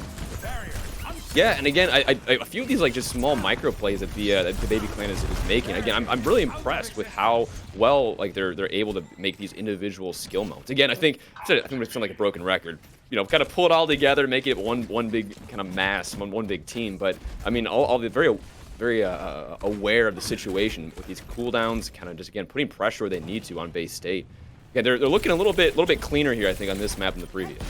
Without a doubt, I could not agree with you more. And right now, they're in a really good position to cycle these ultimates. It's going to be all about team communication on who's ulting and who isn't, because if the Baby Clan overextends with their ults, they'll win one fight, but then almost guaranteed lose the next. The minefield coming up from Andro. Depresso traded out for Hemo. It's a good it's a good opportunity for Bay State to capitalize, right? The Ana is gone. That's so much damage. That's the Nano off the table. You can really start to feel comfortable. But as I say that, Cave is going to be eliminated. We see Andrew with that kill. Keo taking out Faded, and all of a sudden, a fight fated for Bay State to win is going to be in the Baby Clan's favor. Yeah, they set that up really well. I mean, the lamp came out immediately as the flex went down, and they were able to save a lot of the team members on there. They even invested the window, but it wasn't enough. So now they're coming into this fight. They've got a Diva Bomb coming up, Pulse Bomb, and a beat. And even that, I mean, I'm not sure it's going to be enough to really wrest control this point. Make it into a more percentage for Bay State here. It's going to be a bit of an uphill battle. Uphill battle is probably the best way to put it here, Hot Dog. It's going to be a really tough situation for Bay State to win. Now, Depresso baits out a shield bash, completely blindside Soaks, pulls them out of the fight for just a moment, but it's Nev who comes through with a double environmental kill. One shy of the achievement that I'm sure this lad already has. Nobody loves environmental kills like Nev. He might be looking for a fourth one here if he's lucky, but instead he's going to be eating that dynamite, and it looks like Keo is going to be eating his way to the spawn room. A quadruple boop kill from Nev across the board. Now we're looking at a complete mirror of what we saw on Gardens. Bay State cannot afford to have a single mistake where they have to pass this stage over. Yeah, Neb, again, great awareness, of being aware, like you kind of mentioned, he loves environmental kills. He knows where to set himself up, where the other team is going to be pushing in. And he did kind of have a great situation pop in front of them. They're all clustered around that Mega. But, man, really good job taking advantage of that and walking in. And that's a great hack right there. I'm amazed that hack got off. I mean, that was just amazing. Truly just right in the swing of things. Cave already 11% away from the EMP. EMP, one of my favorite ultimates in the game. Such a positive space maker for a team in a defensive hold like this one. That's going to be a 4-man EMP coming out early. Can they capitalize off the back? Keo instead takes out Abs. Shira going to be taken out by Cave. We're looking at a 5-5 lineup once again, but Andrew's minefield could save the day. The D-Mech, the bomb, everybody's favorite aim bomb, really putting in the work. Neb goes down. Infernal not far behind into Baby Clan. They are mere seconds away from being able to capitalize and win the second stage, taking us all the way to Night Market. Yeah, I don't even know if Bay State's going to be able to touch. No, they should be able to. Looks like they've got a monkey coming in, hopefully to at least, say hello to the point. And, I mean, maybe they're looking really strongly. They've got a nano boost. They can walk in and really make this kind of, again, go to map 3 here. Or round 3, rather. Faded had the opportunity to take Keo out, but instead had to recontest, had to touch. There was a sole survivor from Bay State, and poor Keo just trying to stay on the stage, pulling Faded out for so long. Somehow, Bay State has really restabilized the point. Faded goes down. That's going to flip it against them. That leap onto Keo did quite a number there in the health department. A huge opportunity for the Baby Clan to take us all the way to that third and final stage, and I would love to see it happen, Hot Dog. I am all about as much Overwatch as we can get today. Depresso has that pulse bomb at the ready, but the recall. The half a second that Depresso was not in existence was long enough for the Wick to burn down into Baby Clan to tie things up here on Li Zhang. I want to point out, because I don't know kind of the skill level kind of range of people that are watching, but as you get into more like higher tier Overwatch, you'll notice that the name of the game a lot of times is just to get these cooldowns out. You'll see Tracer trying to harass the Brig, just try and get that shield bash out so they know they're safe to actually put pressure on. So one thing to really note or watch as you're kind of watching this is kind of where they're setting up to, again, get value out of getting these cooldowns out. And I think really, Bay State's doing a really good job of that. You'll see that, Soaks was kind of missed some shield bashes there, able to get, again, advantage that way. But yeah, when it comes down to this last round, so you get to this point. Yeah, both teams choosing to use the Sim TP directly out of spawn. Nobody wants to lock on the Symmetros. They use it for the temporary teleport. Depresso with that first blood and an impactful one at that. Keo, that primary damage dealer, taken out before they even get to fire the gun. A 4v3, or excuse me, 6v3. Oh my goodness. Okay, it's just a bloodbath here. 6v0. Let's just make it. Yeah, I'm not gonna keep trying to keep track. I'm gonna lose it. But Bay State, yeah, I mean a 6v0 at the beginning. Cave taken out by a good headshot from Keo. Plenty of time to return, but Bay State probably gonna have to take this next fight down one. Yeah, again, like you'll notice, man, Bay State is really ahead in terms of ultimates. The support line, they're going to be able to kind of do anything they want in this fight. They have so much sustain as this fight starts out right now. Oh, Neb. I mean, Soaks right now really not missing these whip shots. Several onto Depresso last stage, and now one onto Neb very early on. Lucio gone. That's the speed boost gone. Any hope of a beat in the near future gone. Inferno losing the back. Abs is gone. The support line from Bay State always taken out first. Great target focus from the Baby Clan every round. It is just Neb and Abs biting that bullet early. Fake Jake takes out Faded, and the Baby Clan going to be able to cap it pretty quickly here. This is the first time we're seeing a team counter cap, and there's not already 99 on the board. Yeah, I just want to say, I mean, Bay State, they had that. I think if the Moira hadn't died, they might have won that fight. You'll notice Abs died with their coalescence ready. Obviously, it's kind of, it's kind of hard to know what sort of advantage that would have had for it, but obviously, it would have been great to have that much more healing. Now, Bay State, they are very strong with ultimates, but so is the Baby Clan. They have 6 ultimates on the board, both teams basically. Oh, take that up 5. That'll do. What a dive, though. What great coordination then for Infernal to eat the pulse bomb from Fake Jake as well. Very few ways to collapse on a team faster than that. What a great opening for Bay State. Now it's Shira trying to find that Sombra offstage. Could you imagine if the hack landed 1 second earlier, he would have dropped into the death zone himself. What a play, though. Bay State truly had a great opportunity there. And the Baby Clan, they capitalized. They adapted quick like lightning, and they were able to find themselves on the win of the fight. I mean, that is shocking. I kind of like this look more. I mean, again, they were, Shire was able to, run the hog in that first round, but man, this hard, heavy dive team, I feel like Bay State's kind of not quite sure what to do with that. They've got mobility to avoid these dives, but they're just not executing. They're getting caught out here. Yeah, not the proper execution that we would like to see. A really good start from Bay State's dive, and then it kind of just fell apart. The damage was heavier on the side of the Baby Clan. They knew that, and they ran with it. Now we see Keo already going down, a huge opportunity, but oh no. Oh, if that gets anybody, it could spell disaster, but instead it is Soaks, that whip shot wizard, taking out Cave early on once again. Andrew going to be booped away by Neb, and Inferno losing the back could be the deciding factor here. I'm looking out for Fake Jake's pulpal spot because it could spell disaster. There it is, and it's going to be Faded, who bites the bullet because of it.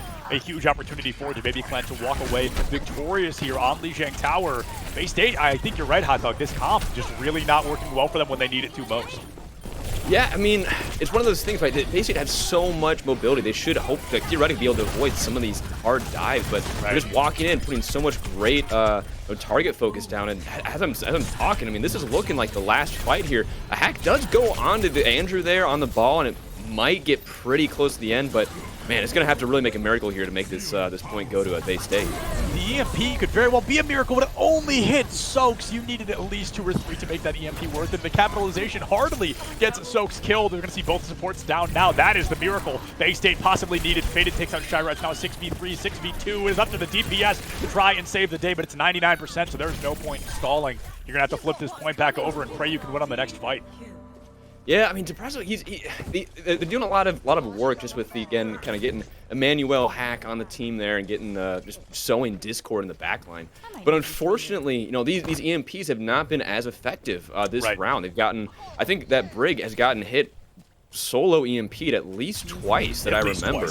I mean, that again, a great solo hack, and that again, that's a great way to start the fight, but you gotta keep this consistency going on every single fight, and great EMP or a pulse. That'll do. That ate the beat, Hot Dog. Neb just dropped the beat. He didn't get to touch the ground.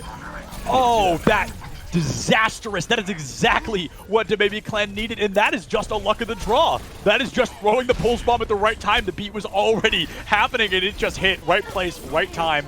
Bay State, unfortunately, not able to really find the value they needed. Neb gone, Faded next to go. Well, there's the 5. A 5-man EMP, but you just don't have the damage at this point. You just don't have the numbers to really turn this around. That is close as close could be, but close, unfortunately, only counting in hand horse and shoe grenades. Yeah, dollar short, day late, unfortunately, for Bay State with that EMP. I mean, again, like there's a lot of great cohesiveness on this team as the point goes 1-0 to the Baby Clan. But again, they've got to keep the pressure on. They've got to be consistent with these plays, because they have the potential to make these huge EMPs, or again, individual plays here to be the difference maker. But we got to do it every single fight. Absolutely. This was a good fight for Bay State. This was them arguably at their prime here on Lijiang Tower. And I say them, but it was Neb who drops 4 in a single fight, 3 of them off the map. And we're not going to see that Ash because it did take a little bit longer. But still, I mean, a great showing, a super close matchup. And I'm eager. Like I said, during Control Center, I just want to get as much Overwatch as possible. I just want to see these teams go toe-to-toe, tooth and nail, all the way to the bitter end. Bay State, they fall 1-0, but this is a best of 3. They're down, but they are certainly not out yet. mean, this again kind of goes back to what I was saying before about the Baby Clan. They have a lot of individual talent, a lot of great situational awareness of Right. knowing when to, try and force these ultimates again, be aggressive and not, dive. So again, I mean, I'll be honest. At the beginning of this map, kind of we were talking about how well Bay State have been playing. I was a little bit unsure of how good their competitor would be, but I think the Baby Clan have given them a real fight for this whole match here. Yeah. No doubt. At the beginning of stage 1, in particular, back on Gardens, we talked about the pace that the Baby Clan was bringing to the table. They were playing really slow, notably so, to the point where it was almost all we could talk about because they were struggling to approach by any means. But at some point toward the second half of Gardens, they realized we are giving them way too much respect right now. We need to hold W. We need to get into the fight. And then after that, the Baby Clan really just did a great job constantly keeping Bay State on edge and then eventually taking Lijiang over them, taking Night Market in the most convincing fashion so far. Night Market being the only stage that wasn't a 99 to 99. Yeah, I think, it kind of goes to speak at least in contrast with seasons past. I feel like the game right now is about as good of a feeling game as you can play. Because the different comps can be played as long as you execute them well and work together. That's all you really need. And the first map, Goat's era, you're kind of be stuck to a specific comp for most of the match. But you'll notice, they started on that hawk and they realized, hey, this wasn't working, so they swapped it off, and immediately again they went full dive or more aggressive dive, and they were able to catch a lot of these players out on Bay State, which again I'm surprised by, because I felt like they had a lot of mobility, a lot of ability to peel for themselves, get out of harm's way, but it just was not quite working out for them, unfortunately. Yeah, it was very close, but unfortunately they just were not able to find the appropriate lineups. And I think the peel in particular was what they really struggled with. I made comment on it during Night Market that almost every fight Bay State lost was because their supports got folded like lawn chairs. Immediately the supports were the first two to go down, and then to win a fight in a 4v6 with your entire support line missing is not only difficult, it is very often impossible. So I think the Baby Clan just had very good focus, they had very good targeting, they knew exactly who to go after, and Bay State was never really able to kind of adapt fast enough.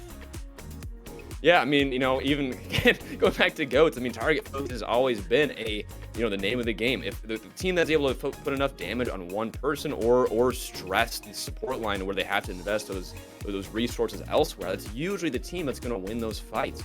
So, man, I think Bay State needs to look at their strategy, figure out what the issue is. But again, I think these chunky tanks going on the back line. They need to figure out a way to nullify that effectively and consistently with an espresso on Sombra, because that's a great pick. Again, first round, I was like, hey, they're gonna get clobbered. Again, it was much closer than I thought it would be. I feel like they're gonna be destroyed with the Reaper and Sombra, but it just wasn't as much of a difference maker, I think, when they needed it to be. The EMPs, so often how I kind of critique Sombra players is how fast they're charging an EMP, right? And Depresso was putting those things out like they were free. We saw several EMPs through majority of Lijiang Tower, but I then definitely have to kind of walk away from that idea a little bit and focus on how impactful the EMPs were. We saw that poor Brig on the side of the Baby Clan get so low EMP'd at least 4 times through all of Lijiang Tower. It was very... And solo EMPing the Brig is not a bad idea, but when you're the only person that can shoot at her, Sombra's only doing 6 damage per headshot. You are not killing a Brig in a 1v1 fast enough to make that EMP worth it. I think if Bay State can focus on those EMPs a little bit more, getting even 2 people, 3, it would be ideal. Any more than that is just spectacular, but I think just focusing more on quantity could go a long way with those EMPs. Yeah, because and then you can kind of make playing devil's argument here. You might say that the Baby Clan they're doing a really good job of keeping the Sombra away from the rest of the team, which you can make that argument. However, I think with how consistently I think those EMPs were engaged on, they kind of weird angles, just getting the Brig. I'm more on the side of an Espresso, maybe needing to tighten it up here. But I think we have some subs potentially as we go into Havana. Always a fun map. The message we got was pretty ambiguous about subs. So we think there are some, but we weren't exactly told who they were, so we're all going to find out together. Either way, this is going to be a very fascinating matchup. We've got Mekon from Bay State subbing in instead of Neb, actually, which is fascinating. They also, it looks like they dropped an Espresso for Forgotten, which, I think a lot of that might just be, hit scan, right? This whole map is sight lines galore. This first point, the first 50 meters is if you're looking at a Widow or looking at a hit scan, you're gonna have But you're gonna have a bad time, bud. You're gonna have a real bad time. Absolutely. This is going to be a very exciting thing to see because I want to keep an eye out. Is Bay State, and also to maybe Clem when it's their turn, are we going to get what I always refer to as the Havana hold? Because this is the map that really made it popular, where you go all the way up to spawn door and you just hang out there as long as you can. It's never the idea to, you know, oh, we're going to spawn hold for 4 minutes. If you do, I'll be flabbergasted. But it's all about, you know, stalling for as long as possible. Yeah, this is an EU internet moment. Do we have another EU gaming moment? Oh, unfortunate. But I do like this look. I mean, I feel weird talking about goats. Maybe I'm getting sentimental for Overwatch, Overwatch 1. But I always really like big brawly comps. I'm excited to see what Bay State can do. You know, getting that first hold. However, I mean, the Baby Clan they've been favoring that ball. I don't think Andrew has swapped off once, which is always a bit of a thorn in the side for these comps that focus on just kind of putting a bunch of resources, pulling them all in one spot here. Right. But yeah, we'll see. We'll see how effective Bay State can be here as this round starts out. I definitely want to look to see if Keo sticks to this Widow for very long. All right, that answers that. Never mind. Right, I think he's going to swap. I was going to say, it's going to be hard to play Widow that close, but it seems like Keo was about 35 steps ahead of me on that one, immediately swapping onto the Pharah, which I think definitely works well. They've got the Pharmacy. She can really use the triangular roof angles to kind of play up close and personal without putting herself at risk. Mekon there, taking out Andrew early, and that's going to be enough space has been made. Bay State has, kind of sort of won the fight, but it's going to be Fake Jake diving deep into the back line. Forgotten is not going to be forgotten. Actually, the first one falling on the side of Bay State. Every elim is important for the Baby Clan, right? If they don't win this fight, that's okay, because the next one's a 5v6, and then they can kind of slowly but surely break down the numbers. Faded now is going to find in elimination, but I think we're in that scenario where the damage has really been done. Infernal finds Soaks, Mekon gone, Infernal gone, and Shira committing a shatter, which not necessary, but honestly, I don't think that's going to hurt you too bad in the long run. Yeah, I mean, again, I'm kind of distracted again by the nice, the swap back. Let's go, Keo. I want to see some headshots here. I just want to highlight the Baby Clan. They've really favored the wrecking ball here. Yeah. See with Andrew on that, and Shira, I think the swap to Reinhardt was awesome. Being able to, again, put pressure on that front line, walk into them, stress the back line so they can't put as much resources on that front line. Now, again, we're going back to that very aggressive dive here. They don't have as much peel, Bay State, not having to break, so I think they're going to be a little bit more vulnerable to this heavy dive. And it should be pretty easy for the Baby Clan to kind of bait out the Immortality field, and then Baptiste is just right for the pick and right. It's important to take him out very early on. Keo finding Forgotten, Mekon already gone, and this fight practically over before it can even begin. Hot Dog, the Baby Clan finding two insanely important healings, and that goes back to the point I made between maps. Every time the Baby Clan dives, it's the support line immediately obliterated, and I think we just need to see more peel from Bay State. They need to be protecting these supports a little bit more, because you are never going to win a 4v6, especially when your supports are the two missing. Yeah, it'll be a bit tough, shall we say, to make that happen. And they're just walking it in at 420 on there, and a nice headshot there from Keo. And now Cass is trying to equalize that. I don't think it's going to be enough here. Maybe it will. We'll see how this fight kind of rolls out here. I'm not super familiar with Forgotten's hero pool, but I don't think I'd mind seeing them on something else. I just feel like they're really struggling to even look at Keo without having their head taken off their shoulders. So I think somebody else could really go a long way. Now Keo's been taken out of the fight. Forgotten can get their bearings, get back into the fight a little bit. And it's actually Cave, absolute mad lad right now, hitting right clicks like a maniac, able to find a double kill onto the DPS lineup of the Baby Clan. 3:40 on the clock. I think Bay State has a very good opportunity to just absolutely burn down this timer. Yeah, I agree about Forgotten maybe swapping off here, again, without knowing his hero pool. Right. But I will say Cape has been very aggressive, or very successful with this Mei. Putting walls, freezing where they need to be, and again, getting those headshots, his right click when they need to, and that's a fat one. Oh man, that's certainly an ultimate. An ultimate was used there, Hot Dog. That it was. That much I'm sure of. It got caught on like the corner of the wall and went absolutely nowhere, but it's still going to be a good cleanup coming out from the Baby Clan. Maybe using a few more ultimates than they wanted. I mean, they've got 0 left now. Andrew should be able to get that minefield relatively soon. Right now, we're talking about Forgotten. We're a little bit worried about this Cassidy, right? We know they're rooting and tooting, but they haven't really been ready for shooting quite yet. This high noon is going to have to be massive.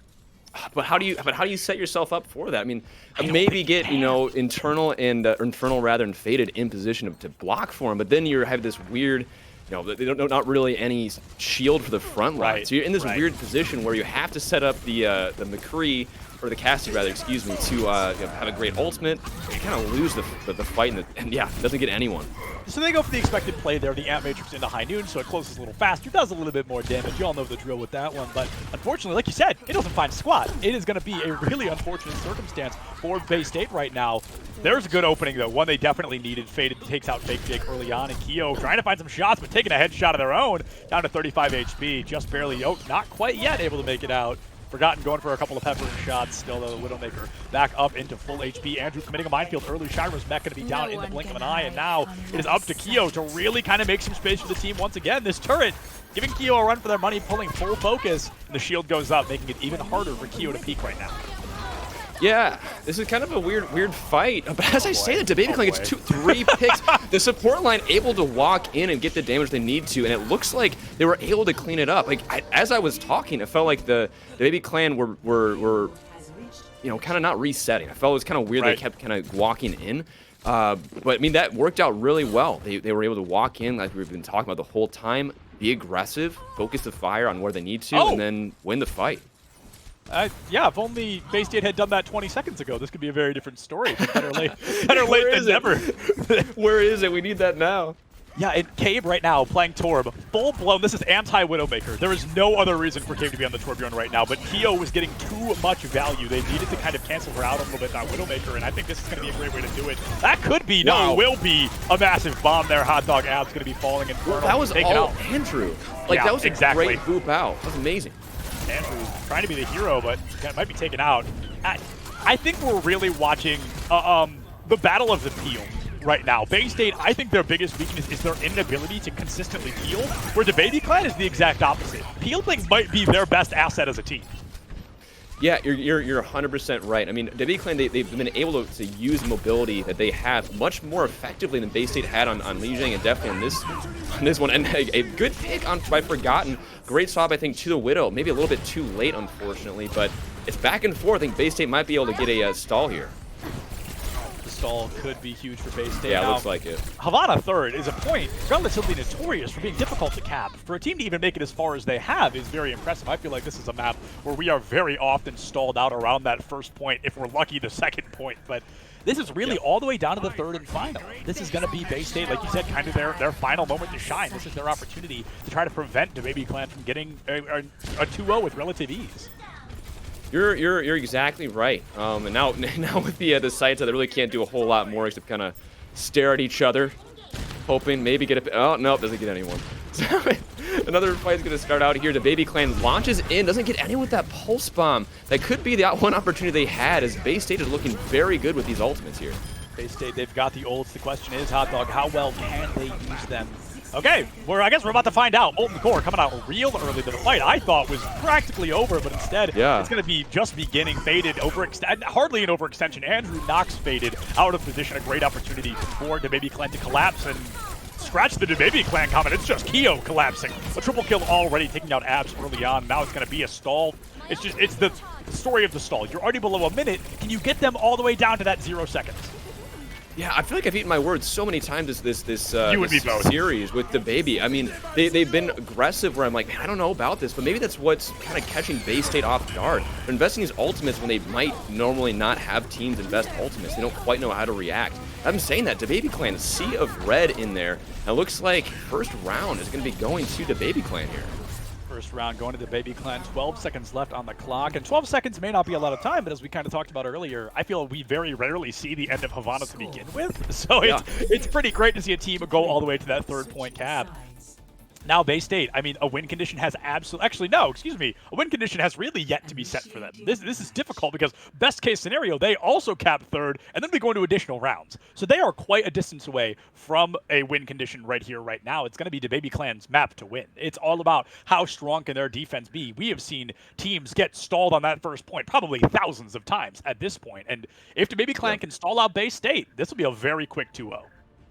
Yeah, I mean, I want to go back to your comment about Battle of the Peel, because obviously playing defense on any map, especially like hybrid or 2CP payload, it's going to be much different than attack, because you're going to be able to set the aggression, set the tempo for every single fight, because you're unless the other team's being very aggressive with this hold, going to be able to just walk in and kind of do whatever you want, catch them off guard, keep on just kind of, dominoes falling over as they walk it into the point. So it's going to be interesting to see how the clan kind of looks at their strategy here. It looks like they're going to be pretty much playing the same sort of style of composition, actually the same comp, minus I think nope, that's the exact same comp. So it'll be interesting to see how they utilize this on this defense versus the attack. Gabe currently hesitating on who they kind of want to choose to bring to the table. I think there's definitely consideration. Do we bring that May back out? I feel like that May was really there she is. Yeah, Gabe. Okay, she's going to be making an appearance early.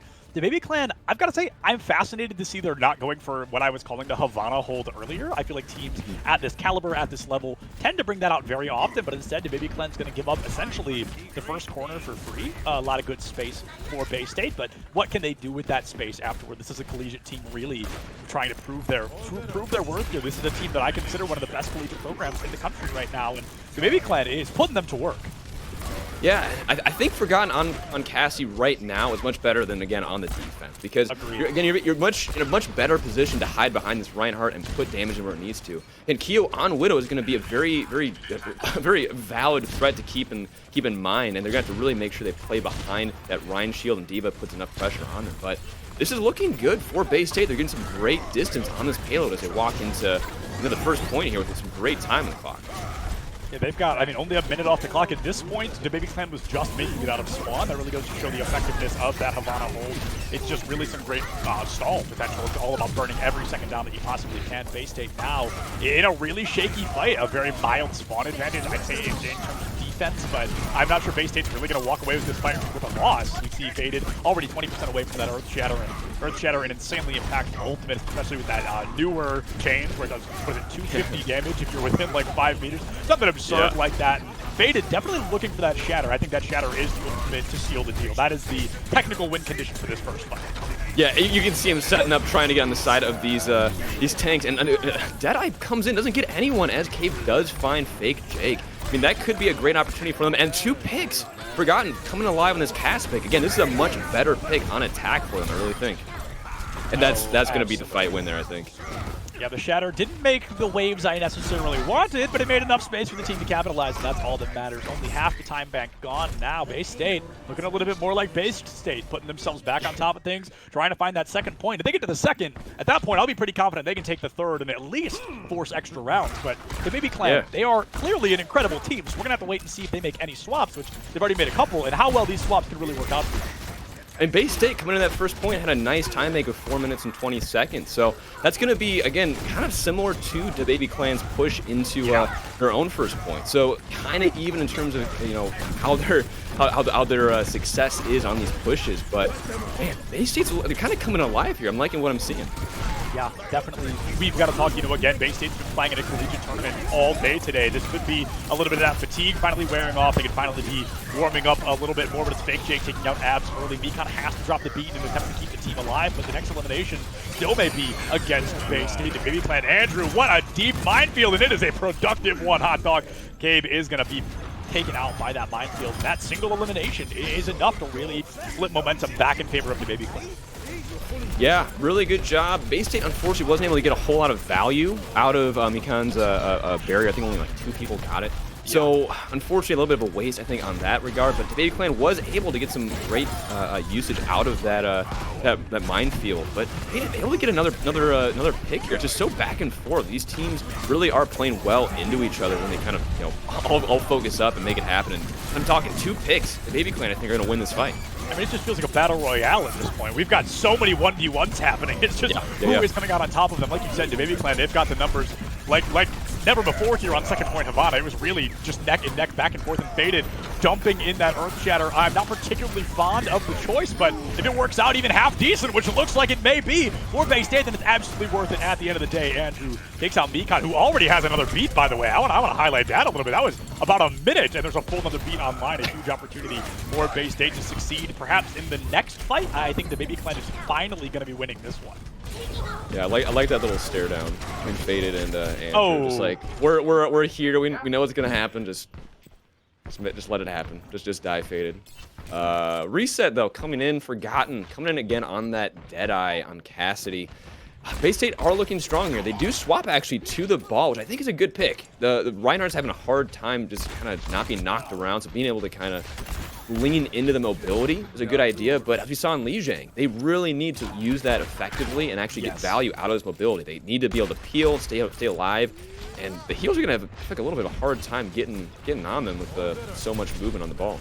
I'm also just thinking about crowd control on the side of the Baby Clan. They've got the shield back, they've got the sleep guard, they've got the coach gun, which isn't technically safe. You get what I mean. It disrupts movement, and that's kind of what Bay State's Faded is looking for. They're looking to be in the back line, be that general nuisance, and if you're pulling even one person's attention, you're arguably doing your job. They're on the wrecking ball, Forgotten going up and over. Oh, I love the high noon cancel, trying to hit that double fan, but unfortunately Andrew makes it out with their life. Stokes takes out Keo and everybody's favorite aim Bob, putting in the work. Mekon goes down, and Forgotten actually going to be taken out by the very wrecking ball. He failed to destroy moments ago. The double melee hot dog. Oh, you love it and you hate it, but that is Andrew just doing Andrew things at this point. This wrecking ball. I like to imagine he just I like to imagine he just did like kind of like a slap across the two faces at once, just kind of.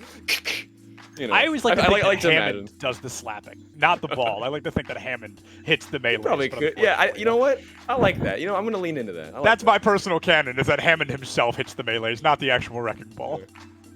But yeah, I mean, I think I think I've said like a broken record. I mean, the Baby Clan has been really good about taking advantage when they need to. And I think even on these defensive holds, Bay State's trying to match that tempo. You saw, again, Bay State, I've forgotten, trying to use that Deadeye reset to get the double fan. And it didn't work. I mean, it was a great effort. That was, I think, really good heads-up gameplay. But the Clan is just being so consistently just gas all the way down, just kind of going as hard as possible, that it's tough for Bay State to keep up. This is I think anyone can say this is a much different style of gameplay than Bay State is probably used to, honestly. Without a doubt.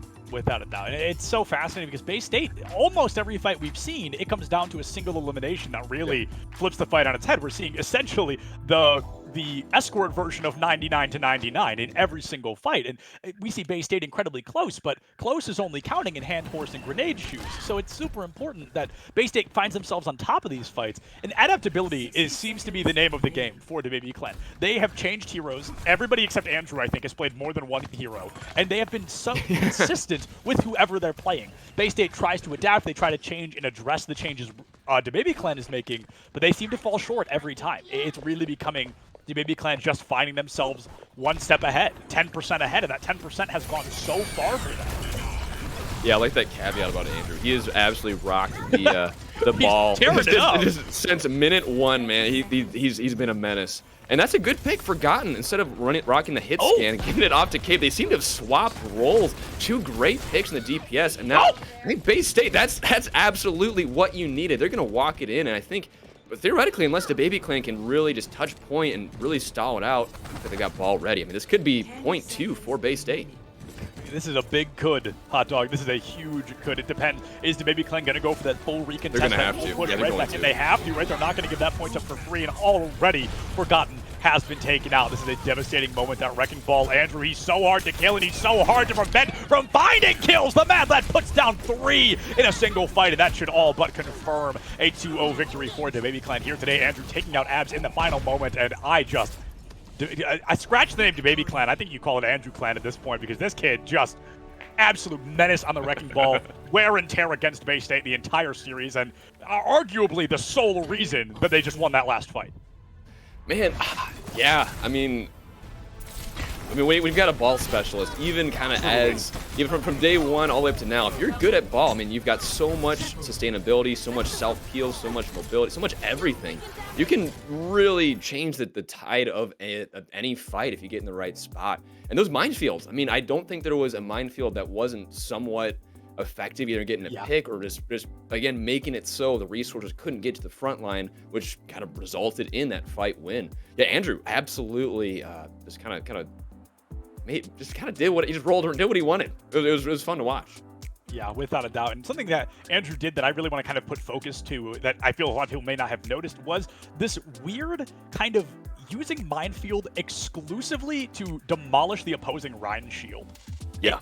I was like, wow, like that is so fascinating, because it forces that Rhine to really come out and do very little. It takes his entire shield down, and then Reinhardt becomes a lot less effective when he doesn't have that shield. I think Andrew did a really good job of consistently canceling out that main tank, and Bay State struggling to really kind of capitalize without a main tank. It's hard to play without one. Yeah, I a lot of that comes down to just the heads-up play that they had. In Li Jing, I think I mentioned, I highlighted just the consistency of these individual pop-offs. You know, we had like Keo on Pharah, if I'm remembering correctly, had some awesome environmental kills. There's a lot of just, I guess, great solo play on there, and that kind of rolled into, pun totally intended, to Baby Clan with the Hammond on there, as well as a lot of just heads-up play with the just you know, the DPS, making it hard for Bay State to walk in and be effective. It was just overall, they did a really good job keeping the gas pedal down and making it hard for Bay State to even catch up. And I think what really kind of impressed me with the Baby Clan is it wasn't just holding W, right? They absolutely knew when to peel back. They knew when to slow it down, because a lot of teams will play that consistent hyper aggression and usually continue to do so. But many times we would see the Baby Clan give up some space, give up a small fight. It was like a lose the battle, win the war situation. They would give up a smaller fight to win that next fight, which was absolutely bigger. Time and time again, we saw some great capitalization and some great success from them on that. And at the end of the day, all these teams are bringing their 110%. There's a $10,000 prize pool across the board, I believe. I mean, there is absolutely something to fight for. I think all playoff teams end up getting some variety of prizing. There's a great opportunity, honestly. It's going to be all about what these teams can do. But folks, we're going to be throwing it over to the desk for just a little bit to give you a little bit of a breakdown of what we just saw. We'll be right back with a new series, I believe, in just a couple of minutes. We'll see you soon. Yeah, and with that, welcome back to the desk. Thank you for sending it back to us here at the desk. I'm still with Tickety here next to me, hosting the desk of the Questline Esports Open. And yeah, it's been, has it been a close match? Break it down to us, Tickety. Thoughts on this matchup? That was a little bit one-sided looking. I think the Baby Clan just across the board outpacing Bay State here. Like we said, Bay State's been having a long day. This is not their only tournament they're playing in this weekend. And I think more than anything, this was a perfect, like, textbook example of coordinated team in the Bay State looking to play to sort of meta picks, meta compositions, play to their playstyle, and the Baby Clan looking almost like a ranked game with some of their comps and some of their hero picks, and just being able to outmatch across the board with more individual pressure and more chaotic team fights. A lot of the compositions they played, especially around Andrew's Wrecking Ball play, just caused so much disruption that to the point where Bay State wasn't able to actually enable some of their win conditions. I think this was probably most evident when we saw the Rhine comps come out on Havana there, where even though they're playing like a more meta composition, like I said, the Brawl Heavy, a very famous composition for playing well on Havana, and just not being able to take the team fights they want because there's this swarm of flies just hitting them from every direction with the Wrecking Ball, with the Tracer, with Keo popping up on the Widow, with my webcam apparently getting Thanos snapped right now. I'm not sure what's going on. But yeah, just too much pressure across the board with all these individual picks from Andrew's Wrecking Ball, from Keo's Widow and his Pharah play, and of course from Fake Jake's Tracer just running circles around the enemy team. It's just constant, unrelenting pressure coming out from the Baby Clan, and just Bay State struggling to keep up. And there I go. You're gone now. Yeah, but I mean, absolutely. I totally agree. Oh, you're back there. Wonderful. Okay. But yeah, definitely. Maybe, basically a bit outpaced here. Maybe also outpaced by the speed of the tournament and by the amount of matches they have to play today. You're totally right. But yeah, I mean, we're now in round 5 of the round robin here. Our next matchup is going to be Mind Goblin, and they're going to face up against Aya. Some might call Aya Redbirds light. I mean, that team is stacked with players. They got the captain gig. Main tank has been there for ages. Obviously well known, has been on Los Angeles Valiant, has been on Uprising Academy. He's been around the scene since 2018 to 17. He's been on the big teams, XL2 Academy. He's just been everywhere, man. And I mean, Redbirds can play as a team because of the contenders rule with Alfie, with a maximum of 3 players from contenders or higher. And that's why they mixed up with some players like GTX or JMars, and still they bring in so much. And RuPaul is in that team, also playing for Redbirds. Visions also playing for Redbirds, and of course Liar also playing for Redbirds. Recently moved up into that higher scene, and yeah, they've got an opponent which we already know fairly well. They've played on the first match on stream here against Angels, and they lost that, unfortunately. Mind Goblin's going to join us back in the stream here. we've talked about that roster already, but definitely they've been together a long time. They've played Trials last year, and I'm really looking forward to this one again for the third time in a row. I'm facing EU versus NA, so again it's going to be a struggle for the EU players. But I mean, if we look back at the last match, the Baby Clan, they managed fairly well against Bay State. So I'm really looking forward to see how this matchup turns out. Yeah, for sure. And I think if anyone's going to learn from that last matchup, if we see more teams, especially in a tournament like this where we see a lot of last-minute pug teams coming together and playing to this more individual-heavy play style, teams like the Bay State who have that structure, teams like I'd expect Redbird Light to have a little bit of structure behind them with the Overwatch League talent Gig coming in to help lead.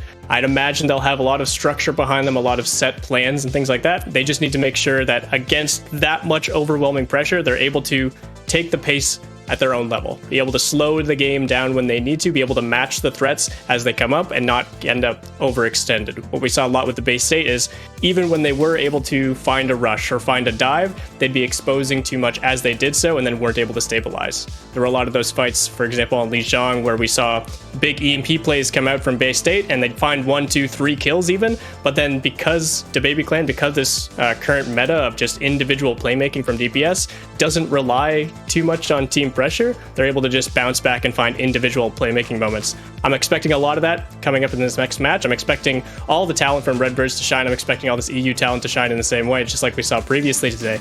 It's going to be a really fast-paced match, I'd imagine. Absolutely, and I mean, Mind Goblin is under pressure here. They currently placed 4th in their group, but they also only played 3 matches till now. They lost 1 against Ankles, they won the other 2, but oh yeah, they've played 5 matches already. They've won 4, they lost 1. So this is a must-move situation for Mind Goblin, because whoever is going to lose this matchup has 2 losses, and with that risks his second spot in the playoffs. Because GeForce, they're currently at 4-0, so they might move on. And then it probably comes down to those 3+ Ankles who are going to make out those top 2 spots in Group D, which we're currently witnessing. So definitely going to be an interesting matchup for them. Yeah, and I mean, until then, let's take a look at the other groups potentially. I'm just pulling it up here on my second screen. So in Group A, for example, the Trust the Process roster is going hot. Not gonna lie, it's going hot. They've won 5 matches. They are undefeated. They only, especially the fact that they only played 17 points, means that they really outpaced the enemies in terms of anything, basically. So they just roll over until now. They're waiting for the matchup against Freshman Year. And yeah, that's Group B done. We've got Hot Lava in Group B, who currently 5-0 as well. And yeah, Group B seems a bit slower than the other groups, but it doesn't matter. Lies Amplified, barely at the very top of Group C at the moment. They've got the experience for it. I definitely expect them to be in the playoffs, and then it's going to be either the Baby Clan, maybe 2 guys with vibes. We'll see how that turns out. Shikigami might have a fair shot at the playoffs as well. Yeah, we're getting to the point in the bracket where it's really do or die for some of these teams to actually make it further into the tournament. So even though it's a long day, this is where your energy pools might be depleting. These are now becoming your most important matches of the tournament to stay alive. Absolutely, and this is really the point where it shows who's got the nerves for it. We've been in this for now, how long? 4 hours, probably 4 hours, 50, something like that. Something like that. Yeah, and I mean, this is really where it comes down to because that's now 2 scrim blocks. That's fair. Everyone can do that at that level, but anything from now on is just pure mindset. It's about, do I have the nerves for this or do I not have the nerves for this? And only the ones who've got the guts to play this through, who've got the spiritual mindset to do another 3-4 hours potentially, they're the ones who will evolve in that group stage and who we'll see tomorrow in the playoffs. Guys, remember, tomorrow we're starting things off at 10 a.m. EST. Especially important message to all the EU guys out there. Remember, our clocks are shifting tonight. So be sure to mind that you're losing an hour tonight. So if you're playing tomorrow, yeah, I'm pointing the finger there at the EU guys. Be sure to be here on time, because otherwise we'll end up having some struggles in our broadcast. So please be here on time. until then, let's take a quick look. Is our caster duo, are they already ready to go? They are indeed. So without any further delay, I suggest we hand it right back to Hot Dog Man and his co-caster. And yeah, the match is all yours. It's going to be Mind Goblin against Aya. Casters, take it over. What is going on, all you tanks, healers, and damage dealers, and welcome back for some more Questline Open action. I'm still Septilence, that handsome lad is still Hot Dog, and this time we have got Mind Goblin up against what we have decided to call Aja, I believe? Yeah, I like that. I think that's easier than I can almost read the logo. But Aja, I like the Aja's better. I like that. Yeah, Aja, which is as you know, full disclosure, a stacked roster. I think that is just kind of public knowledge at this point. This is a real powerhouse team, and we are very excited to see what they bring to the table. Mind Goblin, a team, you know, an org that has been around for quite a while. I'm very excited to see who they bring out today and what they're going to be able to do. No matter what, I'm just excited for more Overwatch, and Hot Dog, I'm just hoping, if we're lucky, we get a map 3. That'd be nice. I think we're cursed. We are. You and I, Septilence. So like whenever we cast together, we get maybe like 2 rounds, and then it's just it's just gonna be at one side. But you know, this one, you know what? Earlier was shocking. That was a first for us. Yeah. We need more of these. But again, I think I mentioned, like everyone's talking about, you know, this is gonna be the last big Overwatch tournament on Overwatch 1 before we go to Overwatch 2. So I mean, we'll still do obviously cast stuff here in the future, but it'll definitely be a different flavor than what we're used to nowadays here. Most definitely. I mean, we've got a little less, almost exactly a month until the beta comes out for Overwatch 2, and then after that, I highly suspect there are very few Overwatch 1 events happening afterwards. April 26th. So this is, unless somebody puts together an entire Overwatch tournament in a month, I think this might be one of the final ones that we've got going on for a little while. I think we're waiting to get confirmation on what our first map is going to be, and of course, we will go from there. I'm very excited to see. Just kidding. As I said that, it was typed in chat as Lijiang Tower all over again, which means I'll hopefully get to see my man Junkrat all over again. Yeah, I remember the first round of the first time Junkrat was out, he died like immediately. Like, okay, I just caster curse him. I wished I could see him. You did see him for a second, 6 whole and you seconds. didn't see him then for like 10 seconds. But what are you gonna do? That whole time I was talking about how I was like, oh, that team's definitely got the advantage, and then the Junkrat got one tapped, and the whole thing kind of fell apart. But either way, I'm excited. Lijiang is probably one of my favorite maps, definitely my favorite control map. I think all 3 stages that Lijiang has offer very different team compositions and multiple compositions. So, like you mentioned earlier, we're definitely no longer in a GOATS era where it's like, oh, Lijiang, we're running this comp the entire time. Instead, each stage really offers a lot of differences, especially in that DPS department.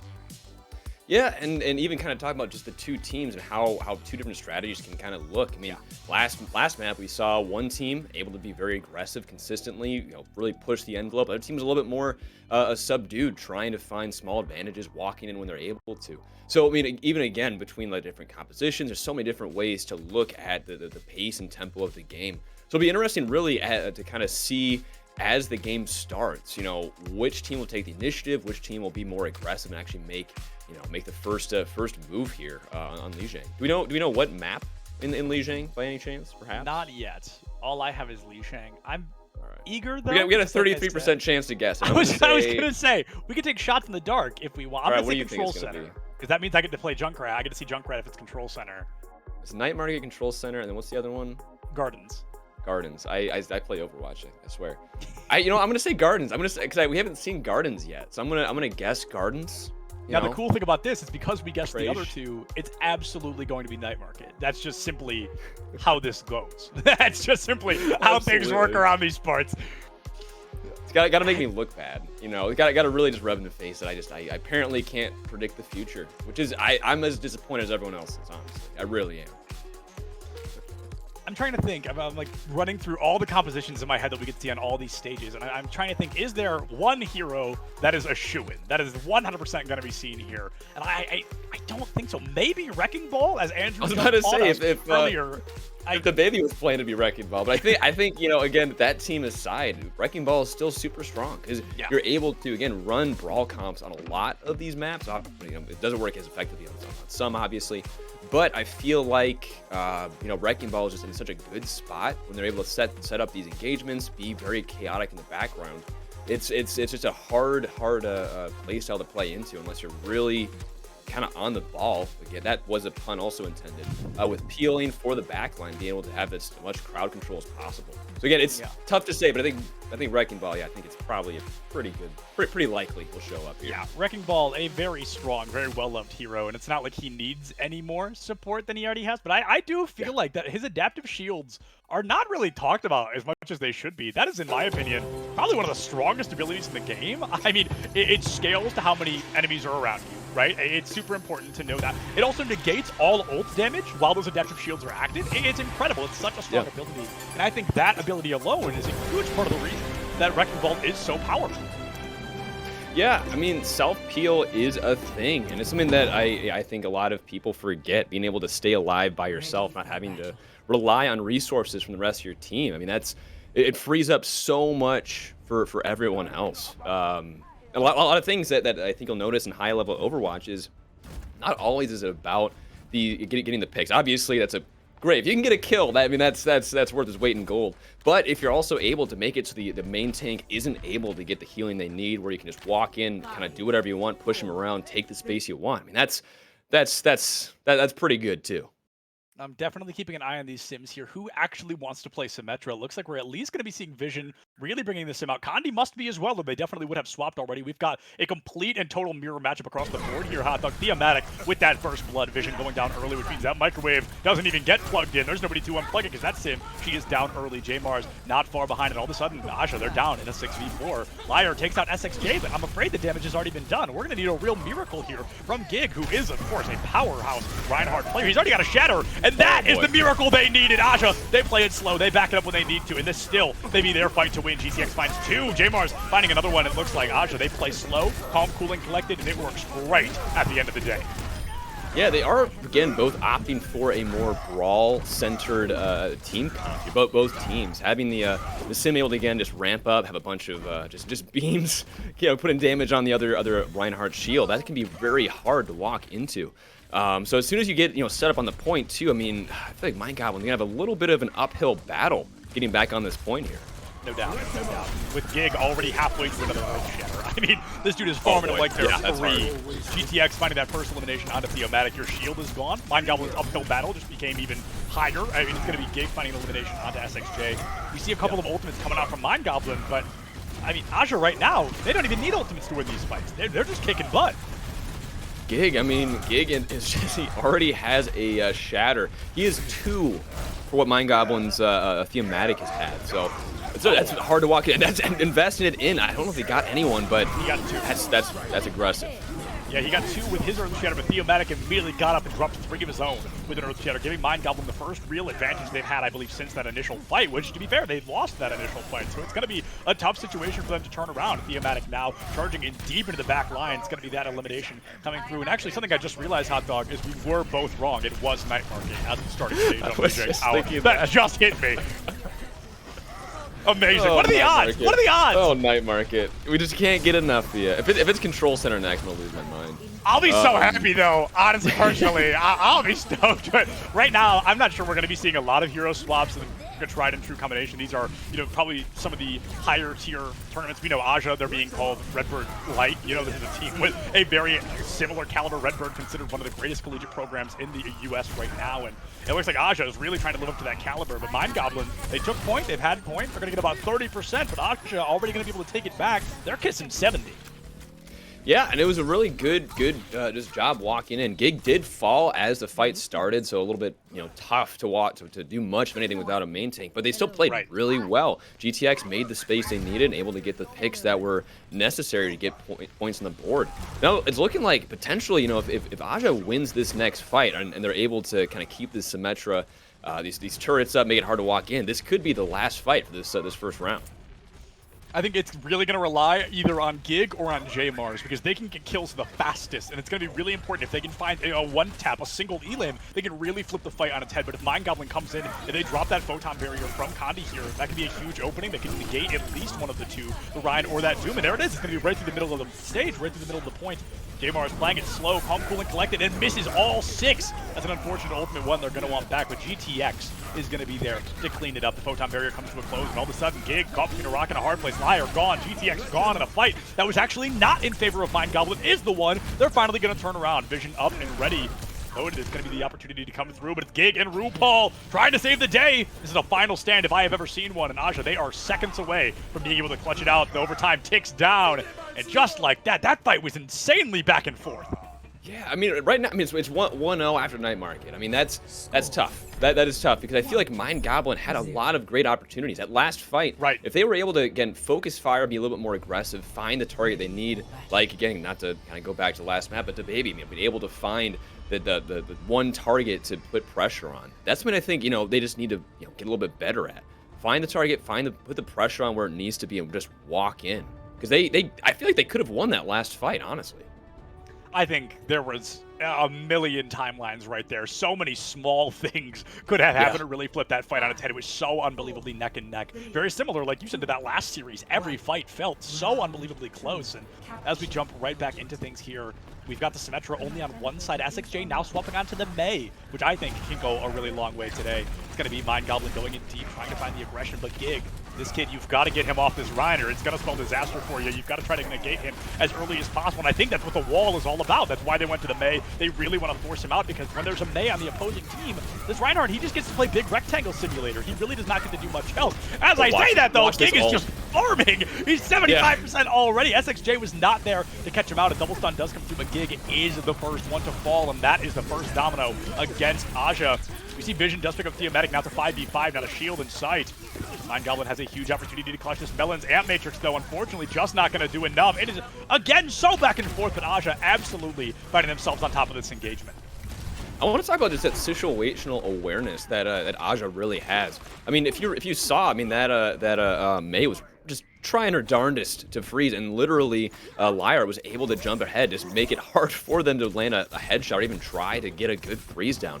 So I think Aja right now is playing very well. They're being, you know, one unit, knowing where to be. Again, just again, speaking of this cohesiveness. Aja's looking very, very strong here, and Gig is walking in here with an Earth Shatter. I imagine he's gonna try pretty hard to be aggressive with that and get some solid more percentage on the board for them. Theomatic, the only one to really be able to block that shatter. Maybe SXJ hits the wall of a lifetime, but that feels a little less likely than Theomatic just holding up that shield. 3 ultimates, nearly 5 at the ready here from Aja, and that Earth Shatter is not going to be coming out quite yet. Instead, it's the Photon Barrier from Jamar is really trying to make that space. Kandi trying to save the day, and it is going to happen. Gig bites the bullet there, rootin' tootin' and ready for shooting. Vision going to be pressured out by Tricky Turtle in the back line. If they can get out the mech, that's going to be massive, but instead, it's the wall back on site that is causing this fight to go down in favor of perhaps Mind Goblin. So back and forth that I truly cannot make a prediction. I've just got to call it as it happens. And what a good example as Jamars and Theo are traded out. Liar the next to fall. Tricky Turtle has the bomb and might send it in an attempt to cap this point. Aja comes through with an opportunity to strike, and it looks like they're going to hold on to this point even longer, Hot Dog. Yeah, 69%, really nice percent bank for Aja there. And it's looking like they're still going to win. Vision finds 3-4 in that fight. It is 77%. It's looking like this could be the last fight for them. I mean, they're again, it's just Mind God when they look like they're almost able to get the fight win. They're so close. And just like one person is able to find, kind of get in the one spot they weren't thinking of. Vision, I guess, kind of going on this weird sight line and able to get the picks and make the fight difference. Mind Goblin need to be more aware of what's going on here for them to be successful. And that, yeah. Oh, golly! Theomatic gets pinned and immediately drops a 3-man shatter. Second time we've seen that, actually. I just hold up 3 fingers. I don't know why I just admit that. Nobody would have ever known. But anyway, back into the fight. It's going to be Vision going in early, able to find SXJ. Kandi finds the immediate trade, and Mind Goblin collapsing on top of Aja here. 2 ultimates weren't able to be brought out by Aja, and Mind Goblin has a massive opportunity. They're finally flipping this point in their favor. Hot Dog, the Waffle Iron has been flipped, and Mind Goblin, they are the team on top right now. This is their time to strike. But we're in that weird scenario where they cannot make a single mistake. They heard me. They heard me say they need to lock it in a little bit. And yeah, Theomatic has been very good when he's able to stay alive and actually kind of be in a position to fight Gig one-on-one. He's able to get these great Earth Shatters. But man, Vision walking in real fast. A great wall. Mind Goblin making it hard for them to get value out of this Deadeye, and they're gonna have to back it off as Kandi uses his own. Yeah, Yeah, it's going to be Deadeye to Deadeye, and unfortunately that Maywall just put them both in a bit of a pickle. It was going to be a really difficult situation to find any capitalization. Now, I'm waiting to see this this Doom ultimate here. I think this really could go a long way. I'm waiting to see if he uses it, you know, get in, get out. How many eliminations can you find off the back of the Meteor Strike can absolutely create good space, and there it is. It's going to be used to get out, but do you need to? Because Aja's GTX has already found 4. The fight is basically over before that Doom even gets the chance to strike, and just like that, blink and you miss it. We are not getting a control center here today. It's going to be Aja walking away with that Li Jiang victory. Man, yeah, a 1-0 here right after Li Jiang. Man, yeah, here's Vision again. This might be that 4K, because I'd be really interested to see where he ended up. Able to get a headshot. There's a pick on the Cassidy. Yeah, there's another headshot. Wow, okay. Straight boy, that one felt personal. He just walked in. He just walked in off the side. So I feel like, you know, to be successful here, Mind Goblin just needs to, you know, just kind of wake up a little bit here and kind of be more aware of where this DPS is going. Because if you're able to get in a position to be in that back line, this off angle, like you just saw in the play of the game, the Cassidy can put a lot of damage on just hitting, what was it, 60 HP per bullet. I mean, that adds up real quick. And if you're able to hit headshots too, like they're able to do, it quickly gets you to 0 real quick. Absolutely. That Cassidy, a real difference maker, which is honestly a good change of pace from what we've seen today. We saw quite a few players today really kind of struggling on that Cassidy for some reason. He felt a little wobbly. That was absolutely the cleanest we have seen him so far today. Yeah. Jumping into the second map, I have no idea what it's going to be, so I'm not going to hypothesize too aggressively, but this feels so reminiscent of that previous series where it's just incredibly close the entire time. This one even closer than the last, where it's like, one of these teams, right now it's Mind Goblin, they are 99% of the way to winning those fights every time, but that 1% stalls them out every time. I mean, Aja, they capped that, I think, 99-0, right? But how many times was Mind Goblin this close to capping the point? It was just that 1% differential. It felt like 1,000 times over. Yeah, I mean, it makes you wonder kind of where that the difference is being made. I mean, Gig has been very aggressive. He's been able to really, you know, kind of make Theo move where he wants him to be, and then again just kind of slam. And another Havana. We're getting some deja vu here. Yeah, a lot of deja vu actually. But yeah, again, like I was saying, it'd be interesting to know kind of where, you know, where the difference is being made. It's something that Mind Goblin can really, you know, kind of fix. I mean, there's a lot of questions here as we go into Havana. Absolutely, and there's one question that I don't have. I'd be shocked if I was wrong, to be honest, but with a main tank as a Reinhardt as aggressive as Gig, we're absolutely seeing a Havana hold here. We're absolutely seeing a spawn door hold here. I'd be baffled, bamboozled, and flabbergasted if we didn't. I mean, it's all about Aja holding as close as possible and stalling for as long as possible. And with how fast Gig has been farming these shatters, there's a very real opportunity. There's a real defensive hold at that spawn door. Yeah, I mean, yeah, I think you're right. If they don't have a close hold, I'll lose my be mind. very surprised. Yeah, they are making the walking on over. But I mean, it's going to be a bit different than the last game. There's not going to be a wrecking ball they really have to reckon with. It's going to be a brawl on the point here in this first fight. Both teams, actually, this is an exact mirror matchup almost, with the Kandi on the Doomfist as opposed to the Symmetra on Aja with Vision. But yeah, they're going to have to you know, kind of break this hold fast. It's going to be a very, very fast match for you and I. Yeah, it's going to be Aja hitting him with the old razzle-dazzle, getting up close and personal, giving us that Havana hold. And Mind Goblin seems to be a little aware of this fact, playing it a little bit slower, going out the long way, and now isolating Gig. A genius opportunity. We've got a little bit of tiny Overwatch happening here between the May walls, but instead, somehow, Gig lives to tell the tale. It was a 6v1, and he just walks away from it. Instead, no, Aja's even winning the fight. Hot Dog, what is happening? Oh, and look at that. A 10-second shatter. I would love to say let's look at these ultimates here. So Theomatic. Okay, now let's look at Gig. 10%. All right. So pros and cons. They reset. Con is they have no ultimates, and Aja is going to be able to walk in and do whatever they want for the next few fights. And yeah, there's another pick. That's going to be real tough. It's another probably 15 seconds off the clock. I'm just very glad that this is exactly what I expected. I mean, I was fully in the belief that Aja was going to give us a real defensive hold, and they did just that. They have burned over a minute off the clock. Now, it looks like they're finally going to be on the losing. No, excuse me. I'm talking smack. It looks like they are still going to be able to stall at least for a little while. Now, they've lost quite a few. I think we're looking at a 6v3 with a massive spawn advantage, but every single second past that minute is just incredible. There's another pick. A minute is like the ideal. That is the dream for a lot of teams with this hold. For them to burn over a minute, we're looking at 90 seconds and there's already a lamp too. off the clock. They've got an immortality field. They're stalling out. They're large and in charge. And moving into the next fight here, Hot Dog, Aja is going to have 5 ultimates. Yeah, I mean, what are you going to do? Mind Goblin does have both support ultimate. They have a lot of ults too, but I do think that you're right. Aja here kind of has the upper hand. And again, you have Vision able to find that Diva pick. What can you possibly do if you're Mind Goblin? You have to walk back to point. You have to let them walk into you and be aggressive, which is exactly what Aja is doing with this. Yeah, both windows out, and that's a pick. That's tragic. Tragic, I think, is the best word for it. That is just tragic. And of all people to go down, it's your Baptiste, so that gets rid of the lamp. You know, he just used Air Matrix, so there was no time to farm another one in the slightest. He is down to that true 0%, at least for a couple of moments here. And am I incorrect in thinking Theomatic is coming up on their first Shatter? Was there a second Shatter? I'm not 100% sure, but yeah, definitely not as fast as Aja has. I mean, last map he had 2 Shatters, 2 Theos, I think, pretty consistently. So it wouldn't, and honestly, unfortunately, it wouldn't surprise me. They've been having a hard time getting a lot of value out of this. Oh my goodness. Do we want to see 6 more waves against the high noon? Didn't even get the chance to fire that gun. The photon barrier, the wall. Oh, just desperation there, Condi trying to find even a fraction of an elimination and just got folded for it. Condi does find a massive elimination onto Gig. And Hot Dog, I've got to talk about this. We are 3 minutes deep into this game, and they haven't even touched the first corner. Yeah, it goes back to what I was saying as this map started loading in. Like, there's so many different ways to play every single comp, and I think everyone can agree there's more optimal and less optimal ways. I think anyone looking at this map can say Aja is playing this comp better than Mind Goblin. They're being aggressive, they're taking the initiative on the fights.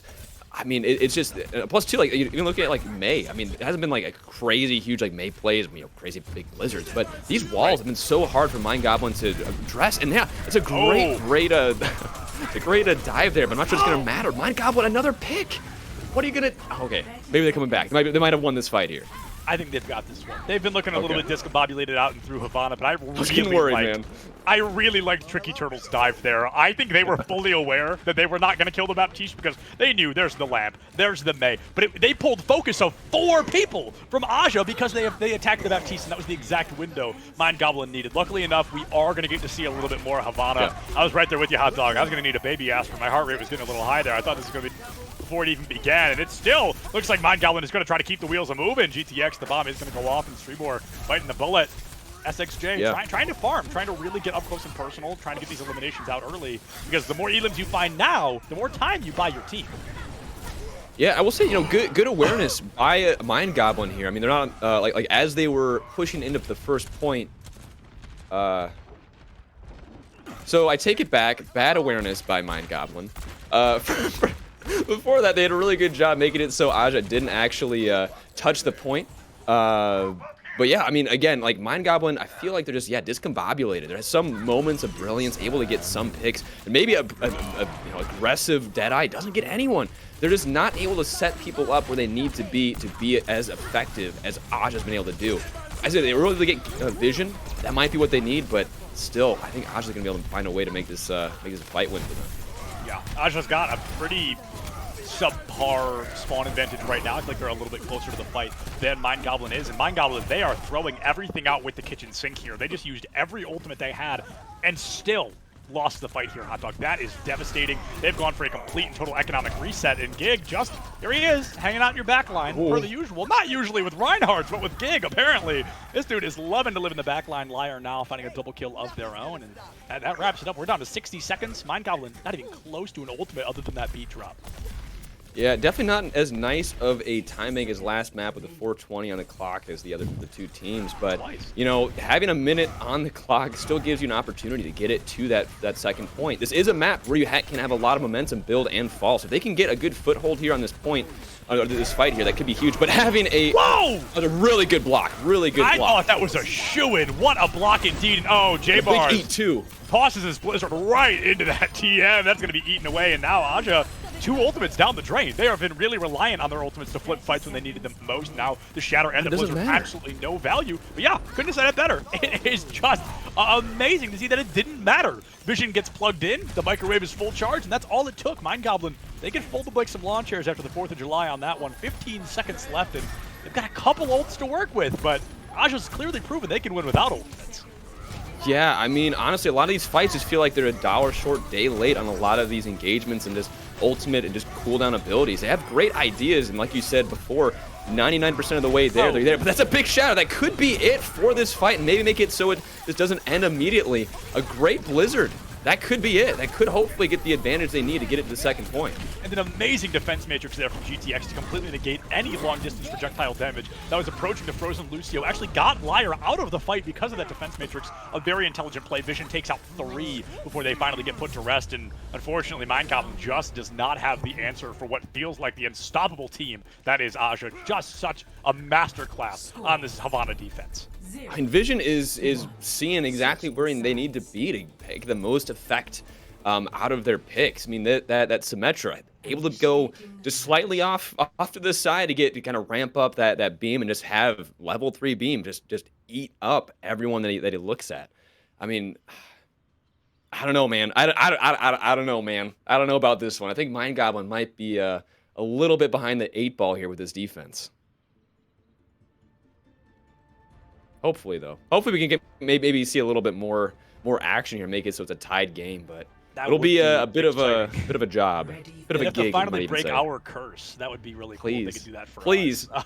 Please. I like talking into my microphone. I was gonna say, for those who don't know, every time Hot Dog and I have ever cast together, it has been a stomp every single time. So, including today, by the way, the first series was a 2-0. So we're hoping Mind Goblin really clutches it out here, brings us all the way to a map 3, because I would love to see a new map as well. We've seen Lijiang and now Havana twice in a row. It's going to be a great. There are other maps? There are other maps? Sure? I think you're lying. Maybe I think they're waiting to release those in a month. Are we getting trolled? Are there really other maps in this game? Because I'm not sure we've ever seen any. Just Lijiang and Havana. They're good maps, to be fair. Could definitely be worse, but I would love to see something new. I'd love to see some new team comps. And now Mind Goblin giving us that tried and true, giving us that Havana hold. Trying to catch Aja out here. That bat immediately died. That was a really good placement. I will say, immediately, this looks like a different team. This is a very good aggressive spawn hold that I think kind of speaks the differences between attack and defending. You're able to set the pace a little bit more when you're able to kind of spawn hold like this. But you just need to keep up with the attack, and hopefully they don't kind of match that speed. Oh, a great punch in there from J-Mars, and I've got to say, Aja, back to their dubious selves, looking a little evil, getting in here, just stomping over Mind Goblin. Vision going in deep as well.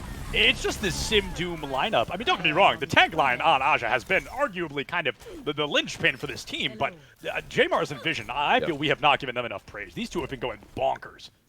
Yeah, I mean, it really is one of those things where you can look at a team usually and say, okay, this is the difference maker. This is the person that's kind of making the most impact. And at the beginning, I was saying, hey, Gig being as aggressive as he is, walking into Thematic, not able to do a whole lot, but you're totally right. Vision, with the cast as well as the Sim, as well as the Doomfist and the Mei, they're playing really well with this DPS line.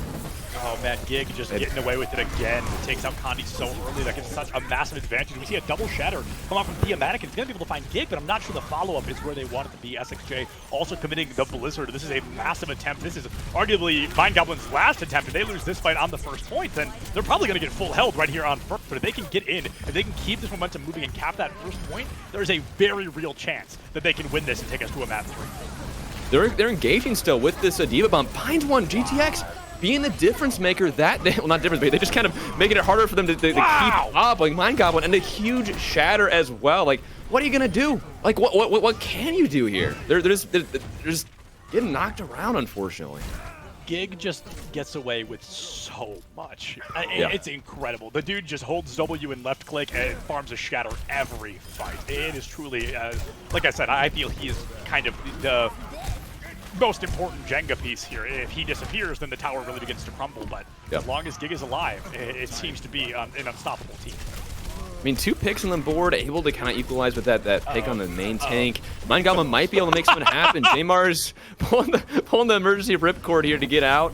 And yeah, it seems like Mind Goblin, they got to stop this payload. They got to get in a spot where they can make it so they don't keep losing all this ground.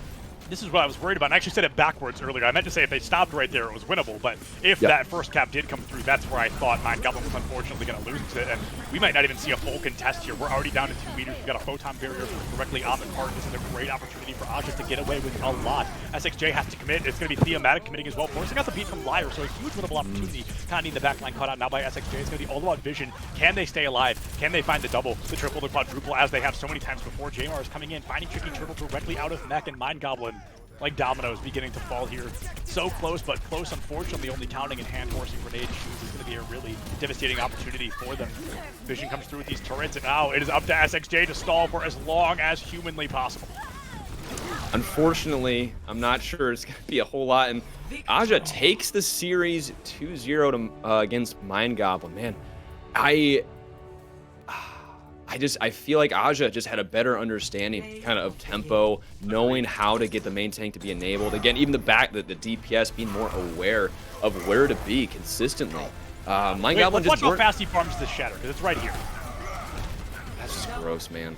From 22 to 90 in 4 seconds.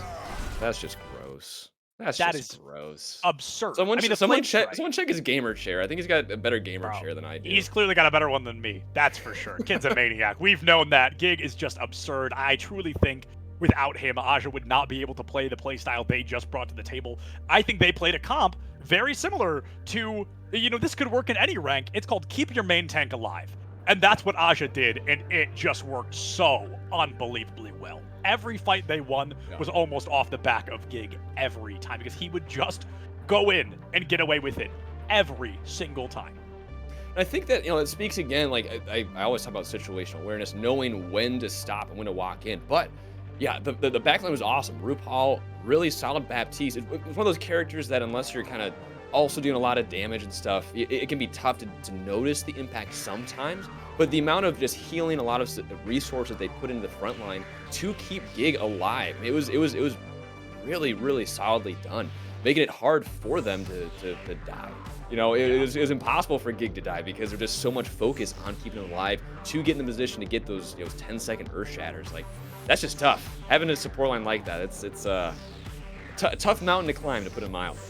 Absolutely, and it's fascinating as well because that composition, I'm honestly a little bit surprised that we didn't see an Ana in the support. I think Bap Lucio is obviously one of the best support duos in the game, but if Gig was also getting nanoed every 30 seconds, that is truly an unstoppable Nightmare. Yeah, and there are few immovable objects to stop that one. I think, I think Mind Goblin definitely showed some good potential today. I think this was just one of those unfortunate short straw situations where they had to go up against a powerhouse team like Aja. They really put up a fight. They give us a great run for their money, especially on Li Zhang. Every fight felt so unbelievably close. But as Overwatch works, there's got to be a winner one way or another. And Aja, they have absolutely earned that spot.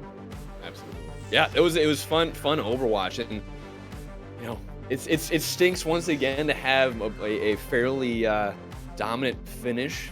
With our casting, unfortunately. But I mean, one day.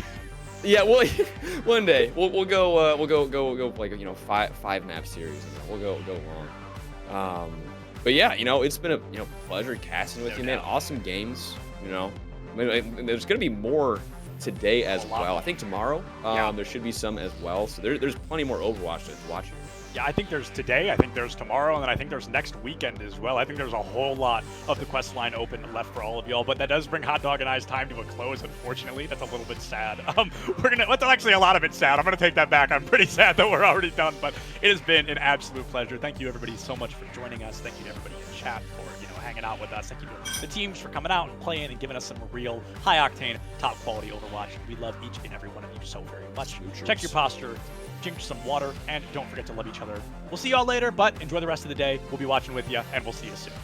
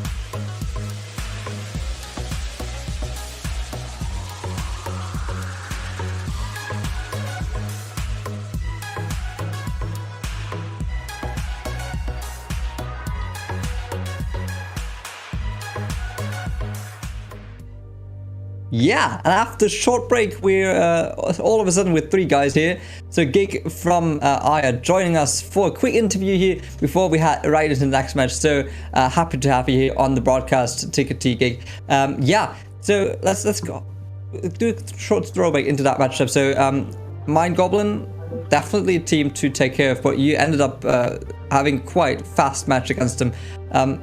Was there what's the winning condition for you on this matchup?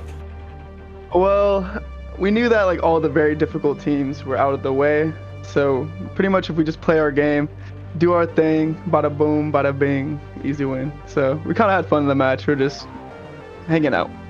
Yeah, I mean, fairly for somebody with your experience. I mean, you've obviously played out of the Valley, and is this tournament, is that a difficult level for you, or would you say it's like rather going easy peasy right into the playoffs? Right now, pretty easy. So we're just having a good time. We got a really good roster, so you know. Yeah, I mean, however, though, you've got a big L there in your results table. You got an L against GeForce. What happened there? I'll just say a fluke.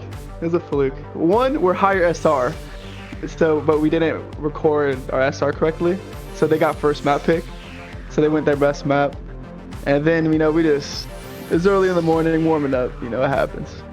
Yeah, I mean, we'll see them again. Yeah, I think so as well, because obviously top 2 will move into the playoffs. So your next matchup is going to be against Ankles, another EU team. Has that playing on latency, has that affected you as a team, or affected your game style basically? A little bit, because the minimum latency is like way worse than actual latency, right? So if we're like playing from EU, it'd be better than playing like on like 80 ping mid latency, because the game doesn't like work correctly with it. There's like things that happen. So, you know, we're just going through it. When it gets to like finals, there'll be very few EU teams, so everyone's just gonna like default on East Coast. So we just gotta get through the stages. Is there any team, if you have taken a look into the other groups, is there any team you especially are looking forward to maybe potentially meet in the playoffs, or is there anyone you're maybe even a bit afraid of as an enemy? I feel like all the hardest teams were in our group. We're definitely the way hardest group. Like I was looking at the other groups, a bunch of free teams. So the only, I don't think there's really any other good teams. I think there's the team that we barely lost to, and that's it. Okay. So that might be a surprise. We'll see. Yeah. Anything else from your side, Tickety? Any questions you want to shoot? I love the confidence coming through. I like the talk coming through, the confidence. Ready to see what happens once we hit the playoff bracket. But yeah, obviously a dominant performance that we just saw on stream, and it sounds like we're going into another match with you guys. Yeah, so it should be fun. Enjoy the absolutely. show. And as you said, Tickety, we'll be going right off into the next match, which is again going to be facing off against Ankles in Group D. Gig, thank you very much, and good luck for your next matchup. We'll go into a super short break, really quick, and then we'll be right back. Have a good one, guys.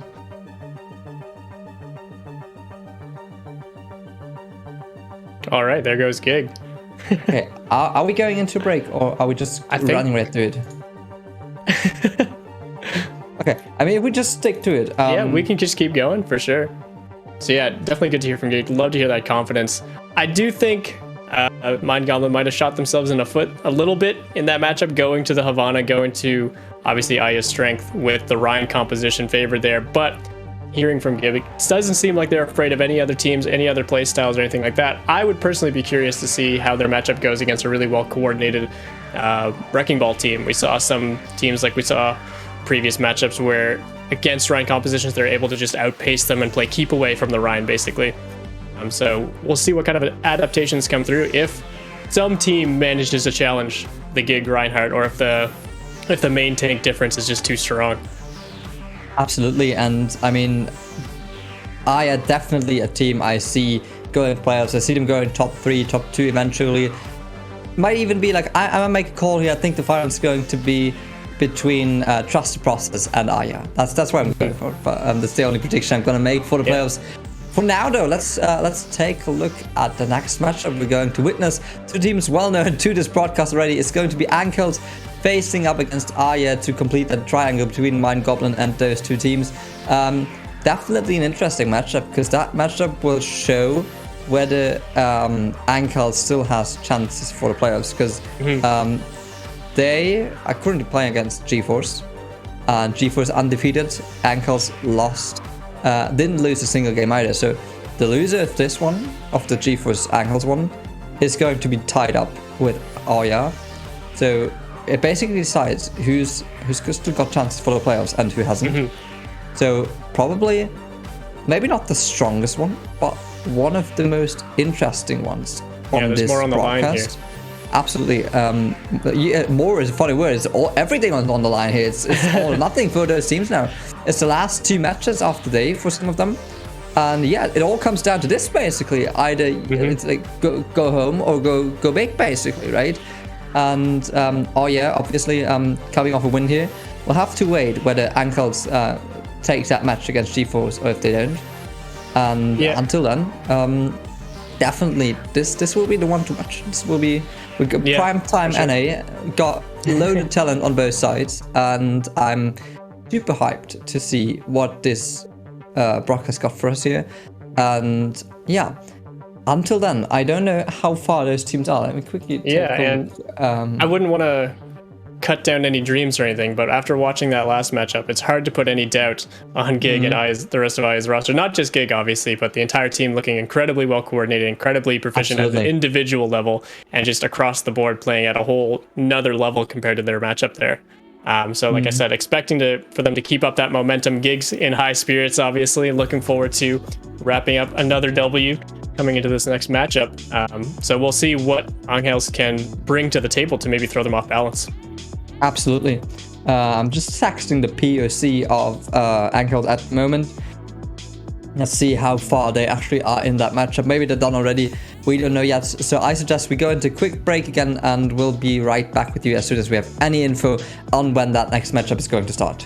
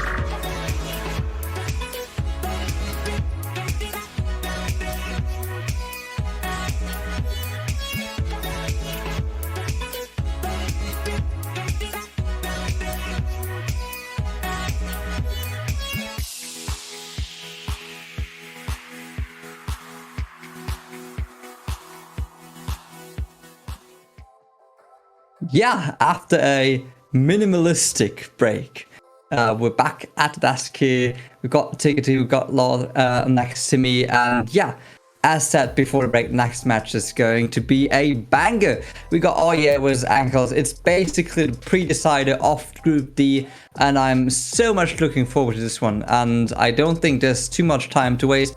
Tickety, thank you very much for being here today. Will you do us the honors, and as soon as the lobby is ready, and move us over there? I just realized that we need to wait for the lobby. So, still waiting. We're still waiting for the lobby. Only watch now. We're still all waiting around right now. But yeah, final match, I believe, of the broadcast tonight. Is that correct? I think there's one more after this one. Okay, I'm a liar. Never mind. Just the last one I saw on that schedule. But yeah, following up with Aya, Gig's team there after a very quick and decisive win at the last game. We had to wait for the previous lobby to finish up before we could get their opponents in here. So yeah, both these teams will be fighting for their chance at the playoffs, and coming off that hot streak, Aya is looking very strong. We got that confidence coming in from Gig that we saw in the interview, so I think it's going to be an uphill battle for Angels here, but we did see them have a decent performance earlier today, so who knows? It's getting late. We're a long days in. Maybe Gig and the rest of the crew are getting tired. They played in collegiate earlier this week even. This is not their first tournament either, going into this one here, so who knows what could happen here? Anything could happen. So we are just getting ready now, loading into the lobby. Not quite yet, doesn't look like, but what are your guys' thoughts leading into this matchup? Yeah, I mean, obviously, it is definitely, we said it's a decider, and the best way to decide a map is actually playing it. And I see the lobby's ready. So Tickety, right. Do us the honors. Thank you very much for being here today. Yeah, that ends my time here on the desk, so I'll hand it off to you guys as casters for this next match. Thanks so much for being here. I'll be back on the desk tomorrow to see you all, but until then, go enjoy some more high-octane gameplay in this next matchup. Take it away. High-octane gameplay. Well, that's one of many words that could be used to describe the next match. Angels going up against Aja. Julian, this is going to be quite the matchup. Both of these teams have only lost, or both of these teams, I think actually Aja have incurred their only loss to one of the teams in their bracket, and so currently it's a clash of the Titans.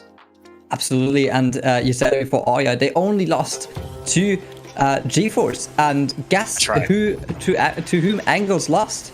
They lost to GeForce as well. Also to GeForce. Yeah. So this match, it's really do or die. It's whoever wins this one might have the chance for second place here. And so yeah, Li Jiang starting us off here. You've been broadcasting a couple of matches over the last few days, basically. Oh, and maybe even today. I didn't really follow the action who casted, but what can we expect on Li Jiang? What will we see from the teams? Well, definitely in terms of looks from Aja, we expect to see uninhibited aggression. From Angels, what I'm really looking forward to are calculated responses to that aggression. Aja, what was described by Hot Dog and Septilence, Gig, this immovable object. Well, what you need to see some serious opposition in this matchup is an unstoppable force. Absolutely, and I'm gonna be honest with you, I really don't know how Aya lost to GeForce, because that roster is so stacked. We got Gig from Valiant, he's playing. Yeah, we got a pause here. We got some connection, some permissions trouble, and who sees what teams. Yeah, I mean, but definitely, Aya is super stacked roster, and I'm looking forward to seeing how this match plays out, because we said before they both lost to GeForce, so GeForce can weigh itself in some safety, but not quite yet, maybe. And so Li Jiang definitely going to be the first map we're starting, and we might even see the classic teleporter onto point move here.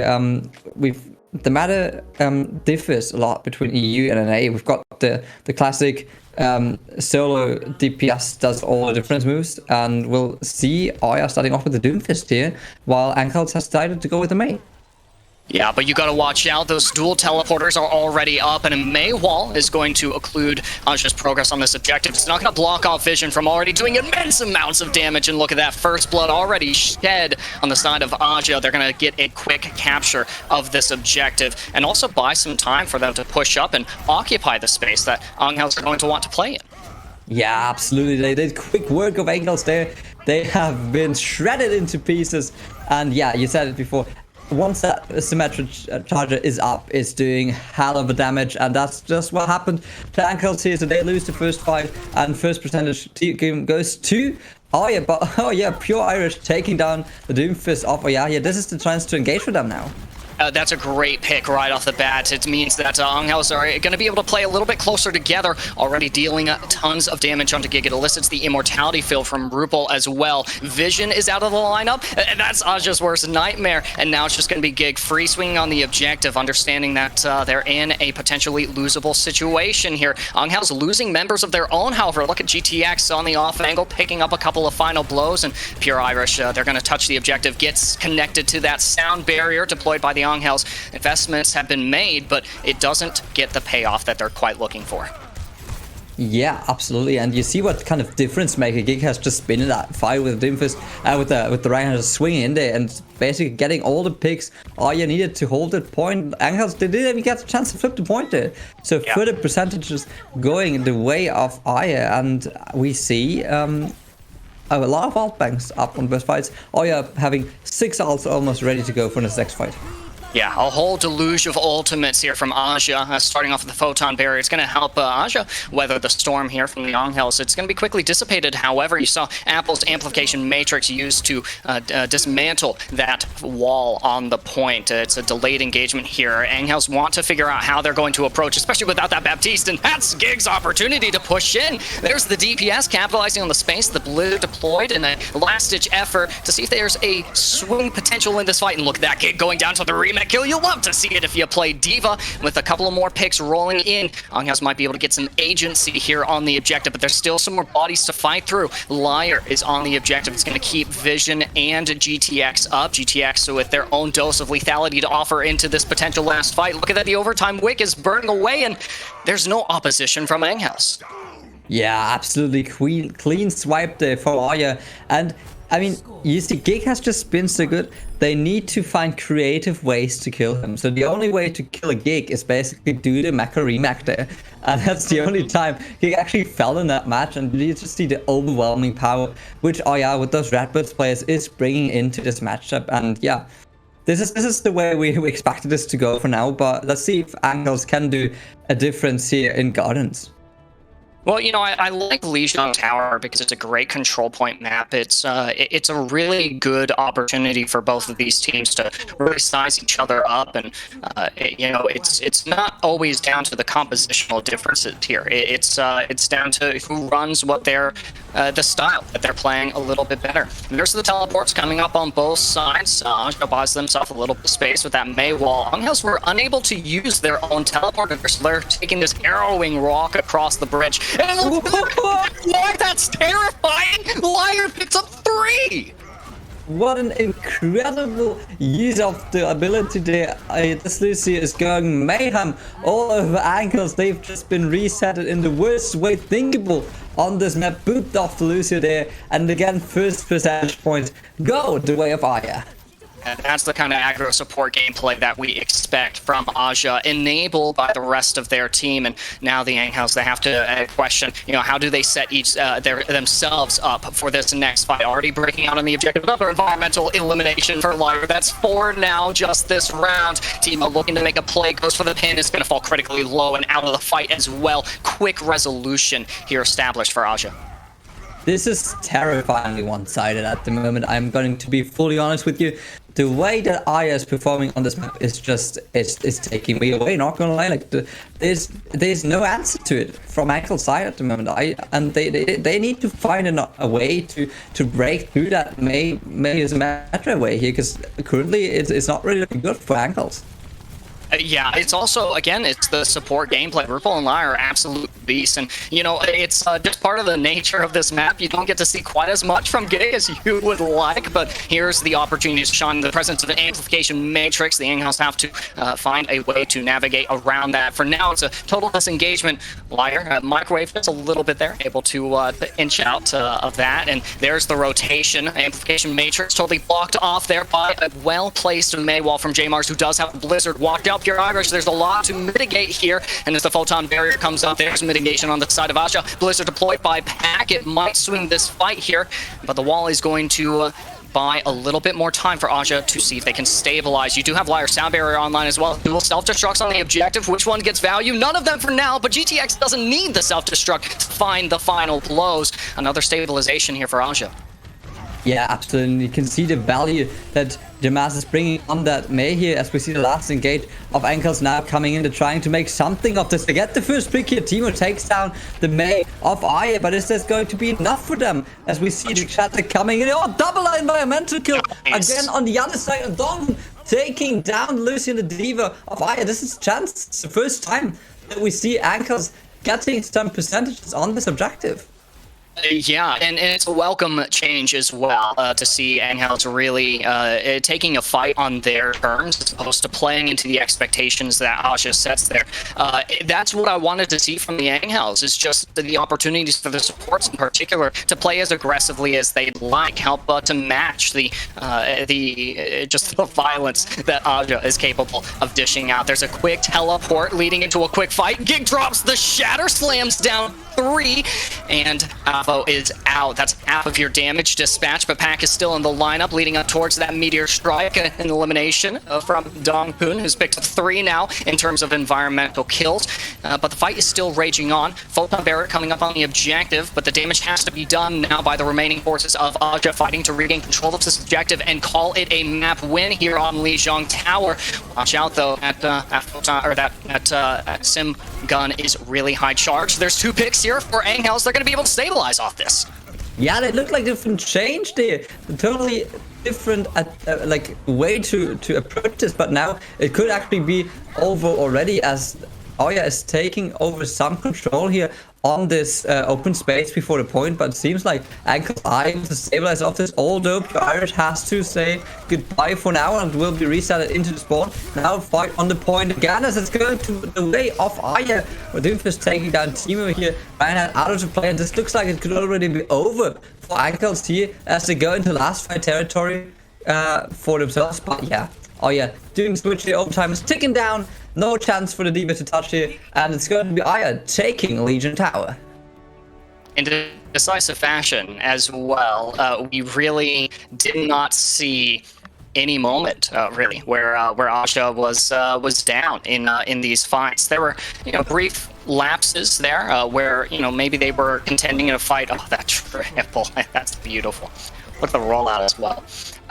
We've seen a couple of brief moments there where Aja, is maybe suffering a loss of manpower in some of these fights, but they're still able to come back from it. That's the beauty for me of Aja. Is just they don't need everyone engaged at all times in order to accumulate team fight wins. Yeah, absolutely. And the thing which surprised me the most potentially is the fact that even when Angles were in control of the objective, they didn't really seem like they had a proper plan, something to come up against Aya. Although they were in control, it didn't seem like they had control over what they were doing, really. This match has just been in Aya's hands all day long, basically. And it's been a super quick map one, and I'm really looking forward to see what is going to be the map pick of Ankles, because they need to find an answer to this. And currently, I don't see them having one at hand. Well, we got to see in Aja's previous series that they played Havana. I think that if Angels end up picking that escort map, I think that they might be playing into a slight disadvantage. You really want every little ounce of license that you can get in this matchup. You're really playing against some tough opposition here. So for Angels, I'd love to see them take us to Route 66 or Dorado. Anything that isn't Havana, where Aja has free reign over that close hold. Absolutely, and it's not going to be Route 66, but we're going down under. It's Junkertown for the next match, as we will go into the escort segment, which you just talked about. Let's run through what we will see on the attack here on Junkertown. What are the comps which are usually played on this map of Australia? Double shield. Double shield is really all that I can expect. Although it is a little unconventional. You could get away with a brief close hold here on Junkertown. I really don't anticipate either of these teams trying that, though. Maybe an exercise in futility there. I won't complain if I get to see the horse in action. I love me some Orisa gameplay, boring as it might seem. Yeah, you know what's been the only comp which ever worked for me in Junkertown? What's that? It's going to be something like Torbjorn, Bastion, Mercy, Baptiste, Reinhardt, basically. That's basically like whenever I play my gold games, it's usually that comp, and it either works or it doesn't. But most of the time when I play comp, we'll end up playing something like 4v5 because most of them just leave because of the Bastion or something. Well, I hope those players know better than I do, as we see Ankles attacking a double sniper and Orisa Sigma for them, as we see Jonghun on the Brigitte probably here. And yeah, the double sniper setup seems to be matched. 4, 3, 2, 1. Attackers incoming. Stop the payload. And not quite. After seeing so much Vision Symmetra today, I am pretty excited to see them on the sniper role. That Widow 1v1 is going to be opted totally out of. Otto ends up going onto the Ashe instead. I like Ash's pathing here, trying to take control of that high ground that Anghaus would have to operate in, or I'm sorry, that Aja would have to operate in. But Aja, they're currently playing the safety of this building here. Yeah, absolutely good way of playing around the natural cover there. Vision's got some free space that needs to find the right angle to approach this. Winston might be able to get some shots there. It's just a couple, but yeah, we see the Tracer in the backline already. Let's see how Ankles will be able to push that payload further than it currently is. Oh wow, look at J-Mars picking up one with a Sonic Arrow as well. Definitely under the influence of the Discord orbs, the tanks for Anghaus are going to be feeling a lot of hurt in there. It's a nice critical hit finish on the pack as well, who's, by the way, being constantly marked by Aja. Absolutely, yeah, and J-Mars is just spawn holding them here with the hands. He's got the arrows ready to hit some faces there. As we say, Angles, the payload is stopped for now. Let's see if they can find another approach on how to move this payload into the first checkpoint.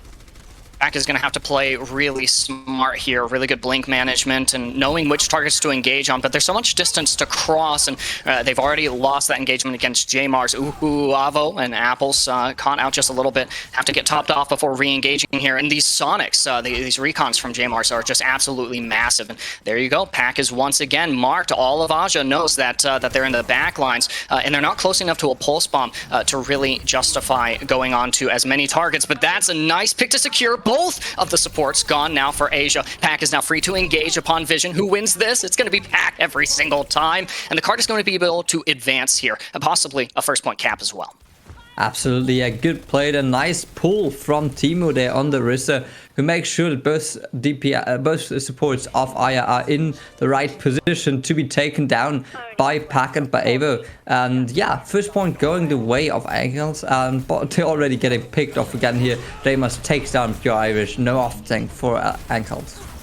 There's the Dragons thrown in as well. It doesn't lead to any lethal damage. The Immortality Field it prevents Apples from dying, at least for a little bit. They're eventually going to go down. However, now it's only the Brigitte remaining in the support lineup for Anghaus. This might delay their push a little bit and definitely fortifies Aja's defense. But Aja quickly loses two. J-Mars and Liar both going down. No Transcendence is going to be available here for the impending ultimates that Anghaus want to use. So the Matrix will buy Aja a little bit more time.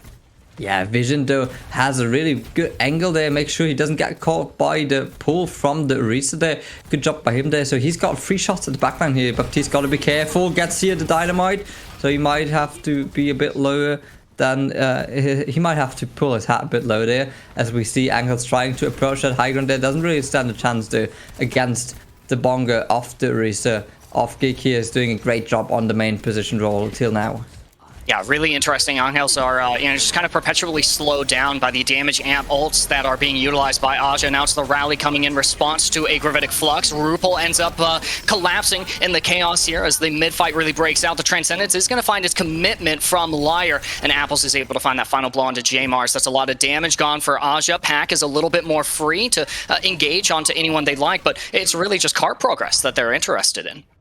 Yeah, absolutely. And Angels actually got a really decent time here going into the third point of Junkie Time. It's like 4 minutes on the clock. Not something you see every day here. They got lots of time to make sure they bring that payload all the way till the third point.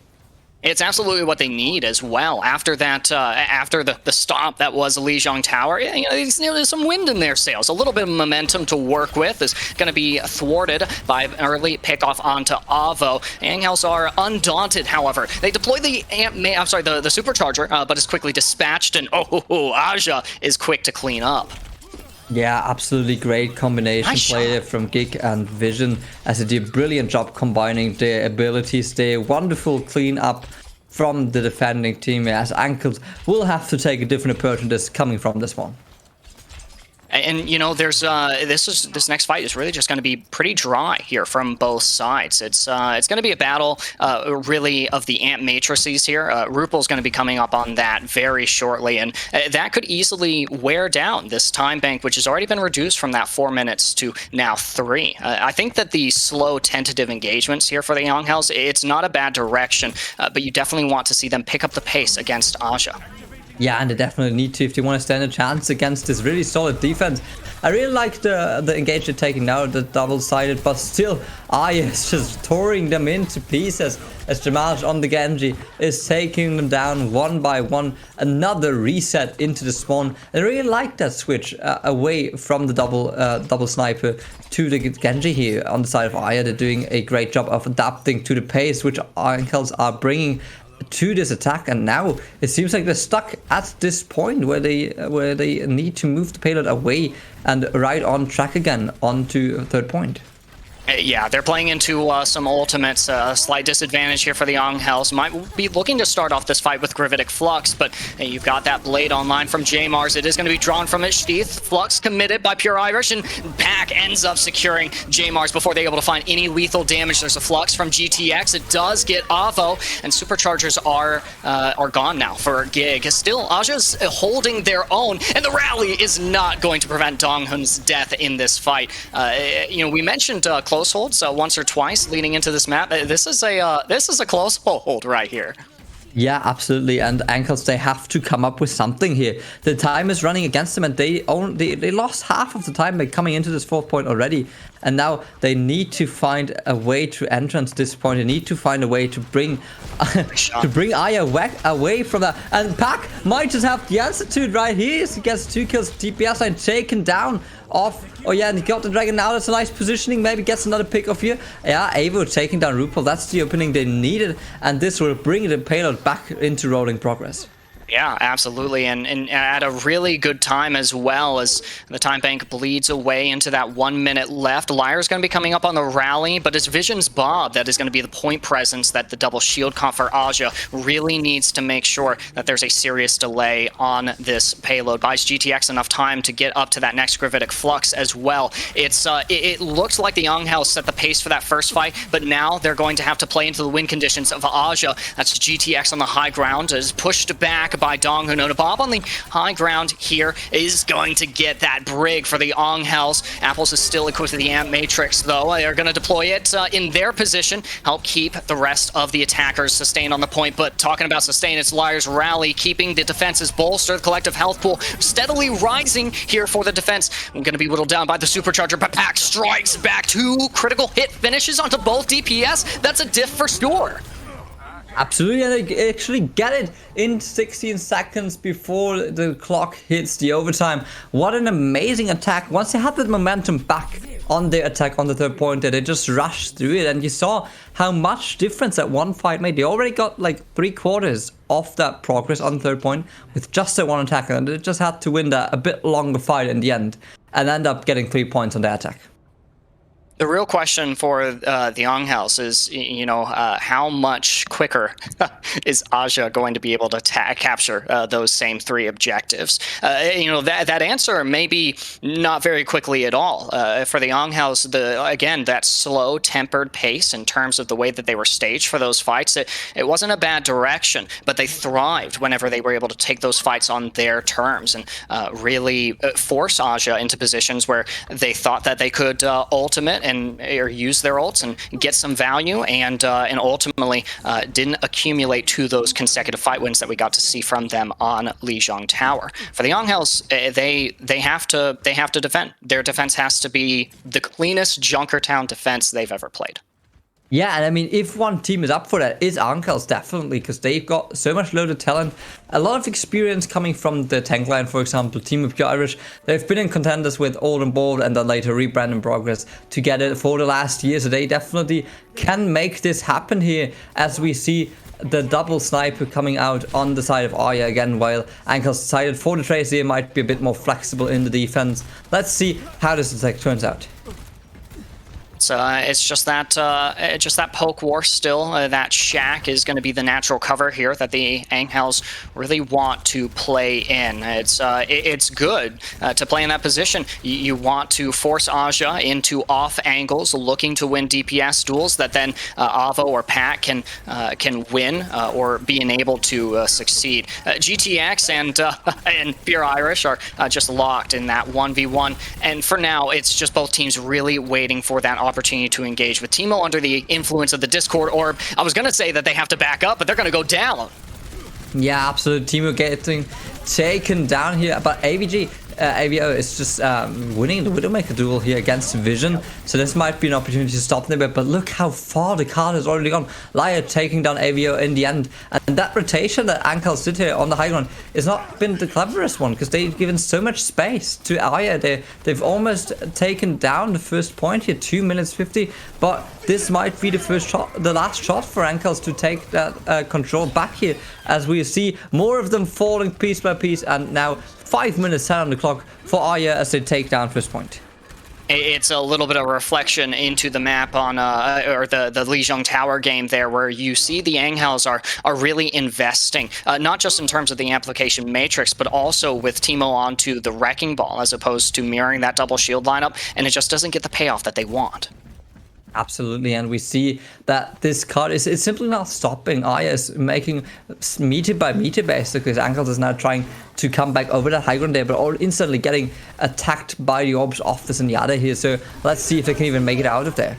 Have to see, watch out for that amplification matrix. Donghoon is now eliminated. It's only going to be Apples healing in this lineup, but I don't think that the defenders really want to push their luck. It's going to be a reset here from the defense, but it's a tenuous one. Look at the ultimates online for Aja. Absolutely, and they've done, Lyra, I gotta point him out here, he's done an absolutely amazing job pulling that Transcendence out there when it was most needed from the ball punch there. So that was a wonderful play, and they still got 4 ultimates to go, got the visor now. So let's see if Angels is even able to touch here with the ball, as he will get taken down immediately. So much damage, so much focus fire onto Teemo, and that was a beautiful E of Pure Irish onto Jamar's Dragons. The rally is deployed from Donghoon as well. It's going to reward Angels with a little bit more time to stabilize. Are they going to be able to do it? Watch out, Apples is going to be cornered here. Eventually goes down to Vision, is forced rather to play that Widow line of sight, and GTX is just cleaning up here. Sigma's a tank. He looks more like a DPS. Watch out for the minefield on the objective. There's your tank capacity coming in, breaking up some of those mines, but things are still winnable here for Aja. It is actually already won. Yeah, absolutely. I'm going to be honest with you that GTX just stayed alive way too long there on the payload. Has time to fully recover his health by himself, basically, and that's been the winning condition here for them. So basically, Teemo has to go away from the card as he's falling low, and they just give the second point up to Aja. So we will now see 4 minutes 30, again about the same time bank which Angels have, but let's see whether they can use that momentum they currently have to finish in a faster time. Interesting that you mentioned the momentum, though, here, Julian, because the momentum is definitely in favor of Aja. Really good ult cycles deployed in the interest of winning those first 2 objectives, and invariably here in the 3rd as well. There's Avo's Dragons to shut that down, however. No Ant Matrix to play around for this fight. Possibly means the disengagement that, that Aja needs for their next fight. Absolutely, having some kind of deja vu here, not gonna lie, because this is exactly the position Angels have been to. So they lost that first fight into that point, and that was the moment where they got stuck for like 2.5 minutes. So now Aja has to make sure that they don't end up in the same position here, and that they have to regain, like instantly regain that momentum on that payload. Absolutely, and remember, you know, both of these teams, they're contending for that 2nd place spot here in the in this qualifier stage, right? So for the Angels, they really need to hold this 3rd objective, or at least destroy that time bank that Aja has to work with. It's a nice transcendence from Apples. It's not going to save Donghoon or Teemo, actually, who both go down after it dissipates. Vision picking up 3 this fight. The card is going to continue moving uninhibited. Absolutely, Vision, the monster here, taking down 4 enemies by himself, and yeah, this cleared the way for Aya. Basically, let's see how Ankles will try the last contested, but they're already getting attacked, coming out of the doors, basically. Angels are losing the resource game. The barrier suffering for Pure Irish. The recall is already out from Pack, as well as the pulse bomb sticks onto Gig, but Gig has the Fortify to bail themselves out. Grabs a Mega as well. It wasn't secured by Pack because they're bolstered with rally armor. J-Mars is still taken out of the fight. Avo is looking to equalize this engagement. Potential last team fight territory here on the defense of Junkertown for the Angels. They're going to use everything that they've got, but also is Aja with the rally armor. They are not going to slow down their attack, and look at the healing resources, just a little bit strained here from Angels trying to stay in this fight. Teemo's absorbing so much damage they weren't even able to deploy the parting gift of the minefield into this potentially losable fight. As Pure Irish goes down, you're going to see the flux come out from GTX, which does take down Apples. No sustain here left on the objective, only a lonely Pack until they're lonely no more. They're joining their friends in spawn. Yeah, absolutely. And now 1 minute 47 seconds, which make a difference here and will definitely make a difference in the 2nd round of the attacks we're going to face now. And this is do or die for Ankles now, because they've got 1 minute to push that payload as far as they can get it. And if Aya manages to use that huge time bank they've got for the 2nd round, they'll probably just overtake the point where Ankles leave the card for the first time, and I don't see too many winning conditions for Ankles at the moment. We mentioned that, you know, part of the win condition was just really good responses to the way that Aja is playing, but you know that requires investments, and we're seeing that that's not netting the reward that the Angels want. They're losing. The longer a fight goes on, the more liable Angels are to lose. And you know this is round 6. The standings are about as solidified as you could possibly get here in the qualifiers. So you're absolutely right. The Angels are playing not only into a disadvantageous matchup, but also a really tough situation now in map point. Absolutely, they got their backs against the wall here. This is what it all comes down to. They need to win Junkertown in order to keep their chances at the playoffs alive. And this is the 1 minute which counts most in this tournament. Let's see what their attack got ready for us.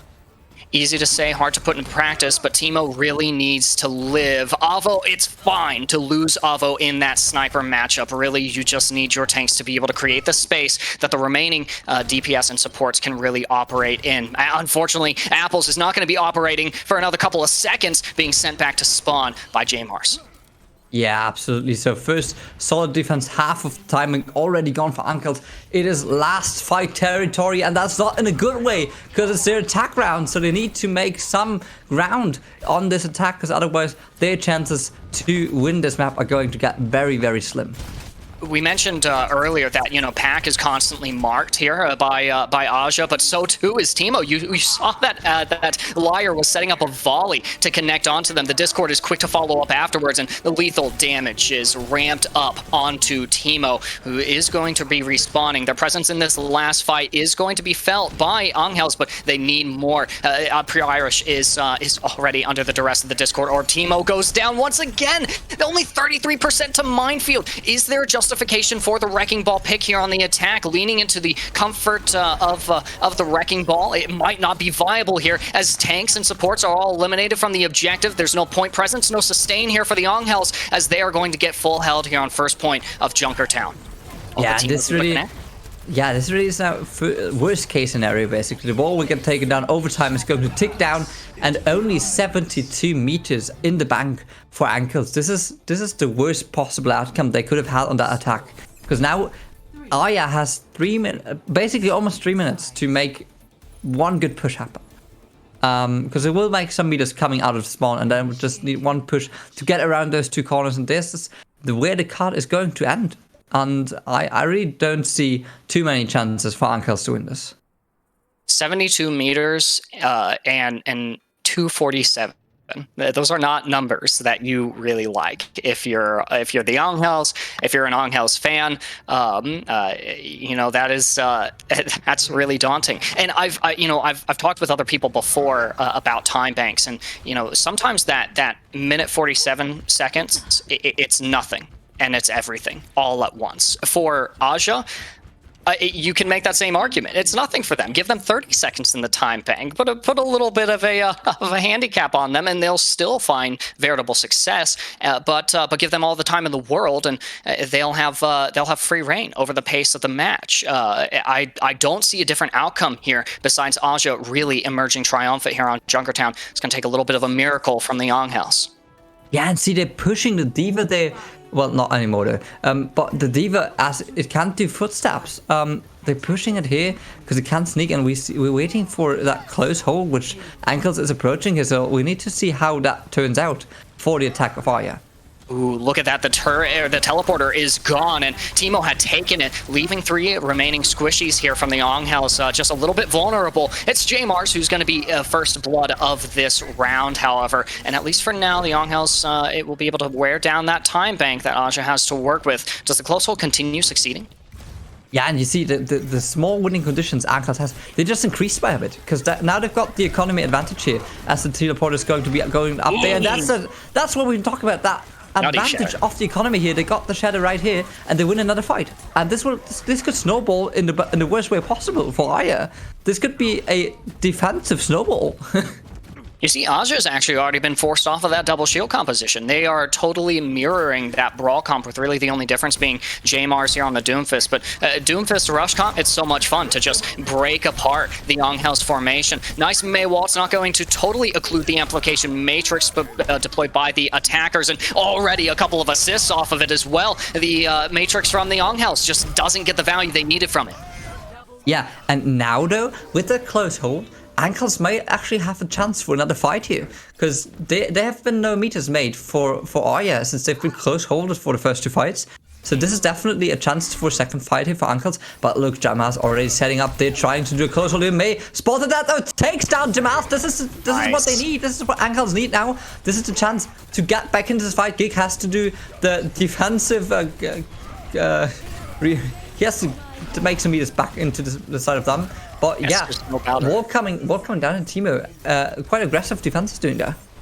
You know, honestly, I look at the Photon Barrier, I think it's just a little bit untimely. It's a defensive resource you might have wanted for the next fight, but at least in terms of defensive ultimates, you've got Donghoon's Sound Barrier. That has to be impeccably cast here in this next fight. There's still 40 seconds here remaining in the time bank for Aja, and they have their own offensive and defensive utilities. There's the Photon Barrier, the Ant Matrix coming up. Pack looking for the freeze onto Gig. Is there lethal damage to follow up? No, because the health pool of Gig is padded by those short-lived shields. As those do dissipate, Gig is sent back to spawn, and Onghels are actually doing it. They're holding right now. Yeah, and this is I can't believe it either. They have a fair chance of winning this. Teemo, Apple's got their ults ready, and on the other side, it's only the Doomfist basically in the shatter. It could be a good combination though, but Ankles, they've got winning conditions. Yeah, Matrix is placed in a defensive position. Apple's going to be able to keep Teemo up, possibly for long enough to get that shatter and find meaningful follow-up. But Gig is marking Teemo. They know that they have the Earth Shatter. They know that that's a potential win condition. There's GTX getting Apples out of the fight. The sustain is gone here, and the shatter is attempted by Gig, but it doesn't connect to anything. Meaningful freezes here on the side of the defense, as well as you see Jmar's on the ropes and now in spawn. Vision on the back angle, trying to find some significant damage, but can't connect anything. Now it's only 2 remaining on the objective. It's only 1 here now for Aja, and we've seen it. The Junkertown full hold from the Angels, which equalizes this series. I can't believe what I'm witnessing here. Angels, they make the impossible happen. They full hold Aya against all odds, and they tie up the series. Unbelievable. Really, I mean, we mentioned that they've got to take some agency in these fights. They got to set the terms of engagement themselves, and I think that that's exactly what they did.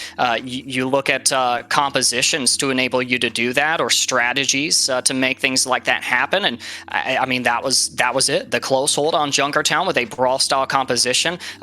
You don't see him on Junkertown much, but I won't ever complain about a Reinhardt being run there. So I can't find the right words to this. I can't believe they actually pulled that off. They pulled off 70 meters in almost 3 minutes. They did the impossible. They had the ultimate strat for it. That early hold gave them so much time and such a great economy for the ultimates that they were able to pull this off. And now they've got a fair chance. They're back in this game. I can't find the right words for this. Absolutely insane. And it's the control point game mode that we saw Aja really thrive so well in. It's so different from Escort and Hybrid. Those map types foster a little bit more team-oriented play styles, and I think that that's absolutely what the Angels have opted into, not only in their choice of Junkertown to see if they can get away with that double shield, double sniper composition, but also that they really utilize to their advantage, understanding that, if we need to full hold the first point, that spawn with a brawl-based comp, we can do that. Yeah, and I mean, you have to think about what that is doing to the mentality of Angels now. Against all odds, against all the times, against anything that stood against them, they hold that. And they're back in the series. And the momentum which they bring into this next map is enormous. The mentality they've got now, it won't get better than that. No chance. And Arya have to make sure that they don't give this out of hand now. After Lijiang, this seemed like a close deal. It seemed like everything's tied up and ready to go. But now Angels, they 110% back in this. Yeah, I didn't realize I was so hungry today. I'll be eating my words, Julian, snacking on the fact that I anticipated Aja making a quick sweep of those same 72 meters. But we will be heading into map 3. It is that hybrid game mode, and maybe we get to see some King's Roll, more of that brawl rush style composition in action. But at this point, I won't complain. If there's anything I love more than seeing good, clean Overwatch, it's some really healthy competition, and this is arguably one of the most competitive matchups we've seen all day. Absolutely, it's a banger match, and it promised to be one as we're going into the third map. King's Row, you asked for it, you'll get it. And yeah, interesting map choice though, because I know that Angels played King's Row last map against GeForce, and so they've got practice on this map, and they know their limits, and they know they know how to balance them. And I think that this, if anyone would have pre-written that script, it's the ultimate story. It can't get better than this. It's 1-1, it's do or die, and it's King's Row. You can't ask for more in this major qualifier, and I'm so much looking forward to King's Row. I'm so excited to see these two Titans really take this head-to-head matchup. Finally, some license has been attained, some momentum that we've talked so much about, Julian, by Angels. They have it in the palm of their hands. Victory so close, they can almost taste it. That number 2 spot that they're gunning for to make it into the semis and possibly the finals afterwards, as well as recuperating from their loss on King's Row against oh goodness, what is the team? Against GeForce. Right? Who are just absolutely unstoppable. Now they have the chance to really test their mettle, and in competitive, organized Overwatch, these games, these series that these teams have played several consecutive of, they're long and hard. It's a test of endurance as well as just a test of individual gameplay and skill. Absolutely. And you know what's the worst thing for Ankles? They have to play one more match after this. Yeah. They'll be here longer than I will. And I've been around for some time now, right? But Ankles, they've got the ultimate destiny here. So they have this do or die. And if they take this home, they'll need to win the next match as well. Because this is last match for Arya. So if Ankles take this, they've got it all in hand. They win next map, they're done. They lose it, they're out. So it's all up to them now. And King's Row is going to be the pre-decider for them. It will determine the destination, and Ankles are going to start us off on the attack. Well, you mentioned, what winning Junkertown has to do to the morale behind the scenes for the Angels, how that has to amplify their communications and bolster their confidence just a little bit. Maybe taking a few lessons from Gig with their confidence. And if they manage to win this matchup, imagine the confidence boost that is heading into their last match for the day. Absolutely, and let's see what Ankles got ready for us. They're going with the Widowmaker and the Doomfist here. Widowmaker might have some fairly good chances here to get an early pick, maybe. And as we see him looking for the targets, right, and it takes down Vision. That's what they need. This could be the first attack round, and now instantly switches to the Cassidy. This is the momentum they need. They're going right into it. They take down the Symmetric turrets, and now they need to push the point fast. Yep, it's going to be an all-out brawl here on the objective. You might see a tick yielded here by Aja, wanting to temper their approach and make sure that their engagement is really calculated. They do yield a little bit of objective progress, but hey, lose the battle, win the war, right? That's the name of the game here for Aja, but they might lose Gig as well. They lose the Immortality field, definitely. Teemo goes down as well. Now the main tank is Pack, looking for final blows, but can't connect onto anyone other than Vision. Poor Vision, let him play the game. And now it's just Aja retaking control of this objective and ready to set the pace for the next defense. Yeah, absolutely. But this is a good trade for Ankles. They've taken down 2 ticks already, and they're just pushing Gig back here. He's got the amplification mechanism now, so Teemo needs to take some cover behind that shield. Got the immortality there, but yeah, Gig still falling out. Attempts to shatter here, gets it down. Teemo taken down, and this is another one fight for I say, because I don't see Ankles returning from that fight. I mean, it is mind-boggling to imagine the amount of amplification matrix assists Rubel has incurred just over the duration of this series, much less the entire day as a whole. I mean, just the VODs for the Baptiste gameplay, I'm sure, are absolutely thrilling.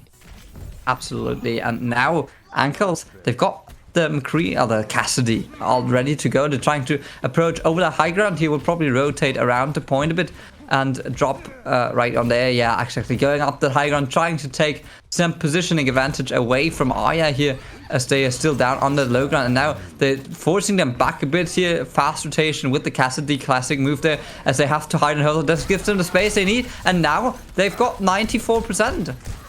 Yeah, so close to the finish line, at least here for the first point. Got to outplay the wall here. Isolates a couple of members of the Angels, but there's still more resources here for both sides. Jmar's ready and aiming with the Blizzard, just looking for the opportunity to strike, and the defensive sound barrier is going to be in use as well. It's going to be starting with the Amp Matrix, the Photon Barrier, and the sound barrier from both sides here. It's the Shatter from Gig to end it all, however, in this push for the Angels. Looking to bring it back, however. Pack with a Meteor Strike. Can they connect onto more than just a few targets? It's not about getting picks, it's about getting the right ones.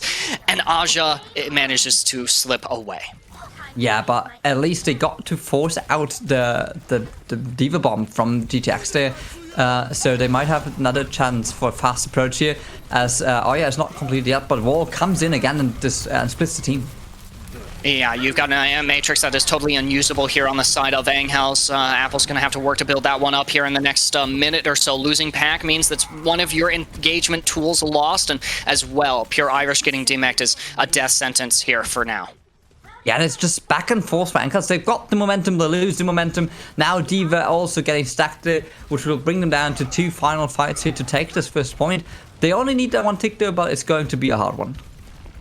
And look at J-Mars is still able to hold on to this Blizzard as well. Donghoon expended the sound barrier in the previous fight, so now it's all eyes on apples to place a smart immortality field. Maybe not a smart pin there from Teemo, but they gotta make a play in the face of adversity. They're a gamer. They have to rise, and rise they will not, or at least not on the point. They'll be rising from spawn. Yeah. Now, last fight territory, AVO getting a late kill there, so this will maybe not even give them a full team to approach this. And look at their ultimate, they've got nothing to work with, the dry! And so now it is going to be a super hard attack. Let's see who touches the point and how they will do that. As we see the window here actually getting played, but the wall, such a good play. Is anyone even able to touch? I don't think so! That is going to be round 1 completed. 94% is all Ankles got out of this attack, and we thought that Junkertown was a difficult task. This is the real challenge for them. Let's see how they can pull this off. They mustered it on Junkertown. It's all in their hands. It's their destiny. It's their team. It's their matchup to win for the Angels. So in terms of kind of what we expected from both these teams. Well, they know that Aja wants to play hyper-aggressive. They know that Aja, as well, is perfectly willing to bide their time, be patient, and make sure that any commitments they make are commitments that they will get payoffs from. For the Angels, you have to see it mirrored, which is really unfortunate, where on any other map, in any other series, you might be able to lean into a different composition, a different strategy. Here, it's mirror compositions and it has to be mirrored playstyles as well. These teams, these players, they all have to perceive the game the exact same way. Absolutely, and this, you can't make one wrong step here if you're Ankles in the defense. Yeah. One wrong decision will cost you the series, will cost you the chances for the playoffs. And this, yeah, I've said it before, but this is do or die. And let's see what they bring up here. They've got the sneaky TP to be able to reposition as fast as possible, but let's face it, 4 minutes, it's one good push for Aya if they're doing it right. So let's see what they bring out on this attack. We've seen a lot from Vision today, and as well a lot of their Symmetra, an absolute beast in the front lines. There's a teleport onto the high ground, quick engagement here onto the objective, and the freeze is going to find Teemo. No lethal damage to follow up. The immortality field was deployed by Angels, and in the interest of keeping their main tank alive, Gig will go down, traded out for the enemy Reinhardt. The defense is suffering now here, however. Pack is gone, and now it's not even Avo remaining here to do damage on the objective. There's the aggro support gameplay that we really wanted to see from the Angels that we won't be able to see. Apples going down, and Donghoon as well has the need for feed there just to see if they can swing something out. The point is so close to getting captured. Do we see a touch here from Teemo? No! They go down, and that's it. Yeah, it's all silence all of a sudden. And Ankles, they've given us all they had. Not gonna lie, all they had. They've grown above themselves. They've evolved through the series, you could even say. And it has been a hell of a show from them. Unfortunately, though, Aya takes it in the end. The collegiate mix, Red Bull's Light, whatever you want to call them, they take down Ankles. They take down another EU Titan in this tournament. And they'll probably secure their spot on the second place here in this tournament. And they'll move on into the playoffs. Yeah, and we had mentioned that the Angels kind of have to recuperate from their loss against G-Force, but as well, that's a narrative for Aja. That's the only team that they've lost against, and now with this victory, they'll have the opportunity invariably to play them again. What a fantastic series this was! I'm so glad that it went to 3 maps. I do feel a little bit bad for Hot Dog and Septilence. They would have loved to see that 3rd map. Absolutely, and let's face it, highest respect to Ankles. They've given this more than anyone could have expected from them. They've been playing on latency. They had unfortunate conditions for this matchup, but yet still they have given this all they had, and I'm super proud of them. They've made an unbelievable performance on this broadcast here, on this map against this really strong opponent who's got loaded talent all over the place. I'm really looking forward to seeing Aya and GeForce off Group D. They'll move on into the playoffs, and I'm looking forward to seeing them. However, though, as said before, deep full highest respect for Ankles, and as well for Mind Goblin, Delete Friend. All the EU teams have tried to come up against these NA challenges, but somehow all have failed. Unfortunately, NA strikes again. But yeah, definitely unbelievable series. Great Overwatch we've witnessed here. Yeah, GG's to all of our teams and all of our contenders. And, I think the cool thing is as well, Julian, that we'll have one more matchup that we get to see too. Yeah, absolutely. And I don't know what the matchup is going to be. However, I know the person to do. And that's why I'm going to throw it right back to the desk. Ageless, Newbie, and take it over. Hello, everyone, and welcome back to the desk. I'm here with Aegis, and I believe we will be joined with Jag shortly as well. Yeah. So just watched a fun match there between Angels and Aha, and welcome, Jag. It's good to see you. What did you think of that last match?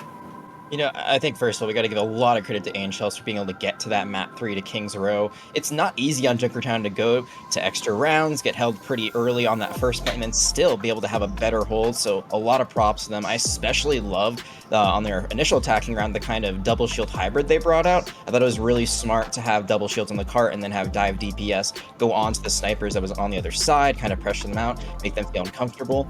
And the fact that they won that even with less time in extra rounds, very impressive. But first on King's Row, just could not get it done. I think Doomfist really struggles there. We saw them try to use Doomfist on attack, a little bit on defense as well. And it works really well on a map like Lijiang Tower when you're trying to push, especially like Night Market, because there's very few entry points onto the point. There's very few ways really to get on there except for trying to go through those doorways and you can punch them out or you can punch them into a wall. King's Row, it's a little bit more open. So I just feel like there's going to be a lot of struggling trying to get into there, especially with Gig, who's just kind of swinging his way through the enemy team. If this doesn't work out, unfortunately, I think with that loss, they're going to be eliminated from playoff contention, but still, what a run overall. Yeah, I thought it was really solid. Unsurprising, I think, seeing HIS go to King's Row there. Kind of Reinhardt's funhouse, especially on that first point. We see some really fun Symmetra rotations as well, which probably makes things a little bit more difficult for the Doomfist too when the entire team is rotating away from you instantly. So yeah, unsurprising to see that being a little bit more of a challenge. Yeah, and the Symmetra isn't something you usually see on King's Row. The only time I've really ever seen it in my casting career is when you try to do the Bastion strategy on top of the statue, a little cheesy with that one, just put Bastion all the way up high and then you sprays from above. But Symmetra, I mean, I feel like we've seen her more and more as Reinhardt become a bit more popular as we wait for Overwatch 2 to come out. I feel like a few months ago it was all Wrecking Ball competitions all the time. As we see these Tier 2 and Tier 3 competitions, though, Rush has kind of been the name of the game. It's been very played out here today, and Symmetra just allows you to rotate in and out of situations where maybe it'd be collapsed on. Teleporter's right there. You get to high ground, you get behind them, you can go for a sneaky flank shatter with it. There's so many possibilities, and it really comes down to timing. And I think that's why a team like Aja can do this, because it is 4-6 of the Redbirds. There's a lot of synergy there. There's a lot of communication things that you're not going to have on a team that's a pug team that's kind of just put together for a tournament like this. So that's why you can use the Symmetra to enable you to go for those kind of crazy rotations that get you out of harm's way. Yeah, I agree. I think especially teams that are like either built or recently built for the tournament, you're seeing a lot more of that like balls in kind of composition that rewards the mechanical skill, trying to force the little 1v1s or peeling someone away from the rest of their team. A lot of the more like established teams with some synergy seem to be leaning more into either the rush or bunker or something, that rewards that synergy that they have built up. Yeah, exactly. And I think you hit it right on the head. We have the Tracer, Wrecking Ball, you can kind of just run around. You only need a few people to be in sync, like really just the DPS and the Wrecking Ball. You're able to pile drive, and then you get a squishy weak or a support weak, whoever you're collapsing on, and then you focus them down, and then supports kind of can do their own thing. The Sigma can just protect them, so you're kind of playing in two different places, but Rush, everyone has to be playing together, everyone has to be synergized, and I think especially, we got to get up to the support line of Aja, because I mean RuPaul as well as Lai are just two incredibly talented supports filling in for two supports that just departed for the Overwatch League, and again, like, they're part of that Redbirds roster, so they know exactly how to play around Gig, they know exactly how to enable him. You saw so many times that they would throw Immortality Field Gig's way, and Gig's like, all right, well, I'm, invulnerable. Nothing's gonna hurt me right now, or at least not, get me down weak enough because the immortality field wasn't being destroyed. So he can just swing for the fences, just get all of that alt charge, get all of that cleave damage in, build up his shatter, and because of that, Gig is just looking like an unstoppable force right now. Absolutely, like, credit to him, but you got to give it for the backline too, and it kind of plays into the whole idea of they have that synergy already, so they can go for those kind of things. Aja really had the team effort there, and it showed, and I'm really not feeling good for whoever has to run into them later on in this tournament, because it's definitely not going to be a fun time. No, yeah, Gig was getting away with a lot there, and he would spend so much time at like 80 health. And like, somebody just finish him, and it seemed impossible. The supports were just all over the place, pumping those resources and keeping them alive is unbelievable to watch. It was staggering what he was getting away with. Yeah, and I think, again, like Liar as well, but RuPaul especially, came in after playing at University of Connecticut for a while. I was really lucky because I got to watch them basically for the entire fall semester, taking a team that was probably like 3.5 average, so just like barely masters, and just making them an absolute powerhouse in the collegiate scene in EGFC. Just completely turned that team around of his leadership, with his playstyle. Looks like a DPS sometimes more than a support. I feel like here, with the players that he's surrounded by, is able to go more for that supportive role instead of just having to like pump in damage all of the time.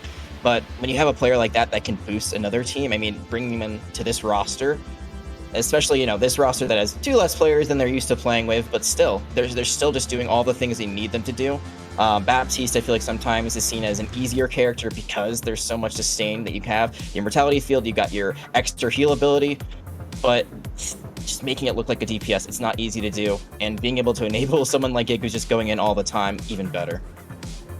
Well, and you also saw it with Liar. Like, there's a ton of support to go around from RuPaul, because Liar was, especially on like Lijiang Tower, was going for huge plays. And definitely felt safe making those plays, taking those risks, going for those big environmental kills, knowing that support, was still there for the team. Yeah, and I think, again, just like a lot of it is rotations. You see, like, when they're coming out of the gate, they know exactly what they're going to do. It's like speed, then symmetric teleport, you get onto the point, and then you just have the point is your playground, because you've already done like everything that you need to do to get to that point to enable you to go for those kind of crazy environmental eliminations. Step 1, 2, 3 off the board, and then that's a map win under your belt right away.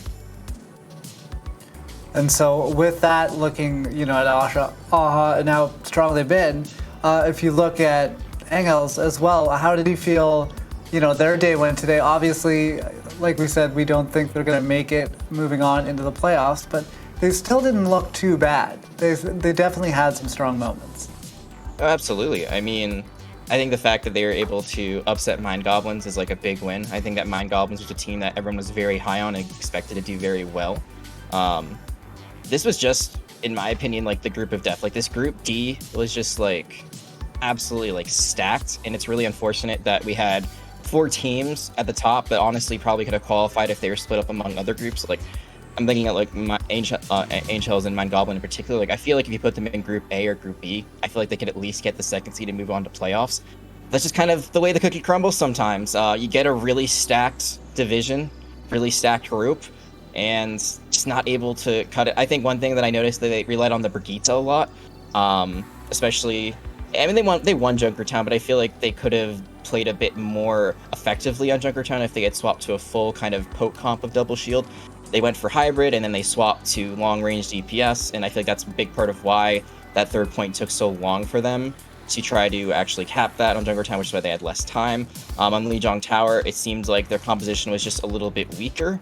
Overall, their DPS lineup, not in terms of players, but just like the decisions they made and who they were playing with character-wise.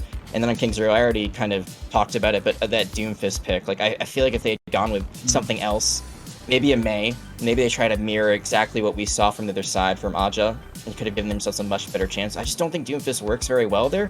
Maybe on Streets phase you can make it work. It's a lot tighter corridors. There's a lot more areas you can just one-punch someone into the wall, and that's an easy elimination. There's just too much space on that first point of King's Row, and that full hold that came out from Aja just completely put the nail in the coffin for Angels. Yeah, I'm surprised we didn't see some more work to CC the tank line of Aja there. Like having the Mei, something like that, to try and punish some of the aggression that was coming out, because it was just completely unmitigated. Yeah, and they tried it with a Cassidy, but that swap was a little bit too late, and can't flash hammer, unfortunately. Flash fan the hammer, excuse me. You can't do that to a Reinhardt. They're just too tanky. There's two good heals on their side. I saw a few attempts of trying to do that, trying to catch them out of position, but immediately either the heals are coming in from Baptiste's primary heal grenades, or just the Immortality field is thrown in. Something like a Mei to separate them with her Ice Wall would have been huge, because then it takes a while for the support line to try to rotate or jump up above the wall. It's not enough to separate Gig from the rest of the team. And after all that, we've seen a lot of pretty interesting matches today and a lot of good plays.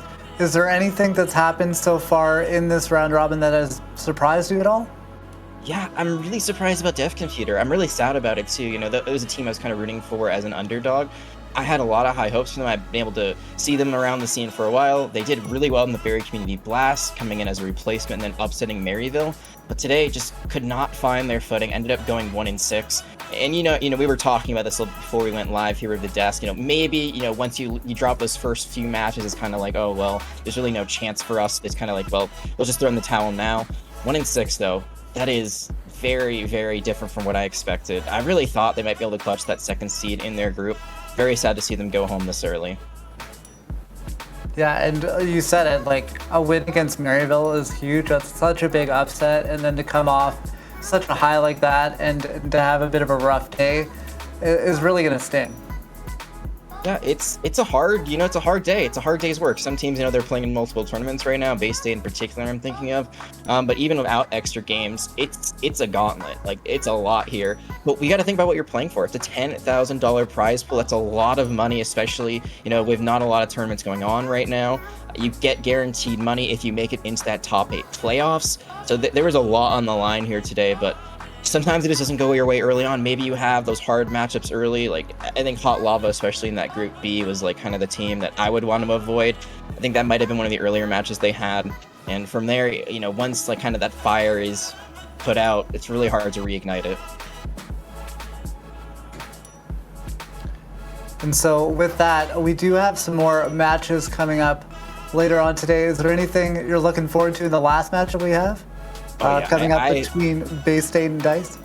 I think that's going to be an absolute banger. I'm really interested to see Bay State, because they're actually not secure whatsoever in their group right now. The fact that they ended up dropping that game to, I believe, the Baby, like, that puts them in kind of, they have to win. It's either win or go home. DICE currently is sitting at an undefeated 5-0, I believe.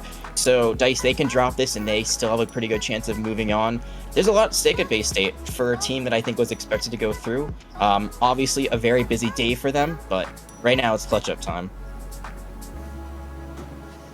Yeah, and with that, like you mentioned it as well, with Bay State, they're playing in 2 different tournaments basically simultaneously.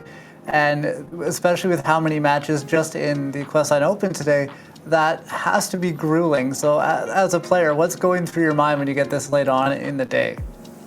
I've done some tournaments myself. I used to actually be a collegiate player for Northeastern back in the day, and I think the most we ever did was like 6 in a day. It's really important to kind of just keep your mental fortitude going. I think a great way to do that is, get up, do some stretches, maybe some exercise, drink a lot of water, and kind of keep your eyes on the prize. If you're sitting at your desk the entire time, it's very easy to get fatigued, especially when you're playing all these back-to-back sets. But if you're able to get up, walk around a little bit, just kind of refresh yourself, even if just for a few moments, it's a big game changer. It's like a whole new world, and you get back right at it. And I think that's good advice for basically any Overwatch player. Like, obviously, it really helps the higher up you go. But anytime you can take that mental break, even a physical break, refresh yourself and kind of reset, I think it goes a long way in keeping the mental strong and not allowing yourself to lose focus or maybe start tilting a little bit. It's a good way to avoid that for sure. Yeah, I think a lot of players think, I don't want to go cold, so I want to stay in the practice range. Maybe I'm doing quick play, maybe I'm doing comp, and that is important.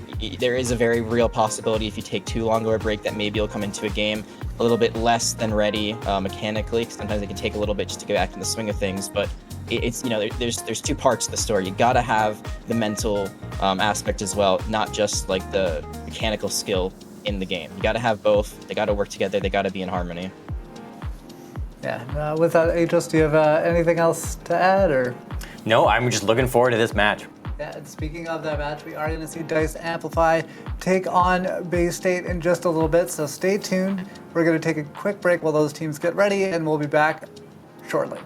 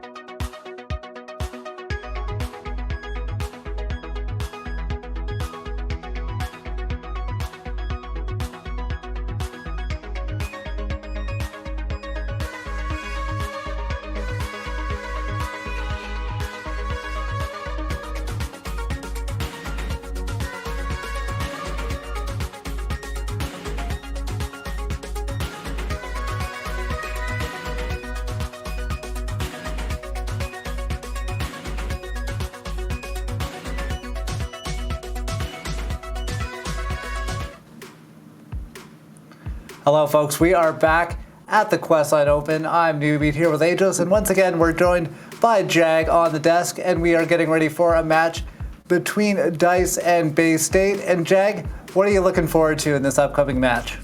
Yeah, I think the first thing is for Bay State, and it's, are they able to refresh? Are they able to get into the swing of things? As we talked about before we went to break leading up to this, that they have played a lot of games today. I think they are honestly probably one of the better teams in terms of synergy and organization, because this is a squad that's been playing together for quite a while now. I believe since 2021 at least. They've added some pieces here and there, but for the most part this core has been together for a very, very long time. DICE Gaming, they have a lot of very impressive names from contenders, but this is a completely brand new squad. DICE Gaming, they had a whole different roster that they dropped just before this event. So who knows how long they've really been together, how long they've been playing, scrimming, stuff like that. I think the biggest thing for Bay State is can they, regain, can they regroup and shake off some of the rust, because it has been a very long day for them playing in 2 different tournaments. And then on the other side, DICE, I guess my question is will they try to play more of that individual style because they haven't been together as long, or will they try to match Bay State in more of a team play oriented compositions? We just don't know. We don't have the footage. They haven't been on stream just yet. All we have is their win record so far, which has been perfect throughout the day. So with keeping that in mind, Jag, do you have a prediction on this upcoming match? Do you feel like you want to go with them keeping that perfect record? No, I'm gonna say no. I always root for a bit of the underdog. I always like to, make it interesting. So I'm actually gonna say I think Bay State takes this 2-1. I think it's gonna be very close 2-1. But I think if anyone's gonna challenge DICE in this group, it's gonna be Bay State. And I still think they both make it through as the number 1 and 2 seed. But I just think that, especially looking at Cabe, I think that's the big person I'm gonna be looking at. When Cabe pops off, there's just nothing that can stop Bay State. And Aegis, are you going to agree with that, or are you going to take the road less traveled?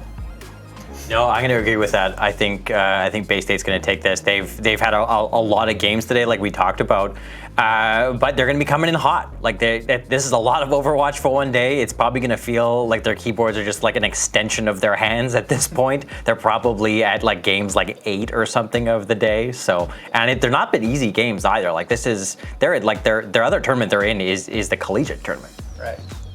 So with that in mind, I'm going to take DICE because somebody has to. And if I'm right, it's going to look real good for me. So that's absolutely what I'm hoping for. Like you mentioned, Jake, they have a lot of talented players on there, and they haven't lost today. So I feel pretty confident in my prediction, even if it's the less popular choice here on the desk right now. Yeah, I think it's the more popular choice overall, honestly. I feel like probably chat's going to be on your side. It's cool because they also have some collegiate representation themselves. Petal from University of Texas, Dallas. Horthick, who was at Maryville and now is at University of Miami, Ohio. But I think really, I don't know. I just believe in this Bay State squad. I feel like I also have a little bit of bias because I have been able to cast them a little bit in the last few weeks. This DICE squad is basically brand new. It's only been together officially for 2 days now. I feel like no matter what, we're going to have a great game. And that's really all we can ask for, right? I'm totally fine with being wrong in this scenario. I just like rooting for the team that might not be as favored by those viewing it. You know what? I respect the belief. I respect the confidence in taking the literal underdog, looking at their logo. So it completely makes sense. And I think DICE is going to take it, but like you said, Jack, I'm happy with whoever takes this match. It should be a fun watch regardless. So with that, if we are ready to go, it looks like we will be going into this match right now. Oh Lord, we're back. And oh Lord is correct indeed, because I'm here with Lord for the last match of this qualifier day. We've got a banger for the end. It's DICE Amplified against Bay State. So happy to be here, back with you, back in the Castles booth here, and yeah, we've got quite a match for you. Yeah, I'm really excited. This should honestly be a really competitive match, just like the one we got to watch last. And I think there's plenty of surprises here, as well as things to expect from this series. Julian, tell me a little bit about this DICE roster.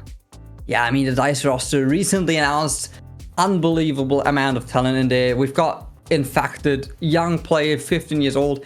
He's definitely one of the biggest upcoming young talents in the Overwatch scene. I've heard his Reinhardt is hella good, and I'm really looking forward to seeing it on the stream here. We've got Aspen, absolutely amazing. She's been on Cloud9 content creator team, now going pro. This is her opportunity to make it big in NA contenders.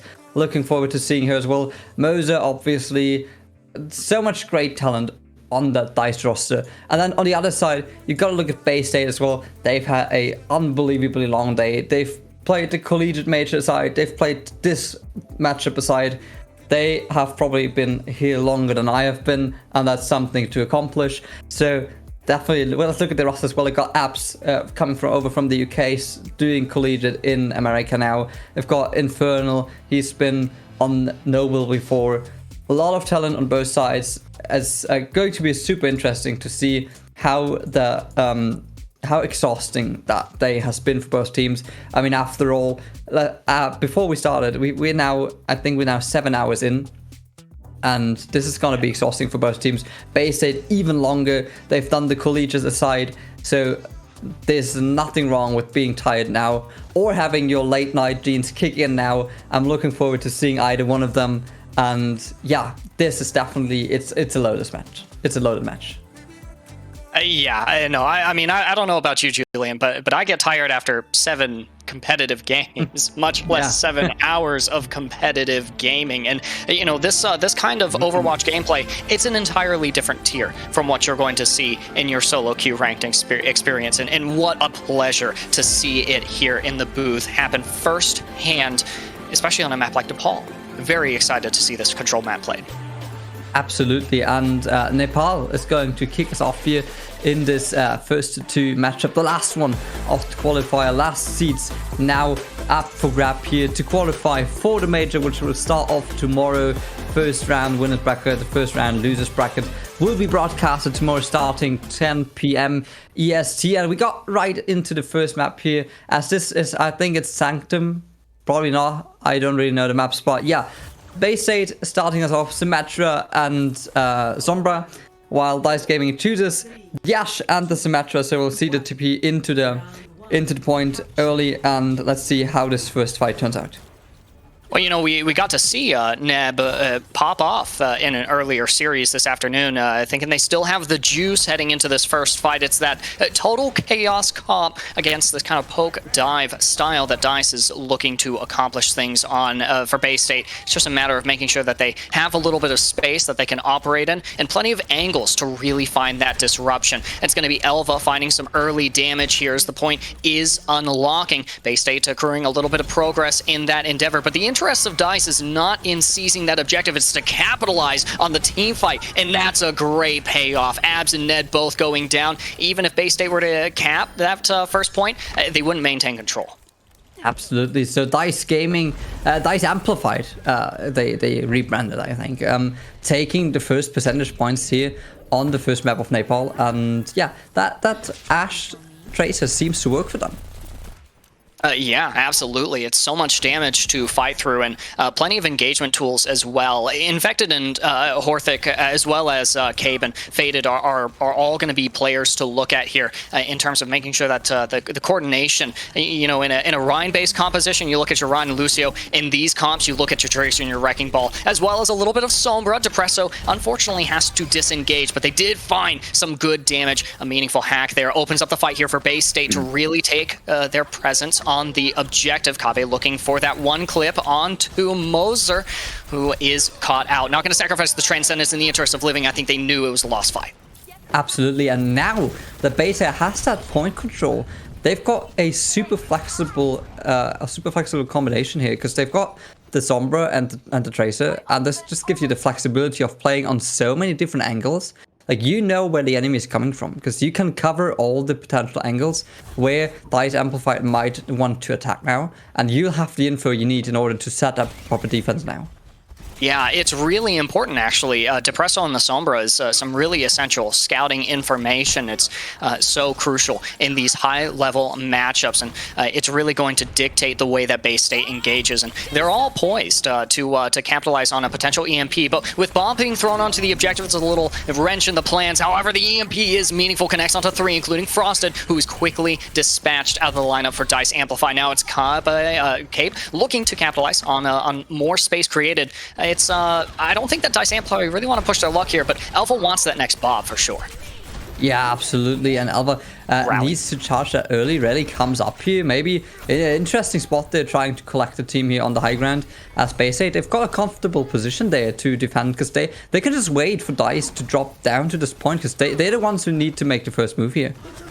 Yeah, but they do have tools of the trade to respond to the first move made by Dice. They're actually going to find a capture of the objective, and now the retake strategy is in full effect with the rally as the Transcendence fades from Abs. So lots of damage being dealt onto Frost is going to be forced out of this position and eventually eliminated as well. Minefield on the objective makes the point a perilous position to play in here for Dice Amplify. They aren't going to be able to follow up. Absolutely, and the major advantage that Sombra Tracer combination together with the D.Va and the ball has is that once you got control of a certain area, you can just push forward without being stopped. Because the Sombra and the Tracer, it's so flexible where the Ashe has to wait in the backline to get proper shots. You can just push the enemy, and you saw that on Frosted. He got taken down so fast that he had no chance of even reacting. No chance whatsoever, and there's not really going to be much of a chance to react to the impending EMP from Depresso. They're already back online with it, and Aspen and Mozar are conveniently placed targets to connect that disablement onto.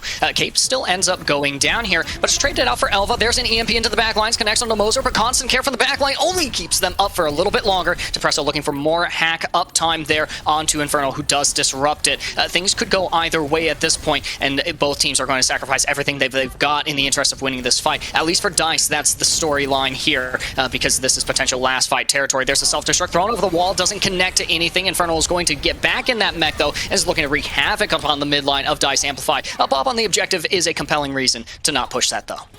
Yeah, absolutely. Bob doing the work which Dice Amplify needed here as they take control of the point again, 71% in their favor now. And now Bay State has to make a move here. They've got 2 ults ready. Let's see how they use the minefield and the tracer bomb here.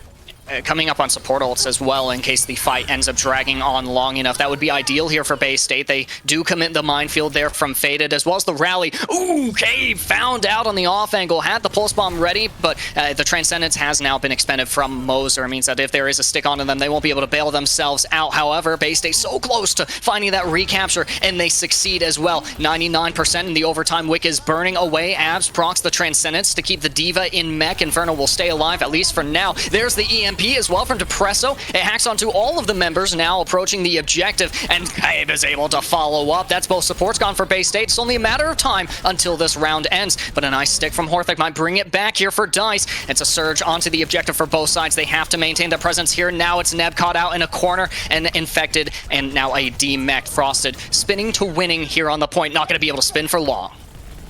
Okay, yeah, and this is going to be Bay State taking the first round on Nepal here, and I've just got an info from our tournament team that it is actually really Dice Gaming basically.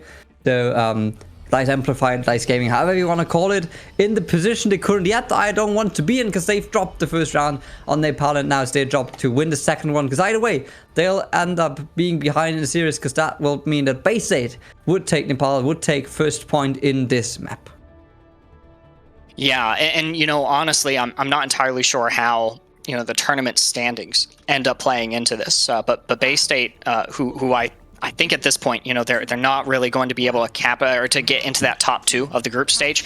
You know, taking a map or maybe a series off of Dice, that's a pretty big accomplishment. So we'll have to see if Bay State is able to keep up this aggression heading into Nepal Village. Now it's this Chaos Disruption comp up against a more traditional style rush composition. We got to see lots of the Vision Sombra. Now let's get a piece of Elva's Sombra. I'm sorry, Symmetra. Whew. Yeah, and I mean now Dice taking first control of this point here, with the TP quite flexible to maybe move somewhere else as soon as base 8 commits to this, but they'll just give up the point for free here. They say, yeah, Dice, take some points, you will probably need them. Quite confident move there from base 8, but yeah, currently Dice Gaming in control of the point here, taken down Cape by Dice now. Let's see, they seem to remain in control.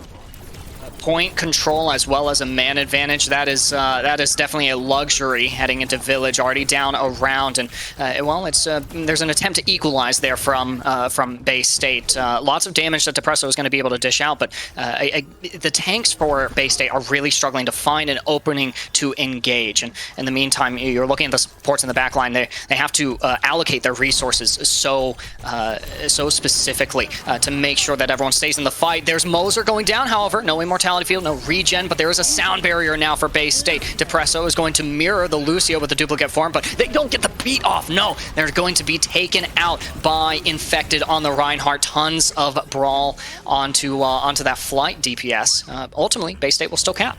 Yeah, and like Dennis, they just snapped the finger and Dice Gaming back into spawn, and yeah, now the first percentage going in the favor of Bay State as they have control of the point here at the moment. And we see ult banks on both sides filling up. Bay State got 4 ults ready, and yeah, Dice Game a bit behind here, used some of them already. So let's see how this fight next turns out.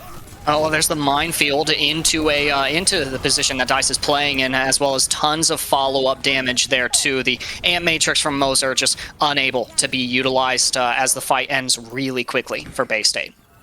Yeah, another clean fight here. Bay State now got the momentum they need in this defense, because they can just, like, as soon as they rotate away from the point, they just decide on what pace they want to play this defense, and this gives them the huge advantage, because Dice Gaming, they have to make a move, they have to push in order to stop Bay State from getting percentages, and that's a really comfortable position for Bay State to be in. Yeah, well, you know, that's the thing about the comp for Dice as well, is that, you know, that in order to get value, they all have to push in, as opposed to Bay State, who can, you know, kind of poke and prod these alternate angles and really engage whenever they want. They're going to engage with a self-destruct after trading abs for Elva, and a shatter from Infected is going to be meaningful. Look at that, 2 shatter kills, and Frosted is going to help clean up. Yeah, and this is the flip they need here now, because this will give them, even if they lose the point now, it will give Dice a chance to come back with 1, maybe even 2 fights. So they've got a comfortable lead now, going into almost last fight territory here maybe, but they're facing up against Bay State. They've got both DPS ults ready to go. Let's see how they will approach this fight. 81%, they're definitely going into last fight territory now. Another minefield coming up very soon here for Faded as well, and you know, it got value in one of those previous fights. There's a nice stun onto Neb, and they are gone. No more damage amplification available for Bay State. You do see the duplicate form employed by Depresso, looking for damage to accrue that Deadeye. Not going to be able to find it. Once again, taking out that duplicate form. There's the tactical visor on the point. Going to have to LOS that Amp Matrix, but does find the final blow onto Horthic, as well as a self-destruct thrown in by Frosted. Doesn't disrupt anything though. The approach from Bay State is strong. The retake from from Dice.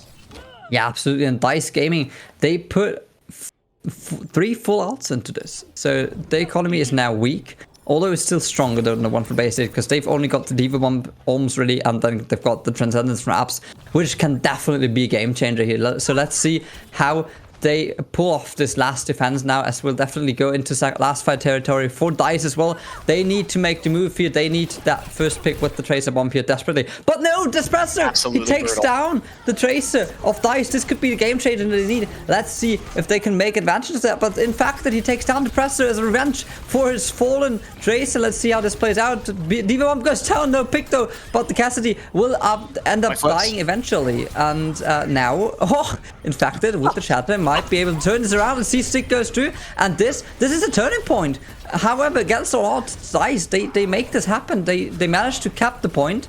Tracer will try to touch again, will eventually fall off at some point though, and now Dice Gaming, they take the second point here at Nepal.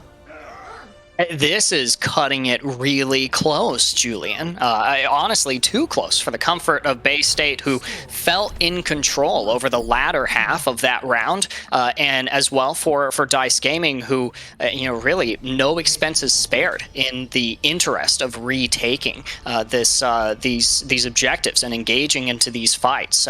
And now there's an opportunity to shift a little bit in terms of strategy for Dice. They will be now mirroring, or I guess not even mirroring. They'll be opting for that disruption comp. Possibly? No, it's back to that poke dive. Yeah, and not gonna lie, this third round, this split map is my most favorite one, because that's the one where I usually pull out the Lucio, or I pull out the Roadhog, whatever role I'm playing. I just go for the boobs here, and I'm looking forward to seeing what impact the ball can make here. As we see almost mirror comms, Despresso again on the Zombra here, quite a confident pick for him, and Elva on the Ashe. Let's see who gives the advantage up here and moves into the point first. Range versus those hacks, but I'll tell you this time, Infected is going to be a meaty target to connect onto with that hack ability for Depresso. Plenty of ultimate charge available for them as well. Point is going to unlock. You get Dice Gaming to capture a little bit of that progress, and currently Bay State, again, they're just in that position where they're waiting for an opportunity to engage. But with Cape going down, there might not be an opportunity here this fight. The poke phase is extended a little bit longer as the point is captured first by Dice. Yeah, absolutely. Sometimes you need to take an opportunity, although it might not be optimal. And Bay State, they waited too long for this. In fact, they're taking down a target, and the advantage instantly flips to Dice Gaming as they take first percentage points here.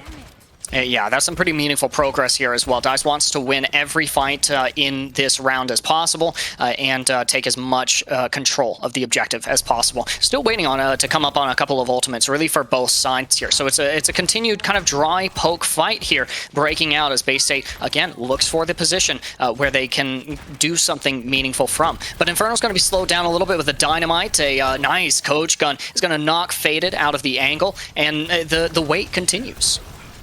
Absolutely, and now Bay State, it's about time to make something happen. Both Transcendents come out here. Despresso needs to TP out of the fight, but that's a good bomb there. It doesn't really find any targets there, and the point control, it remains on the side of Dice Gaming, 50% now for them. Slowly but surely, Bay State needs to make something happen here. Dice Gaming must have just been sitting on the other two rounds being like, yeah, we're just waiting to play Sanctum. They look so comfortable on this map. Just total control over these team fights, over the kills that are secured. For Bay State, it's a tough question. How do you break this hold? Yeah, and Dice Gaming is doing an absolutely good, amazing job here. They're not overcommitting as soon as they've got control again. So they actually know how far they can push this. But they know that they mustn't go beyond a certain line, which would get them over pushed at some point. And now the DMP comes out. Despresso one clips Moser there on the Zombra. That's a nice engagement pick. I don't mind. Elva on the Bob taking down two targets though, and now the Tracer of Dice is doing the work which is needed. In fact, with the bombs gets into the killing field as well, as now 99% overtime is ticking down, and it's going to be Dice Gaming taking Nepal here from Bay State. They looked so good on that first round, but Dice Gaming, they just came up back and totally rolled them on Sanctum. Yeah, like I mentioned, Dice Gaming was like, it's all right, guys. We can drop map round one. We can barely swing map two, and that's all right. As long as we get to play Sanctum, run that poke dive, we're good. And that came to fruition exactly as they wanted. It was kind of funny for Bay State. You saw their Zenyatta try and approach the objective to get that touch. Just got bonked off right back into the high ground by Aspen. It was like denied. Yeah, absolutely. And Dice Gaming, obviously, it's the last match of the day. They come off a 6-match win streak, so they're locked in the playoffs. And I don't think that, like, Bay State, they've got a chance here. They are currently 3-1. If they win their remaining matches, they're tied up with the Baby Clan, which would end having us go back into the tiebreakers. And this gives Bay State a chance for playoffs, but they have to win this matchup. And Dice Gaming has been looking really, really good on the last two rounds of Nepal. And yeah, as in the match before, it's do or die for Bay State now. And let's see if they can pull it off just like Angels to come back to win the second map, because they need to win it, otherwise no playoffs for them. Yeah, we'll see what they want to do here. The next map type is going to be that escort game mode, and well, we've gotten to see a lot of different looks from teams on a couple of different maps at least. In our last series, Julian, we got to see Junkertown in action, and quite a few times today, actually. We've seen Havana. I wouldn't say, though, that on any particular escort map that either team is at an advantage or disadvantage because of the map. I just think that DICE looks strong, and at one point you have to approach, at every moment of the game, you want to be asking, how do I play as clean as possible? That might not be the question for Bay State heading into this next map. It might be, what are the smallest mistakes that DICE is making that we could potentially exploit? Absolutely, and as you said before, we're actually going to Havana, so it's the map choice of Bay State. And Havana, of course, if we talk about Havana, you always got to consider this close holes, right? Brawling into brawling basically until the spawn doors hold you away from your enemy. And it's mostly about how long can I hold my enemy at 000 until he starts moving the payload. And if you manage to get that time bank to go low enough to have a fair shot at full holding, if you're by Bay State, you've got a fair chance at this. But you'll need to win that close hold if you're going for it. What a fun era of Overwatch we get to be a part of, Julian. Back in 2017, 2018, when Orisa was being power crept, that close hold, another word for it would be a massive feed. But now it's a veritable strategy, and we have to see it employed really here by both sides to make sure that on a map where I don't personally anticipate any kind of inherent advantage or disadvantage, we'll have to see that close hold really used to buy these teams the advantage that they want, the edge that they're looking for. Absolutely, and I'm really looking forward to seeing how Bay State decides to do their defense. We don't know yet whether they're going to attack or defend first, but if I would be Bay State, I'd go for the defense, because that will give me a clear shot at where I need to be on my attack round, and it gives me the confidence to really clearly see what I need to do in order to tie up this series. And it's the only goal they're currently having, because if they don't tie up, they'll lose their chance at the playoffs. And if I was Bay State, I wouldn't want to lose my chance at the playoffs. I'm sure they'll do anything in which they can in order to have as good attack as possible. Yeah, absolutely. I've always personally preferred the momentum that I feel like I can accrue on a good attacking phase. You push all the way to the end with a couple of minutes remaining, or maybe not even.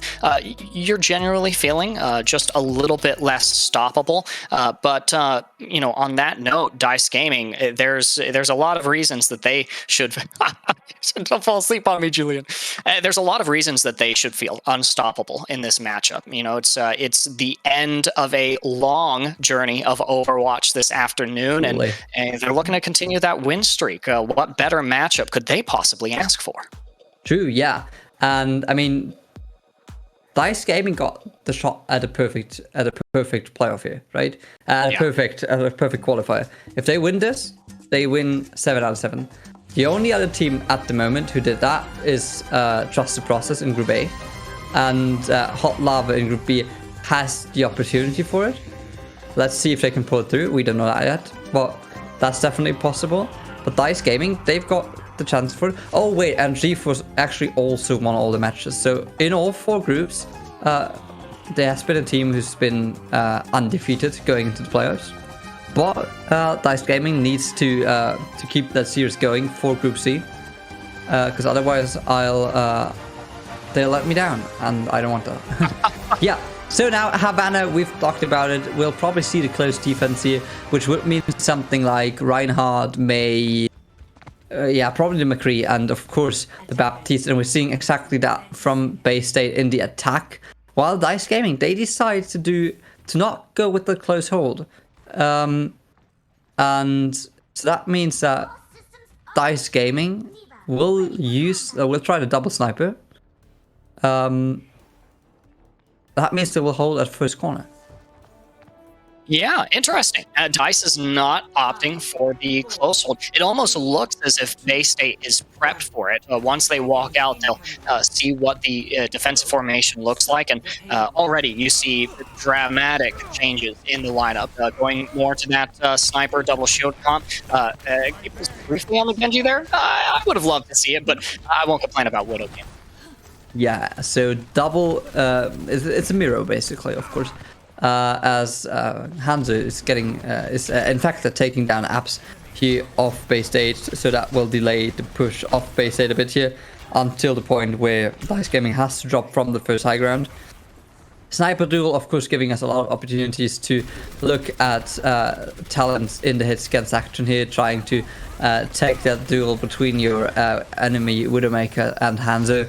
So let's see, they are almost around the first corner now, so Dice Gaming now needs to either make a move into them or pull back a bit, but I see that, yeah, I can't really find the words on how that Sigma just got, yeah, well, push, let's just keep it friendly and say push back many times. But yeah, Bay State now keeping the upper hand in this duel and slowly but surely making their way to first point. Yeah, and surely indeed they find that first point capture. It's going to be a delayed pick there onto the Sigma. Dice Gaming will yield that first objective with very surprisingly very little resistance there. And you've got a couple of support ults into this next fight for Bay State. Absolutely, and we've been talking about momentum so much today, and again, right here, Bay State has that, and if Bay State can keep that momentum, that fast pace going, they've got a shot at a really, really fast attack here on Havana. Yeah, absolutely. It's all about that momentum here in the series. The potential last one for the day, at least here. Well, definitely the last one here for Dice, and they want to regain a little bit control over this map. Definitely going to be easier to do so with the supercharger deployed, but you have to outplay the dragons in the amp matrix as well. Gravitic Flux is now online for Bay State. They'll be able to use it to solidify a fight win here in the distillery of Havana. But you know, Dice Gaming quickly loses that off tank. There's the Flux in action. The supercharger was deployed, but it doesn't yield to enough damage pushed into Bay State, who continue to get pick after pick. This cart might not stop rolling here through second. Yeah, I mean, like, the pace Bay State is currently going is unbelievably fast. I've rarely seen attacks going to first and second point this fast on Havana attack, and Bay State, the way they're still using that double snipe on the second point, it's really unique, because usually the Widowmaker doesn't work too well on this middle section of the map, because you've got so many blocked angles by the big objectives in the middle of that part here. But it's just working for Bay State. They're rolling through this, and they've got almost 5 minutes on the clock here to go. And that is an absolutely luxurious position to be in. I mentioned earlier, you know, capture all 3 points with a couple of minutes remaining. Hey, that's fantastic. You know, imagine capturing this third point without the cart even stopping. Would be a monumental success here for Bay State. Now, they're still having to wait on a couple of ultimates to come online, so there's not really going to be a great response to the Gravitic Flux besides oppressive amounts of damage from Faded to get Frosted out of that ult and buy Bay State Gaming more time in this fight as well. Infected ends up going down. That's only space here on the side of Bay State Gaming. Elva tries to make a hero play, can't get away with it.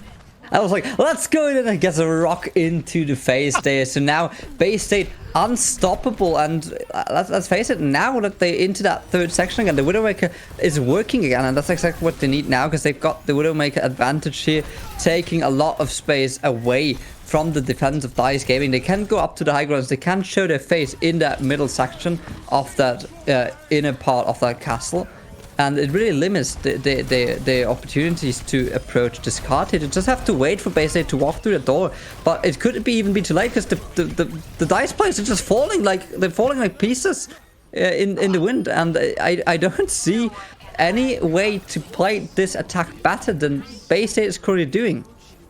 No, I couldn't possibly imagine. And now the infrared sights are up to give an angle on the remaining members of DICE Gaming, desperately trying to reconnect to the objective and make a play, but there's no play to be made. Even with a Dragon Blade drawn from its sheath, there's a minefield on the objective. It's only going to slow down Bay State as opposed to stopping them entirely. It's a total onslaught, a bloodbath here on the objective as Forgotten helps to secure more final blows. They have to. Cabe has been eliminated, but at this point, that was an insignificant pick. Bay State with 307. That's pretty good for them.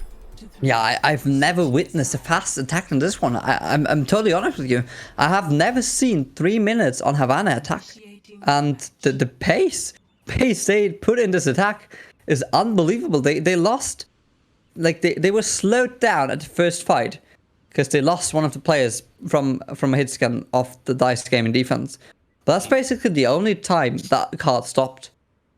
And that time is unbeatable. I doubt the DICE Gaming, if they finish it up, will be faster than Bay State.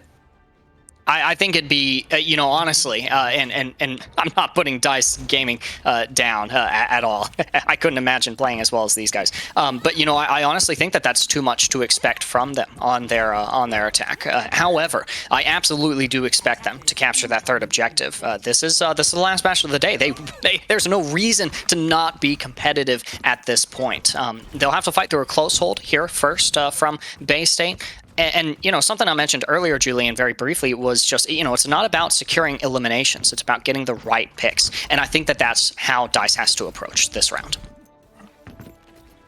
Yeah, absolutely. And we see Bay State, they're doing this close hold defense we've been talking about. So they've got the May, they've got the McCree, and now their task is going to be how to hold DICE Gaming at 0 meters as long as possible to get them enough time. As we see the ball dropping down already, Mayblock being used here. Let's see how they can pull off this first defense.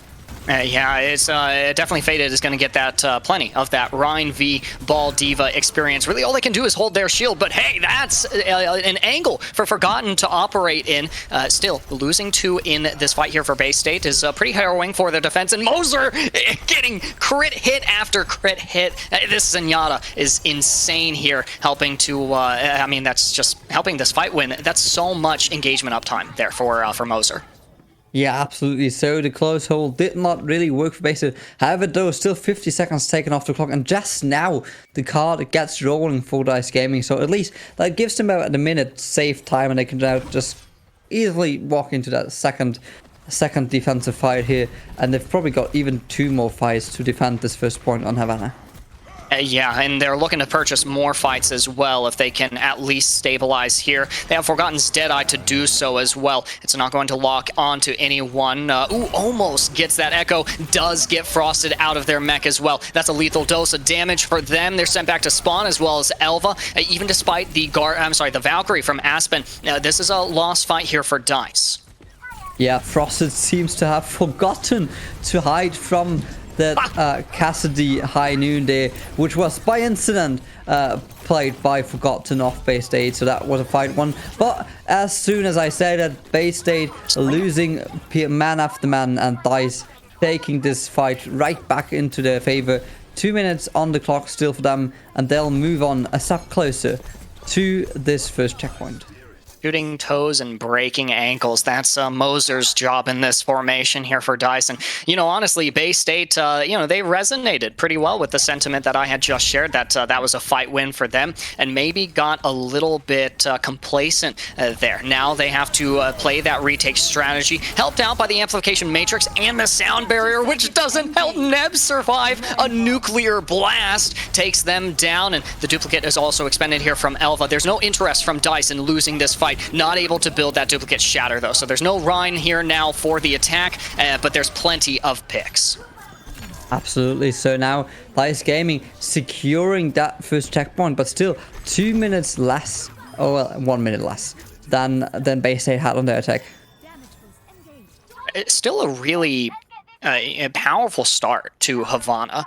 It was Dice on at a total disadvantage, and especially on those first 2 points during their attack round. And now it's really up to them to set the pace of this match. They forced Bay State into a 6-man composition. I haven't seen this before on Havana, not on any point of the map. We'll see how well it works for second point. It's Forgotten not hesitating to take that 1v1 against Horlick, who does get thwarted out of that angle. They do have the pulse bomb, however. They're looking for a meaningful stick here, but there's a lot of mobility to operate around here for Bay State. Sticking that pulse is going to be challenging. Ooh, and Moser strikes down Abs as Neb goes down as well. That's a little bit of an oversight there from Bay State, thinking that they might have the leniency to chase that kill. For now, it's going to be Dice picking up some meaningful elims and continuing their steamroll here.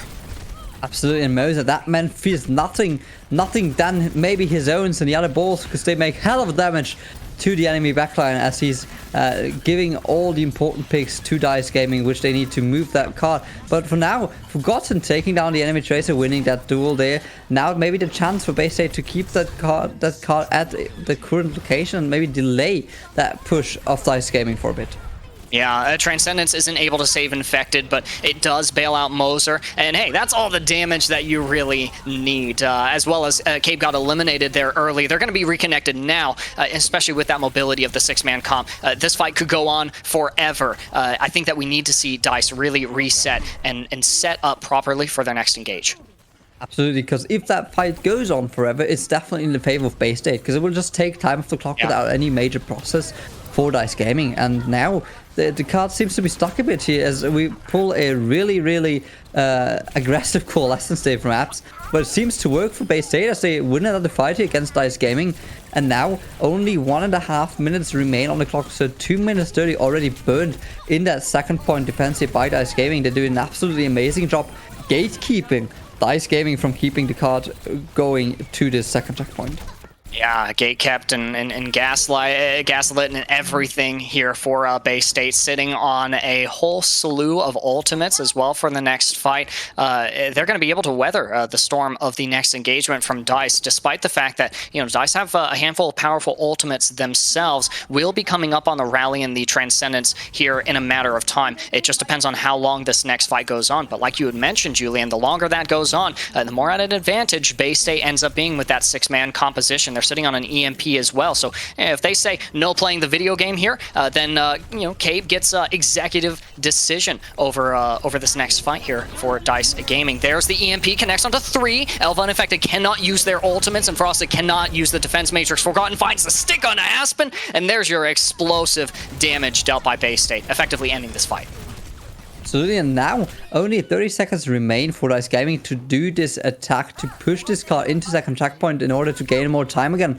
But this is not looking good for them. They've got a couple of ults ready to go. In fact, they might even have all 6 for this next fight. Well, but Bay State, they're looking quite dry, but they wouldn't surprise me if they win this next fight. Taking an early attack here, so they need to make sure to shift that fight on to the point, but already first picks getting into the way of Dice Gaming as the Winston of Bay State is already getting taken down here. But on the other side here, the copy of Elva getting taken down, so no copy available for them. Let's see how they play out this overtime. They need to push this until they reach a checkpoint. I mean, there's rally armor now on the point for the attackers, but Dice Gaming is testing their luck here with the overtime wick burning away. There's so much HP and sustain here to burn through as well, operating for Bay State. But still, you see Dice picking up picks. They have to sacrifice every ult in the bank, but it's worth it to win. Yeah, absolutely. Let's see if Bay State has the opportunity to try to stall this out a bit longer here, as the card is not moving at the super highest pace possible. Bay State might even have a chance to recap this here. That's a big pick. Aspen gets Kabe. Cabe had the EMP. There's the self-destruct. There's no EMP to connect with it, but it does get Moser. Moser, who's been a critical member of Dice Gaming so far in this round. Ults have to be used to compensate for their absence. It's going to be the minefield on the objective, clearing up a little bit of space to operate in, but Frosted is not able to stay safe. A minefield is going to totally nullify Hammond's eggs there on the point, and the pulse bomb deployed onto the wall does get Elva. That's Bay State equalizing the series. Not an unexpected outcome, but definitely pretty big.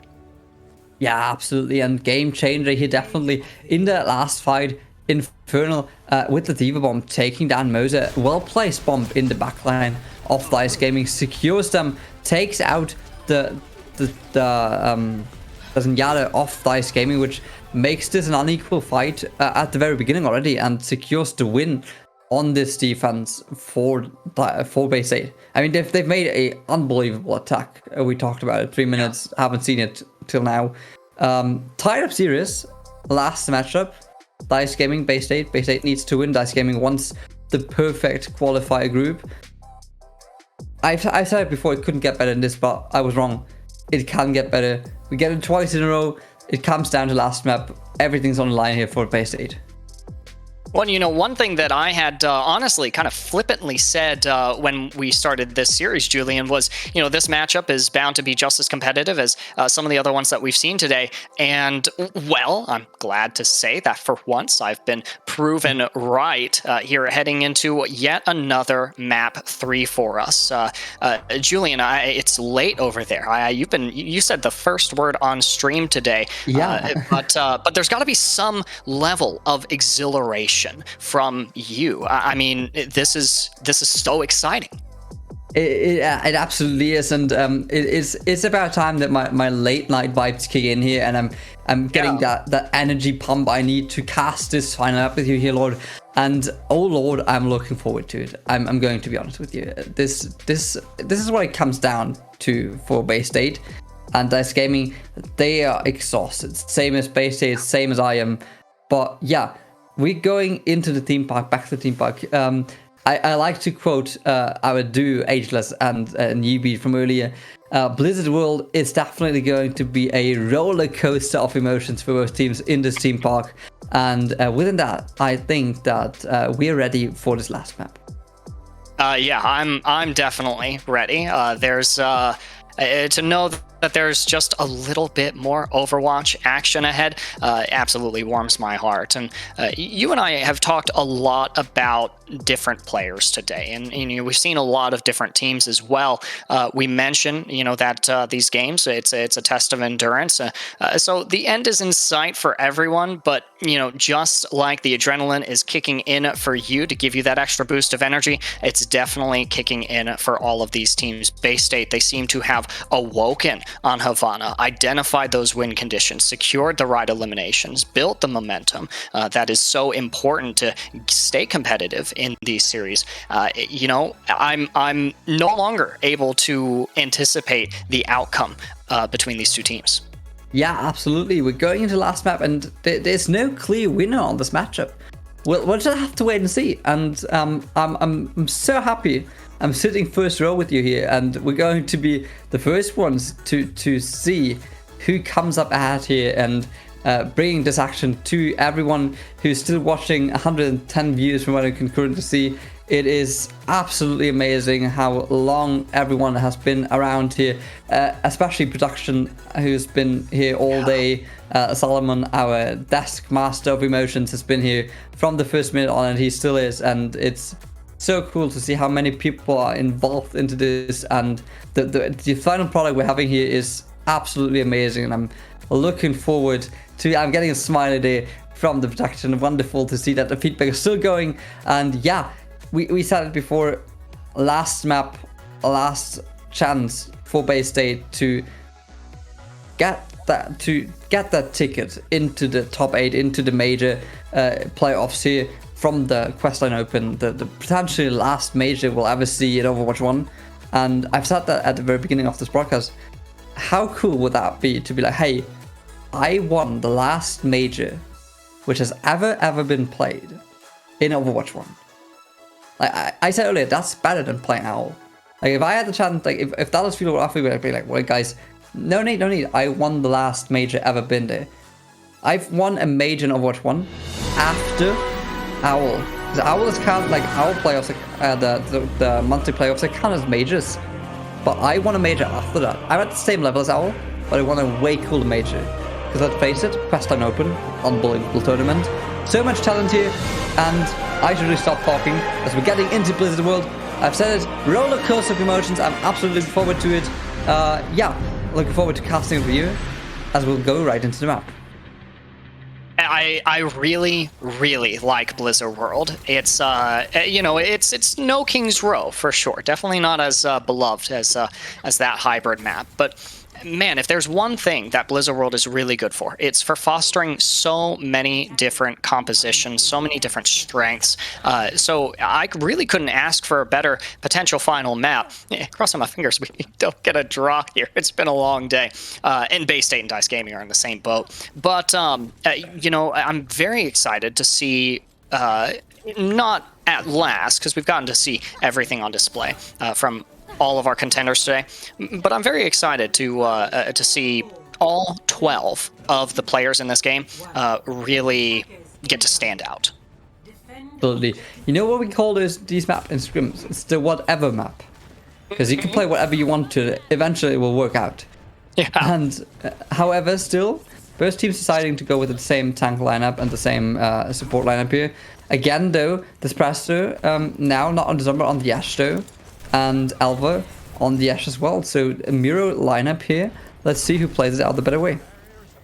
We'll have to see. You know, we do have Depresso in for Bay State now instead of Forgotten. So definitely some big shoes to fill in terms of that hit scan role. But it's already netting a little bit of value. 30% to the Bob. That is pretty good here for Bay State. Starting first here on the defense, and again looking to just hold as long as they possibly can, whittle down that time bank, prevent any objective progress here from Dice, and that's going to be attained. An early pick onto Moser, first blood of this first fight. That's a good reason to not push too hard here. Definitely Dice wants to get whatever ultimate charge they can, though. Absolutely, and however, despite from the fact that Bay State got that disadvantage in the first fight, actually the advantage, they weren't able to play it out, because although the team lost a man in the lineup, they were able to recover without losing anything. Yeah, and that shows the pace of this match. Because if you have a faster pace, you can use that advantage and instantly go in. Did happen here, so lucky for them. As we see a couple of picks being traded here, nothing really happening though in terms of anyone aggressively pushing somebody. Let's see double ball duel here. Stuck goes in, almost kills himself there. Cabe, lucky enough, gets the kill on. In fact, that their ball taken down. This is again another push back here from Bay State, who are doing a good job defending this first objective till now.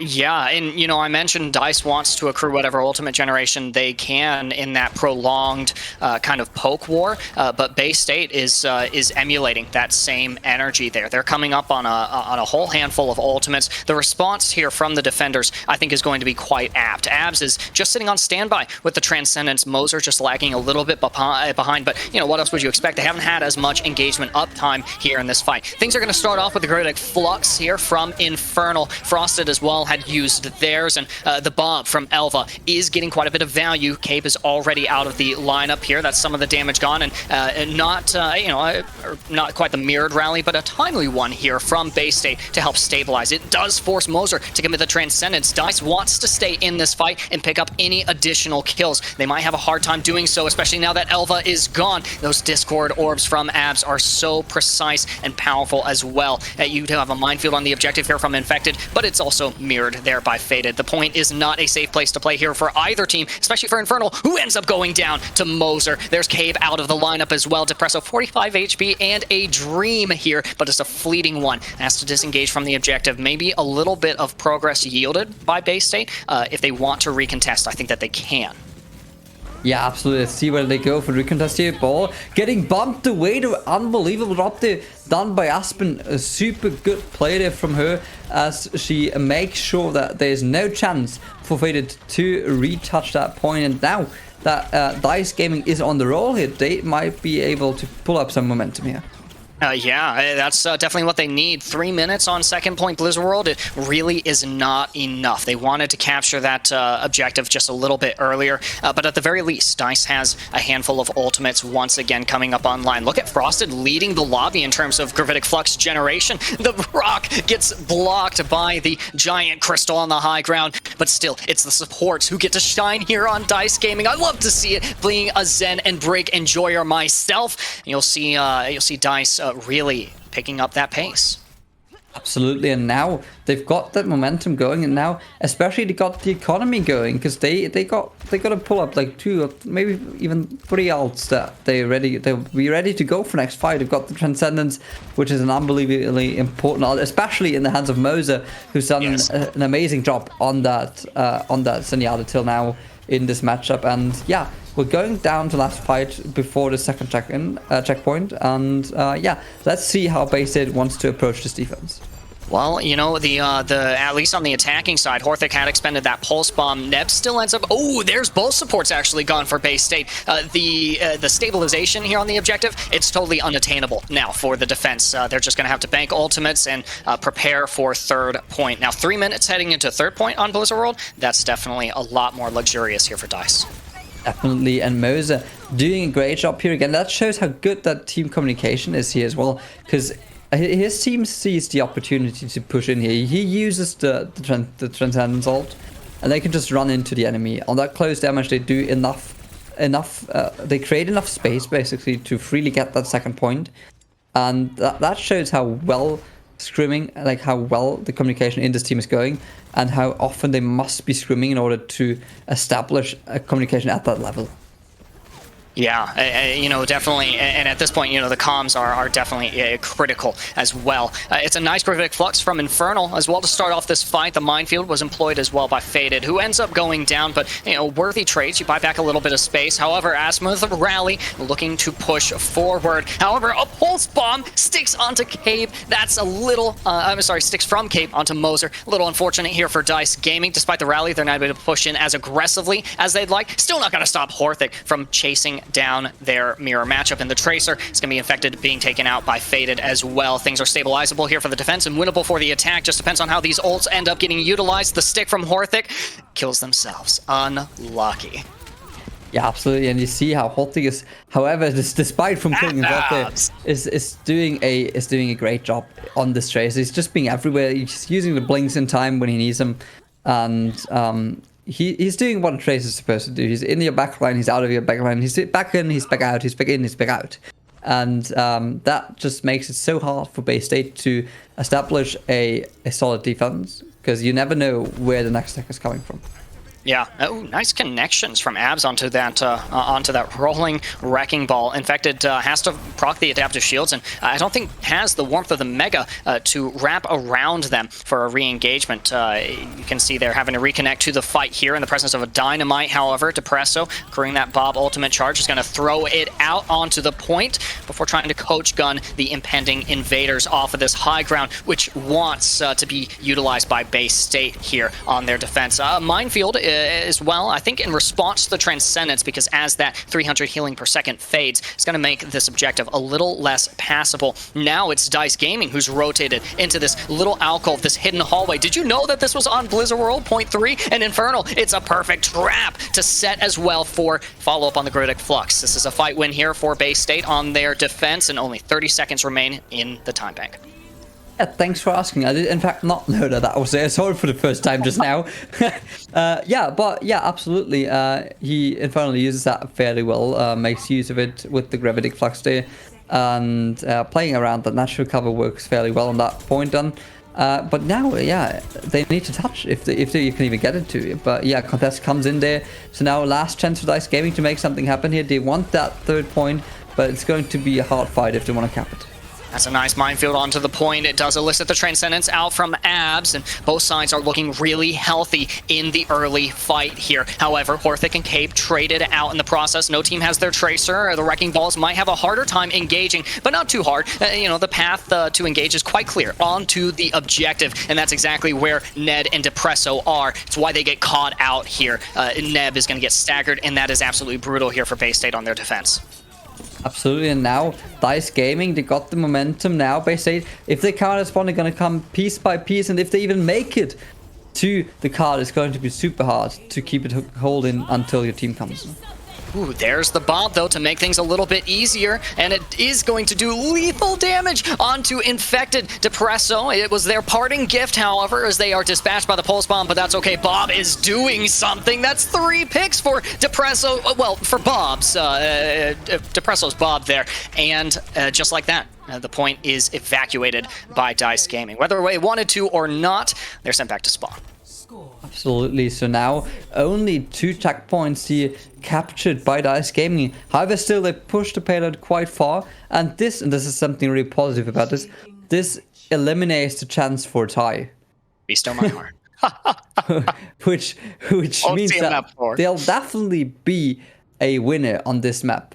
But that it looks like they're only a few meters missing for DICE Gaming. But those last meters are so crucial if you're attacking. Because once that staggering from the defending team comes in, and the respawns just come in so super quick, because the way from respawn to card is so short, it's super hard to find a momentum in which you kill the full enemy team in order to push those last meters. That's exactly what DICE Gaming couldn't do in their attack, and now they're stuck at 108 meters and 10 centimeters, and this is exactly where Base Hit now has to go. I gotta say, if there's anything that I'm really impressed about from both of these teams here in this matchup, it's just the propensity to reduce that time bank as dramatically as we've seen both teams do. Whether it was there on Havana, whether it was the very harrowing fights on Nepal with the exclusion of Sanctum there, which was pretty good roll there from DICE. See what I did there. So really, it was Bay State's game to win here. It's their series to come out on top of with their ability to just continuously keep DICE Gaming at bay. We'll see if they're able to successfully do it here on their attack. It's not going to be so much preventing DICE Gaming from playing as much as making plays of their own. It's still going to favor DICE Gaming here as they they secure a couple of eliminations. However, Bay State striking back. It's that aggro support gameplay I mentioned earlier coming out from Abs, surging onto the objective and finding another elimination onto Horthic. A little unlucky there for DICE Gaming, looking weaker and weaker as the fight progresses until they'll ultimately yield the objective. And Bay State once again way faster than DICE Gaming on that first point here, taking the point 2 minutes earlier than DICE Gaming did in their attack, securing a 5 minutes 30 on their attack now, and that's a huge timing for them. It ends up meaning that DICE opts out of this mirrored tank lineup as well. Frosted is back on that D.Va instead of the Sigma. They were not having a really fun time during their tenure as the astrophysicist, and now they're going to have a little bit of fun as the gamer mech pilot. Still, however, that's a little bit of a delay in that ult charge. The recall is forced out of Cape, who has to disengage. That is a nice step there for DICE, but they end up losing Moser in the process. Really, that's why we saw Havana go the way that it did, is because it's about getting the right picks at the right times. That's exactly what Bay State is doing. Absolutely, and now as we see Bay State, they're just moving on meter by meter, unstoppable. It almost looks like already halfway through that second point. Now EMP in the backline is present, taking down Moser. He seems to have become some kind of priority target for them since his input has been so big on that team. It's just reasonable to target focus Moser here out of the backline. Bay State doing a good job doing the target focus they need here, and now picks just going the way of Bay State basically. Moser once again, he got flipped in the air. He's got no chance to even walk out of spawn properly, and yeah, Bay State they take another quick point, and now 5 minutes 37 on the clock. I've said that it's going to be dangerous, but it's going to be hard to accomplish this 108 meters. But with that time bank, I might even change my mind.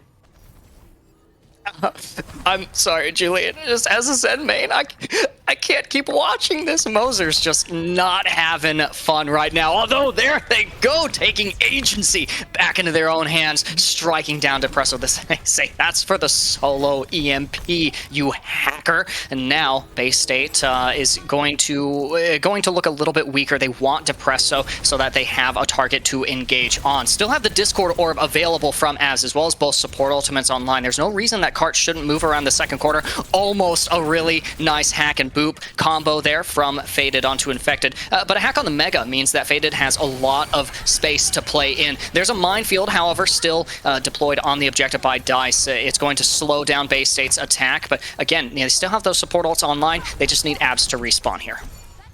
Absolutely, and now the first time really in this defense where Dice Gaming can maybe settle down a bit and be like, okay, this is where we are. Let's build up a defense here. But Abs already making yet another early pick here in the fight, opening the chances for Bay State. Bombs comes in, does nothing, and now Bay State committing here with the Transcendence. Abs pushing his team onto the card, but now Rally coming out here from the team of Bay State. This really gives them the chance to push even further beyond that card and really give some hard times to Dice Gaming.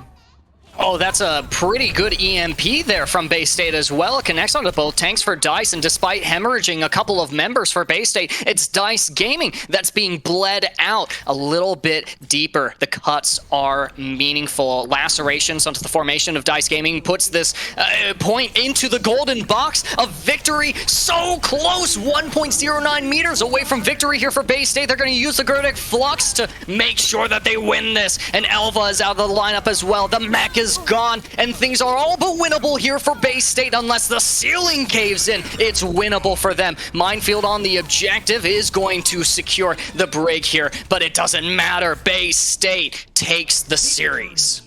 Yeah, and Bay State remaining, staying in that race for a spot in the playoffs, beating the favorite of this group, beating Dice Gaming, denying the perfect series in this qualifier. Dice Gaming will end up having 6 wins and 1 loss in Group C. So not the perfect qualifier for them. However, still, they are secured a spot in the playoffs as far as I'm concerned. But just think about it.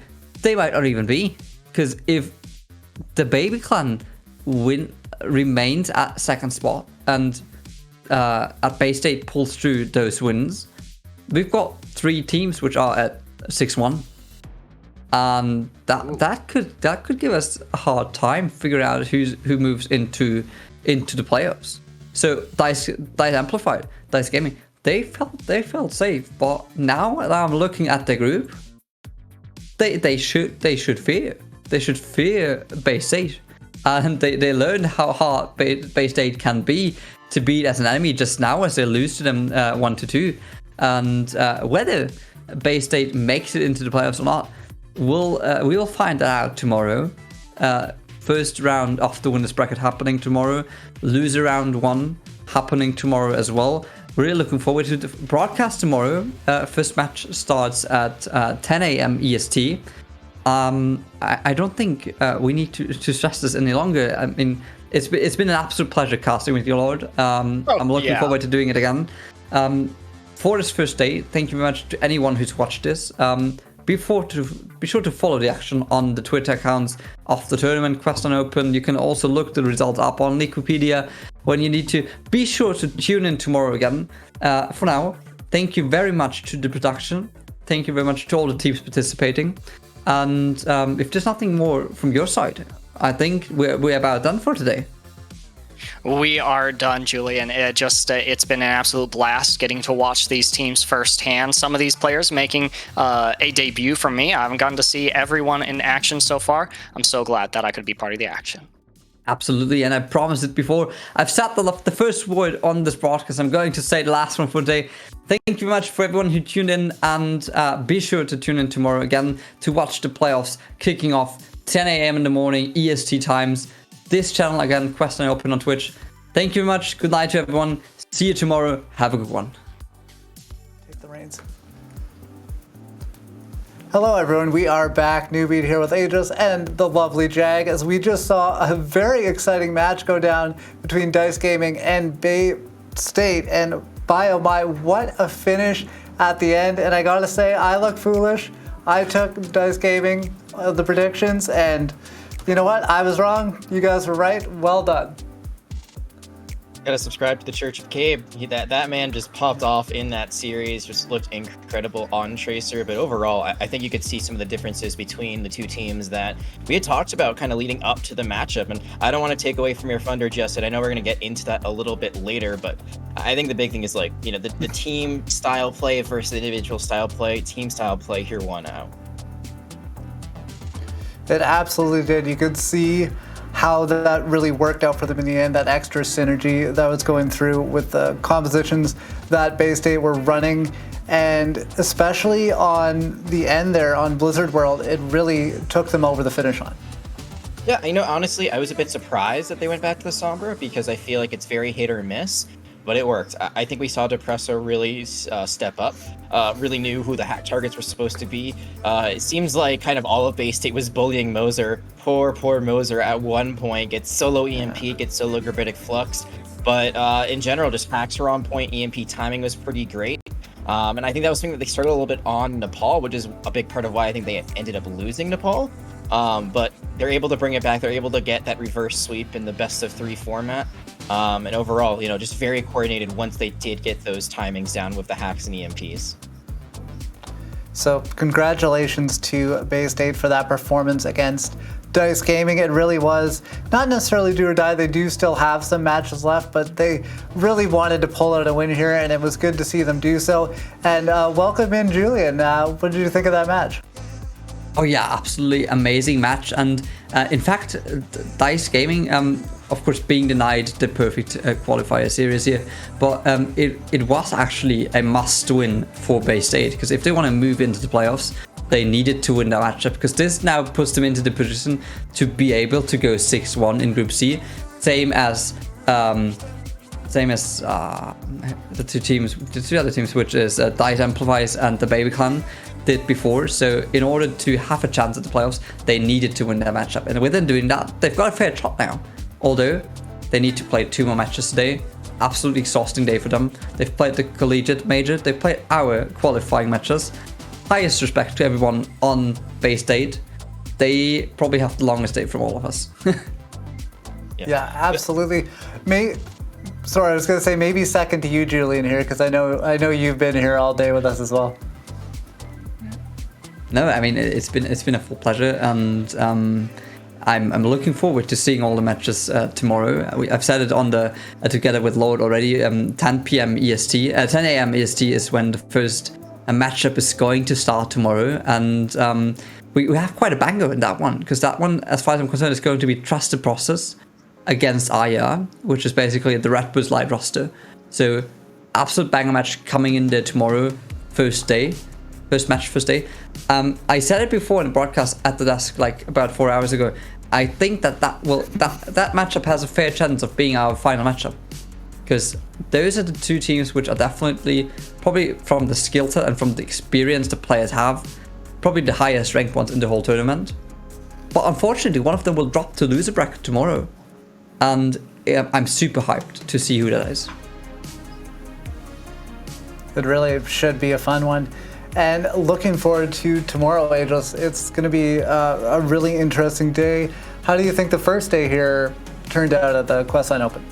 It was great. I think we saw a lot of teams, you know, some surprising performances, some a little bit more disappointing. I know we saw some teams that didn't get the results that they wanted, but some really, you know, fantastic showings from a lot of these players, and some of them are predicted, but you know, some of them definitely a little bit more on the surprising side. I think we're going to have a lot of games to look forward to tomorrow. Looking at the performances that we had today, you know, after a night's sleep, when you're not playing 7 games in a row, they're going to be able to, I think, show us more of their best. And with that, I'll extend the same kind of question to you, Jag, and to you, Julian. What were your takeaways from the first day? You know, honestly, kind of along the same line of Ageless. You know, there were some surprises for sure, but I think the big thing is like the teams that we expected to come out and play definitely were there. I think tomorrow's match in particular will really set the stage for, you know, who's going to have a really nice winners bracket run. Thankfully, it is double elimination, so we could see a rematch of that in the finals. Hopefully we do, because honestly, I think that's going to be a hype matchup, whether it's first round or in the grand finals. Either way, it's just a really, really great matchup of players. Overall, just a great day performance, and I think the playoffs are going to be a whole different level because that exhaustion factor is not going to be there. Everyone's going to be well rested, everyone's going to be ready to go, and I think that's where we're going to really see people step up and make a name for themselves. Absolutely, and I mean we've witnessed so much great talent on so many different levels, from the E side, from the NA side, but also something I want to point out from the caster side. So many, at least for me, so many new names presenting themselves on the big stage here, and at that point, huge shout out, of course, production, a filthy lot, everyone at Questline. The work we put into this has been enormous, and just from the first day, I can already tell it was worth every minute we put into this. And I'm so much looking forward to the next days. And yeah, we said it. First round winner bracket, first round loser bracket tomorrow. I'm so much looking forward to it. And there's a huge amount of talent in the top 8. And I'm looking forward to watching every single match of it. I think we'd be remiss if we didn't have a huge thank you to BPL as well, and the team from Bad Patch Amari League, who are well known in their own right for producing just incredible production for all these tournaments. But also, yeah, big thank you to Blizzard and Activision Blizzard for working with us and getting this tournament off the ground. And all our casters, all our players today. It's been a really fantastic day. Thanks to you to T6 for organizing the tournament. And everyone who has joined us up today. Yeah, so with that, I think I'll just throw it out there for anyone if you want to throw any last words out before we sign off for the evening. If anyone's got something, speak now or forever hold your peace. I just want to remind everyone I'm now perfect in predictions. That huge 1-0. I'm hoping I can continue it tomorrow on the desk. We'll be there bright and early. And once again, I can just flex my prowess against newbie. But until then, it's been a great day. Absolutely. I mean, you're... Oh yeah, sorry. Go ahead. Oh, keep going, Julian. I was just going to say, setting the bar low. I'm terrible at predictions. Yeah, I mean, I kind of need to keep a promise here, because I've said it before, because I didn't know we'll move back to the desk.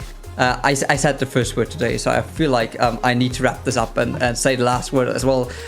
Thank you. We've said it enough. Thank you for everyone involved, and be sure to tune in tomorrow. If you need more information, follow T6, follow everyone on Twitter. You'll find all the information there, or in Discord. Be sure to tune in tomorrow. 10 a.m. EST is when the first match of the winner bracket in the playoffs of this major start. Until then, thank you very much, and a well-deserved rest, well-deserved good night. Thanks for tuning in.